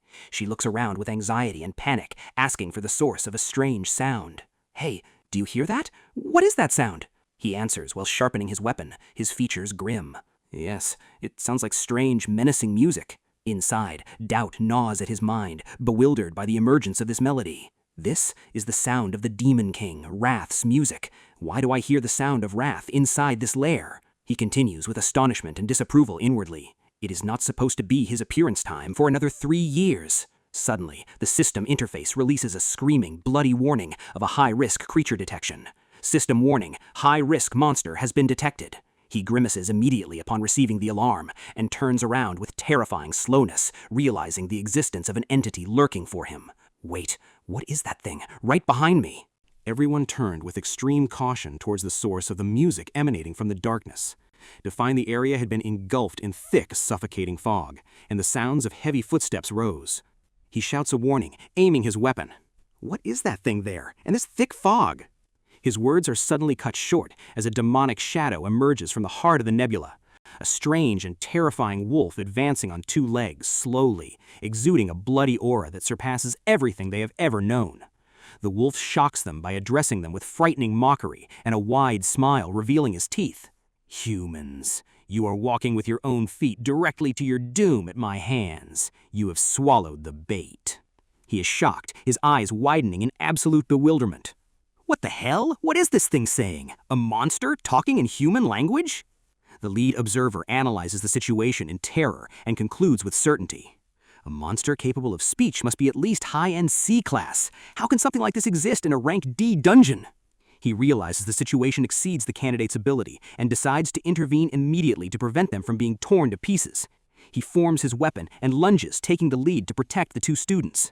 "Foul back. Monsters of this level are too dangerous for candidates. I will handle the..." And in the eye of a blink, and with a flash faster than sound, flack! His entire arm is severed in a sudden, terrifying attack by the wolf. The attack was lightning fast and clean to the point of paralyzing the mind's ability to comprehend it instantly, blending insane speed with crushing power. The observers froze in a state of absolute shock and total inability to comprehend the bloody scene and the fountain of blood. The strange wolf glares at the young master and the rest with disdain, mocking them and classifying them as weak clowns. "All of you must die here." The monster lunges without any warning, piercing his body with a brutal direct hand stab to his shoulder, announcing coldly their inevitable doom in this trap. Despite the brutal stab and the excruciating pain, his pride refused to break. He spits blood and responds with a quick counterstrike from his burning katana sword. Slash! As his sword severed the monster's limbs with a decisive blow. The monster is shocked by this violent response for a brief moment. He rushed the creature with a violent kick in the chest, forcing it to retreat. But the monster immediately regained his balance after a slight retreat, with a malicious and frightening smile forming on his face. He turns around, warning his rival haughtily, his eyes blazing with anger, considering the boss his exclusive prey. See, Chen, according to priority, the boss attacked me first, so this boss belongs to me alone. He warns him with strict sharpness. You are not allowed to interfere in my battle. So he remains in absolute silence. He simply observes calmly, activating his abilities to assess the situation. The interface reveals the precise evaluation. System evaluation. Guangting, Class C, Mid. The interface completes, confirming the vast gap and certain danger. System evaluation. Wolf Boss, Class C, High. The observer lunges with his colleague, pleading with him in terror to suspend the exam due to their inability to keep up with the monster. Mr. Guangting, you need immediate medical attention. I suggest suspending the exam and withdrawing immediately. This boss is too dangerous even for you. He ignores the warnings with decisive coldness, directing the purity of his flames directly onto his open wound. He cauterizes his torn tissues mercilessly to close the bleeding with brute force and endure the pain. His rival narrows his eyes, watching his terrifying endurance in cauterizing his own wound with his own flames. He explodes in anger, rejecting the judge's recommendation to withdraw categorically. I refuse your suggestion. This duel must continue. And he lunges without a shred of hesitation toward the mighty monster. The two collide in a violent, direct clash that shakes the surroundings. The excitement reaches its peak, with both parties refusing to back down an inch. Outside, things were getting completely out of control. The Emperor's Guild raid squad leader analyzes the portal's disappearance with terrifying calmness. There are previous cases where the demon lair entrance disappeared. This indicates the lair contains demons with very high intelligence. He reveals the entity's cunning plan. They opened the portal as a trap to lure humans in, then closed it to trap them inside to die like lab rats. The director asks eagerly and tensely for a rescue method. What should we do now? Isn't there a way to open the entrance by force? Guangting is still inside. He replies with cold decisiveness about the existence of a single path to survival. There is only one path to open it, and explains the bloody path, which is the inevitability of tracking the lair boss and killing it from the inside to open the exit. He sighs with fake relief, arguing, "Thank God, a rank D lair can hold a boss of Class C at most, and their average strength is Class C as well. Eliminating it won't be too hard for our elite team inside." He interrupts him with a warning, his gaze darkening from this naive haste. No, the rank D reading of the lair is just a deception and a mask from the boss to hide its true nature, and confirms his terrifying conclusion. Based on my observations, this lair is the true culprit in the long-standing disappearances of Awaken's case. Blood freezes in their veins as they listen to his catastrophic, undeniable conclusion.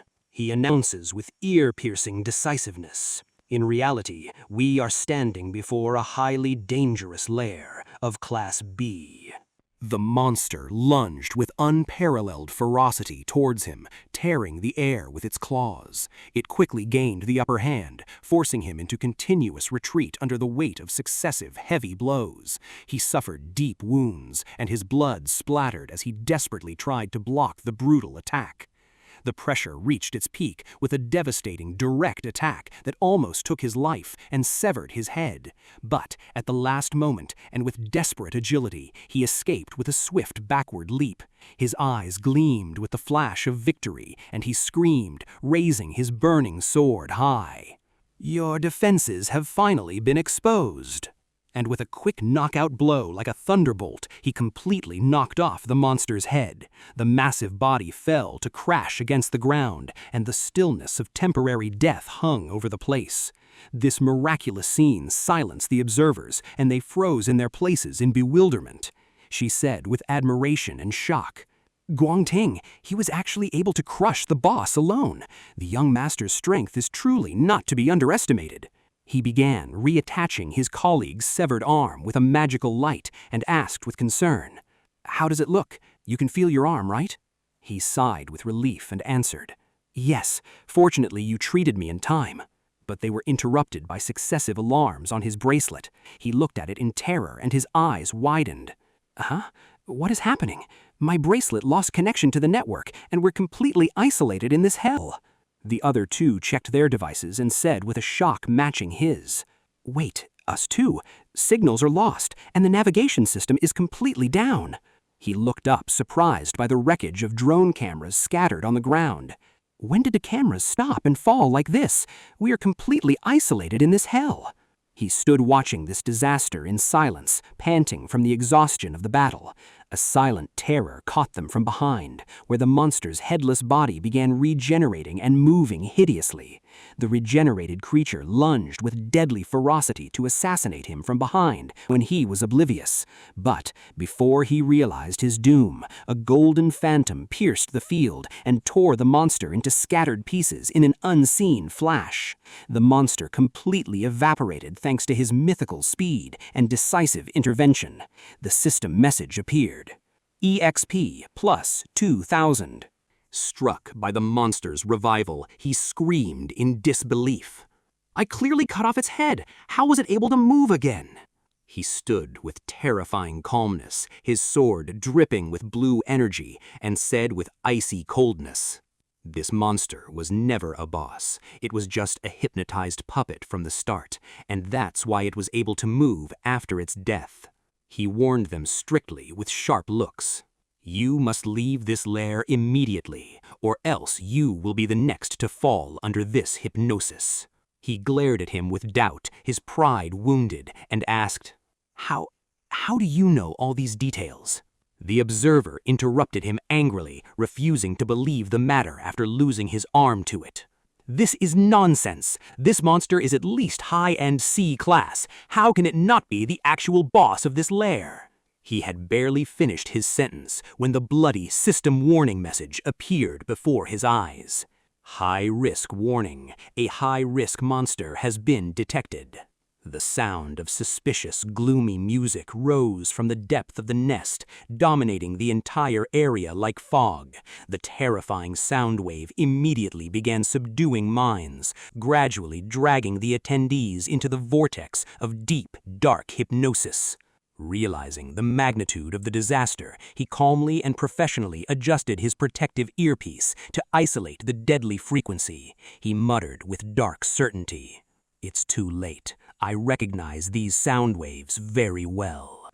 He thought to himself, his features covered in darkness, completing his thought with hatred and ending his recollection with a bloody image. In my previous life, the Demon King Wrath employed this demonic frequency to impose his absolute hypnotic control, to commit a massacre that claimed the lives of millions of humans around the world. The companions and his rival fell one by one into the grip of the monster's total control, and their arms went limp, their gazes wandered, and their bodies moved slowly like wooden puppets towards the unknown. He thought with absolute certainty as he feigned stiffness, declaring the inevitability of confrontation inwardly, while following them like a hypnotized person. The boss of this lair must have a close connection with Wrath, declaring the inevitability of confrontation inwardly, while following them like a hypnotized person. The boss of this lair must have a close connection with Wrath. I must investigate the matter myself and face him.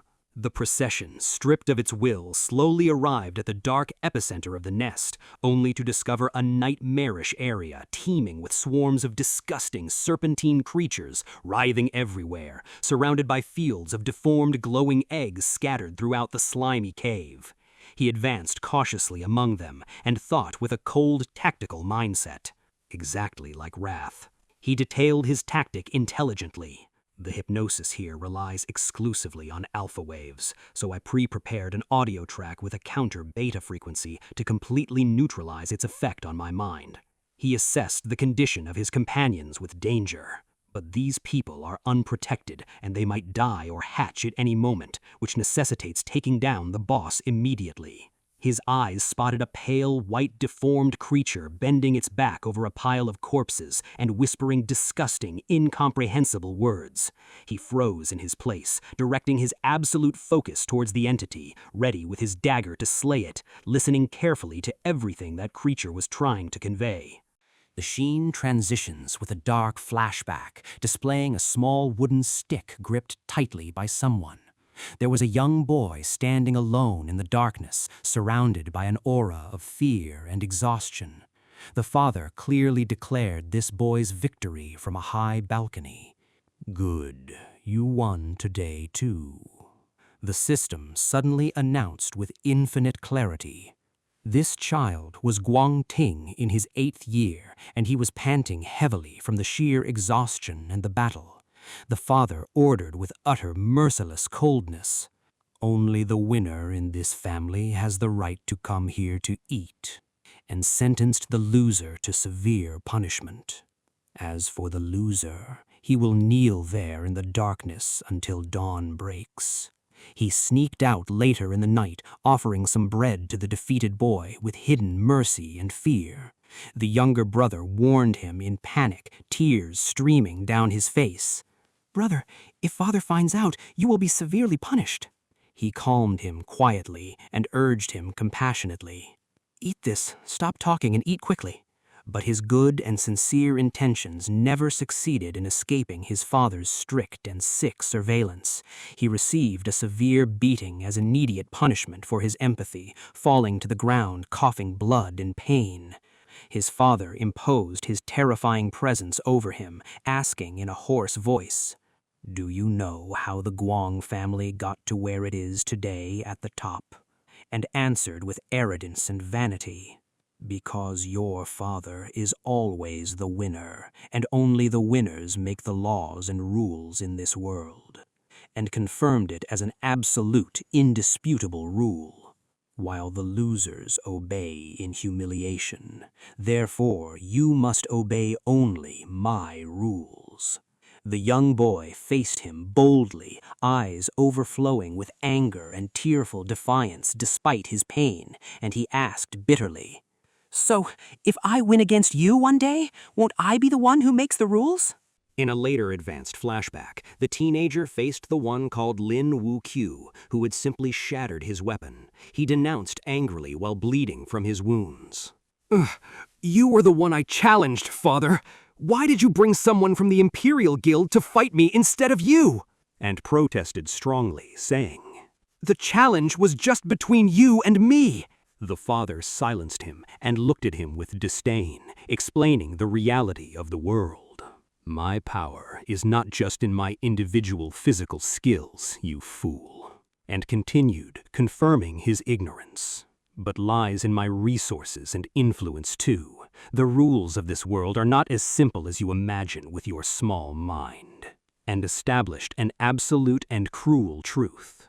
There is only one absolute truth: victory. The means do not matter at all against the result. And reminded him of the inevitability of staying on top. Rather, the result is everything. As my son and heir, you must ensure that you are always number one. And demanded that he win even if it required crushing his humanity. You must abandon your responsibilities, your loved ones, and even your dreams and your mind if it means winning. Victory is the sole justification for your existence in this world. This cruel and sick doctrine was etched in his mind like an eternal echo haunting him. Is winning really the only value of my existence? The scene returns to the dark present in the nest, where he muttered to himself seriously, "I must take down this boss before it's too late." And before he initiated the surprise attack and drew his dagger from its sheath, his rival surprised him by grabbing his hand tightly to stop him, as he looked at him surprised. "Wait, you're awake?" he breathed with difficulty and said in a low, tight voice. "Si Chen, I don't know how you managed to avoid this terrifying hypnosis," and continued, declaring his resistance. "But I also have my own solid ways of maintaining my consciousness. Listen to me carefully." And warned him strictly, saying, "If you move and expose yourself now, everyone will be in certain mortal danger." And he pointed calmly and cautiously towards the strange, glowing eggs and said, "Do you see those eggs?" And confirmed that stimulating them is very dangerous. If we touch them or wake them, along with the boss, we will face dozens of Class C monsters all at once. And added, confirming certain annihilation. And we will die in either case without a doubt. And deduced the boss's malicious intent. The boss deliberately faked this place as a low-rank lair to lure awakens and devour them alive. And suggested the ambush plan. So I suggest we continue hiding and lying in wait. It will wait for us until we come to it like puppets, and once it approaches us, we kill it with a surprise attack. He thought to himself, praising his opponent's intelligence. I never expected him to put this much tactical thought in this critical and deadly circumstance. He immediately blew up his plan, coldly explaining the boss's terrifying ability of remote mind control to destroy their plan, and he said, strictly refuting his plan.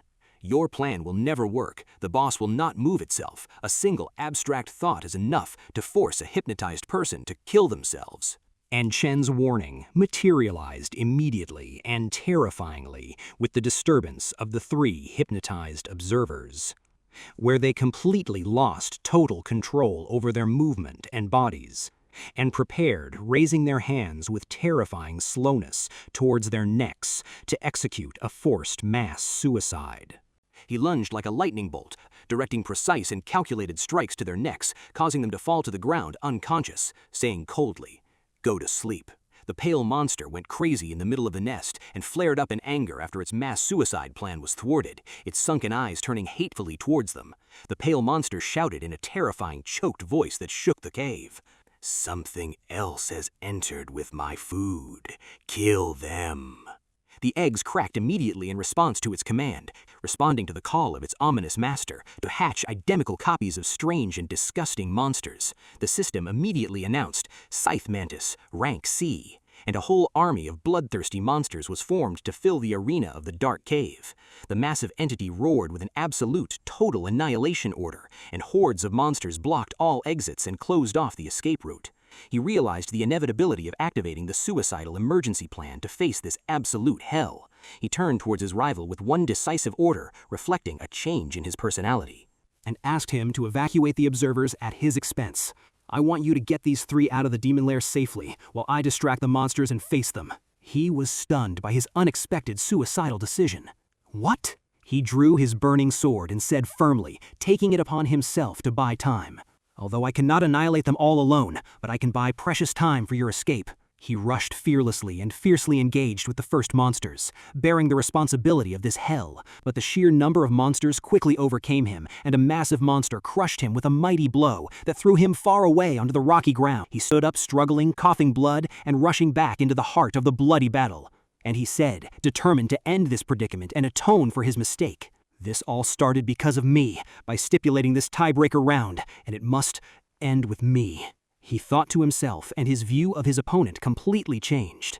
It seems I really misunderstood you earlier. He manifested as the lightning assassin with a blue flash, brandishing his dagger, digging in beside him to block the crowd side by side, smiling with cold confidence. But you are not the only one who agreed to this tiebreaker match. He stared with absolute focus and sharp eyes at the terrifying entity lurking before him in the darkness. He became absolutely certain that this creature was the actual boss of the lair, slowly drawing his blade with deadly calmness, saying, "This boss, let me handle it." His rival jolted in panic behind him and grabbed his shoulder tightly, affirming the impossibility of victory. "You can't do that, Sichen. We can never win against it," he added, sensing the monster's overwhelming aura. "I can sense that the power of this boss far exceeds ours. It is at least Class B. No, it might even be Class A." He acknowledged that this was the boss and coldly confirmed that they were trapped in a deadly cage. "Dealing with it will be difficult, but the entrance to this lair has been completely sealed off. Otherwise, the Imperial Guild would have stormed it long ago." The young master was shocked and his eyes widened in absolute disbelieving bewilderment. "What? The entrance to the lair sealed off?" He immediately activated his special eye ability, scanning the monster with a faint light to accurately assess its rank. He thought to himself with hidden terror as he analyzed the data. "I cannot fully read its power level, and this stirs true terror within me." He continued thinking, evaluating the catastrophic power of the monster. If this boss is truly Class A, then its power would rival the Ghost Lion King in the Tower of Darkness. The rest of the Class C monsters rushed towards them in a fierce, frantic attack. One of them leapt with predatory jaws towards him, so he blocked it with his blade, sending bright sparks flying, and his companion shouted in warning. "Watch out!" A second monster ambushed him from the dark side in the critical moment of the clash, so his ally intervened immediately without a shred of hesitation to protect his back, and intercepted the creature with a quick strike, skillfully cutting it with a burning sword. The danger escalated with the presence of countless hordes of Class C monsters surrounding them from every side like a ring of death. He warned desperately, panting. "No, facing this massive number of monsters, we'll be finished sooner or later." And he initiated gathering dense blue lightning energy between his hands and activated a deadly technique, shouting with a voice that pierced the silence. "Lightning Blade!" Dozens of sharp lightning blades materialized around his body in a single second, like a glowing storm, and he released them all at once, piercing the monsters' bodies and striking them dead in pools of their blood. He activated his ultimate technique, transforming his body into a lightning phantom, unseen by the naked eye, and dashed through the hordes with a supreme speed that the monsters were unable to pursue or comprehend. His ally watched in bewilderment his solitary annihilation of the battlefield and screamed. How is this possible?" he thought to himself with tactical shock. Assassins are the weakest class in group combat. Given their lack of physical strength, their inevitable fate is death if cornered. And completed his thought with utter disapproval. His rushing into this horde is outright suicide. For assassins rely on stealth and assassinating individual targets, not direct clashes with dozens of raging monsters. But he continued his movement like a flashing lightning storm, tearing through the enemies relentlessly. His performance amazed his ally, every strike targeting a lethal point with unerring surgical precision. He thought in bewilderment, his eyes tracking the flashes. His movement is unrealistic, making up for the lack of strength with supernatural speed and skill, and became certain that his power rivaled Class A. His current speed equals the speed of an A-class awakened at least. He gathered his resolve and raised his weapon, believing in victory for the first time. Maybe we actually have a chance to win. The boss flared up at the annihilation of its pack, and a terrifying pressure aura exploded from its body, shouting, "So annoying! Absolute enhancement!" The aura shook the entire lair, and the boss proceeded to enhance the abilities of its remaining monsters, saying fiercely, "Hurry up and get rid of him." The monsters' bodies grotesquely swelled to become harder and more lethal, turning the battle into a true closed-off hell. He stood alone, surrounded by an army of enhanced bloodthirsty beasts. They rushed towards him with a terrifying speed that exceeded their previous speed many-fold. He formed lightning blades charged with maximum energy in both hands, preparing for the clash, and launched like a flash of light towards the enemies to engage with them. He pierced their bodies, but the wounds were very superficial due to the difficulty of penetrating their new hides. His companion watched the scene from behind, sweating and clenching his fist, encouraging him while charging his own energy to the maximum. "Hold on, Saishen!" He continued his fierce attacks with supreme speed and deadly maneuvers. Maneuvering with intense slashing strikes, he tried to direct towards vital points and joints. He discovered that the enhanced creatures acquired an armor hardness that vastly exceeded regular Class C monsters. They almost ambushed him in several critical moments, nearly knocking him down. So he evaded death by a hair, immediately appearing behind them to counterattack, leaving severe wounds that barely affected their weak points. He coldly analyzed his enemies, panting visibly during the grueling fight. He thought to himself while blocking a heavy strike, "These enhanced monsters now possess stats that actually approach Class B," and continued his tactical observations. And more importantly, their hides have acquired the hardness of solid iron, and realized the impossibility of direct penetration. It has become very difficult even for me to pierce their armor to reach vital points, and searched for a loophole amidst despair. I must find a quick way to shatter this armor. Suddenly, a strong and decisive voice echoed from behind him. "Thank you, Sishen. You have bought me enough time." He turned around to find his ally charged with overwhelming fiery energy, opening his glowing ember-like eyes, announcing his absolute readiness to settle the battle. The scene shifts with a quiet cut as the clock strikes 5:30 p.m. in his rented apartment. Her colleague entered, panting and carrying heavy bags, apologizing. Sorry, Sion. The drinks took longer than I expected. She reassured her with a warm smile and said, Don't worry about it. My brother hasn't come home yet anyway. Her colleague wondered and asked, Wait, He's still not here? She asked with curiosity. Does he even know that you passed the Art Academy exam? She denied.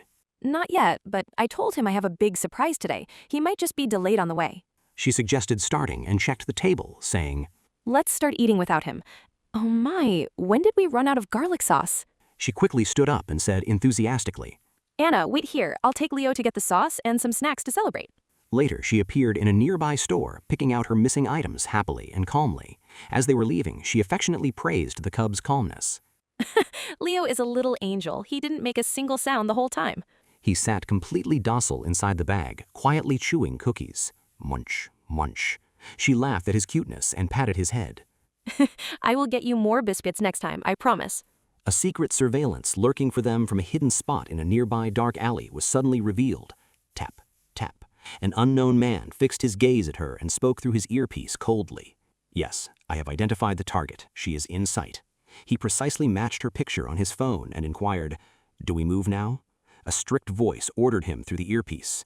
Stay behind her like a shadow. Wait until she is out of the camera's range. Then get rid of her immediately. She continued her peaceful walk on the lit street. The two men followed her like silent, deadly shadows. Her senses picked up their suspicious movement, and her features grimaced, realizing the surrounding danger. She thought to herself with deep concern, These two men have been following me since I left the store. What exactly do they want? The cub let out a faint, cautious growl, so she turned to him and whispered, You sense them too, right, Leo? She hid him completely inside the bag and warned him strictly, Stay hidden. Do not come out no matter what happens to you. She resumed her slow walk and muttered with a sharp look unbefitting her age. It seems tonight will take an exciting turn. The scene sharply jumps back to the heart of the bloody lair, where he stepped forward announcing the start of his turn. Thank you, Si-Chen. You bought me enough time. He fiercely and raised his burning energy to the peak. Here it is, my ultimate attack. The system interface confirmed maximum power, maximum endurance.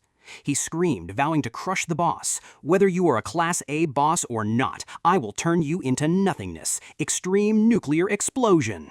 He detonated a rapid attack like a firestorm, sweeping the battlefield and annihilating every monster that crossed the path of this mighty flame. The destructive force violently shook the corners of the lair. Boom! As the explosion continued creeping towards its main target. But the pale boss remained sitting at the front, motionless, watching the approaching death. The massive burning strike crashed directly into it with all its power. The explosion swallowed the entire arena in a sweeping, dazzling flash of light that illuminated the cave. The young master fell exhausted to his knees. As a result of completely depleting his energy tank in this final attack, he was panting violently, reflecting the total exhaustion of his energy tank. He let out a tired exhale and smiled with relief, thinking he had settled it. It's over.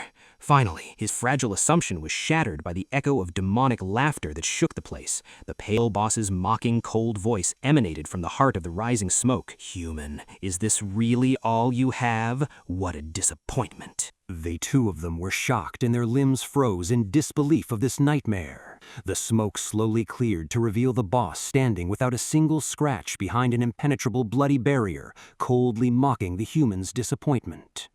He trembled in terror and admitted with absolute bitterness, I gave everything I had, every last drop of energy, and realized his total helplessness and surrender. And I couldn't even scratch it? Is this really the end? His rival fixed his gaze on the monster and analyzed the mechanism of its sick endurance, right before it was struck, and deduced how it blocked the attack. It absorbed all the life energy from the demon eggs and completely drained them to crystallize this absolute barrier to block the attack. His face went pale, drowning in despair and final brokenness, waiting for his death. But the other shattered this despair by suddenly stepping in front of him, pitching a deal with categorical coolness in the face of death. Let's make a deal. First place will be entirely yours. In exchange, the 1 million prize comes to me. The moment the stunned young master agreed, a terrifying, dark purple energy exploded around him. The system interface appeared, class switch, as his class began a radical and public transformation before him. He imposed a condition with a terrifying look that pierced the soul. There is only one condition. Do not say a single word to anyone about what you are going to see now. A massive Class S sword materialized in his hand, radiating an overwhelming power. The system interface confirmed, level 24, Hellish Raksasa. He was shocked and inwardly denounced this impossible breach of the laws of nature. He is a dual-class user?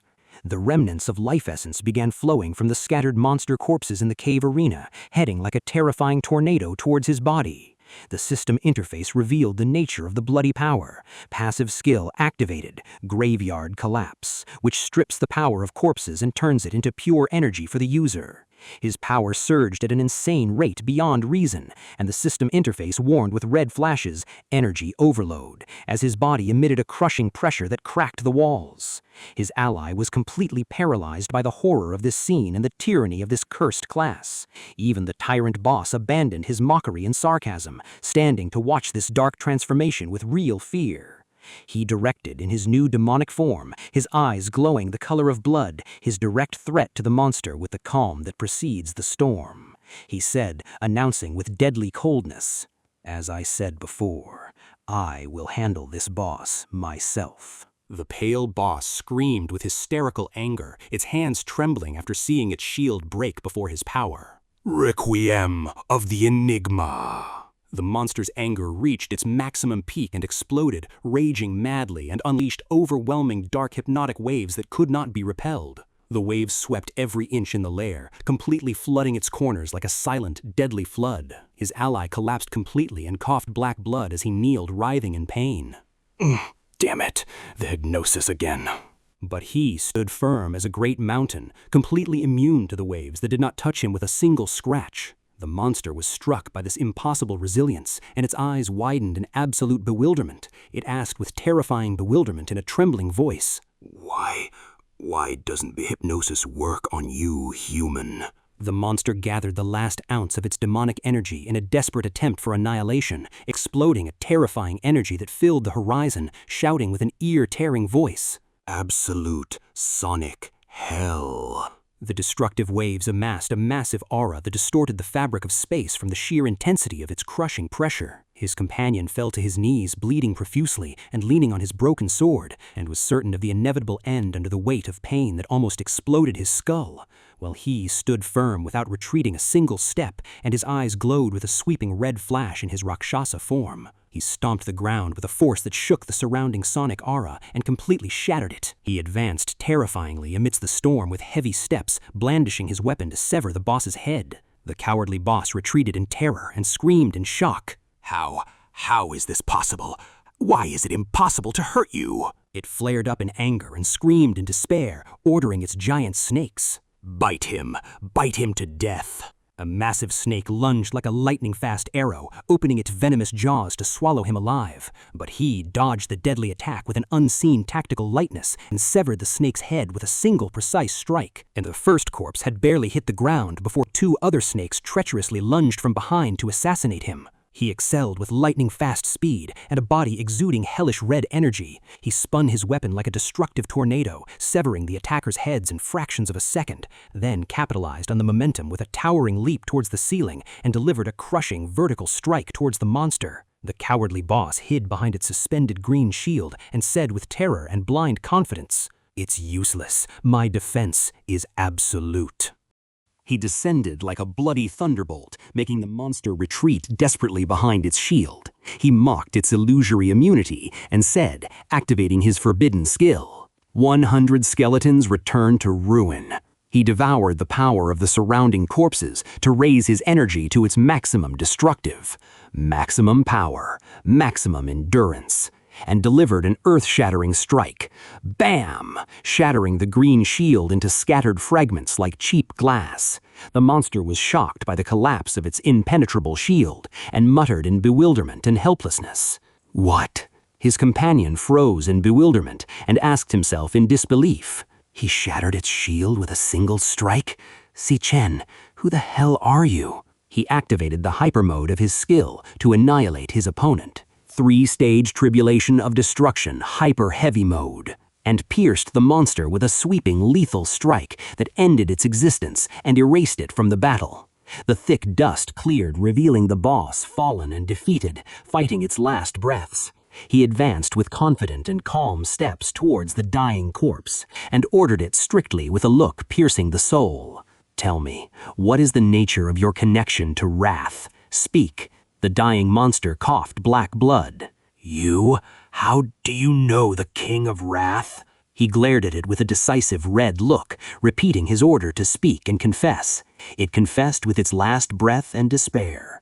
If I knew his location, I would have gone to break his cursed seal. He was struck and asked himself with doubt and suspicion. Break the seal? So he's been sealed by someone? The dying monster let out chilling, hysterical laughs.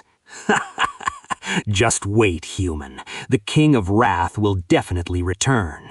And added, promising a disaster. He will lead the demon army once again, and completed with a promise of mass annihilation, and wipe your miserable human race completely off the face of this world.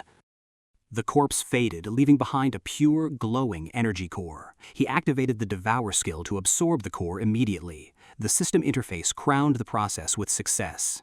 Process complete. Acquired class, Tyrant Mage Deceiver of Abyss Souls.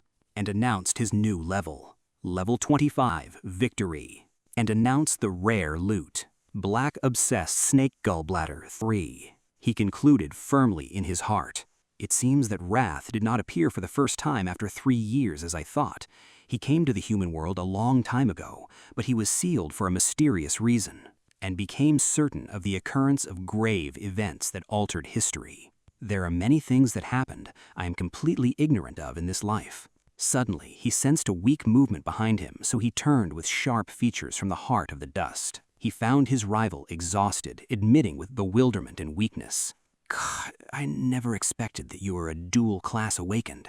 He admitted the crushing defeat with his pride broken. I admit it.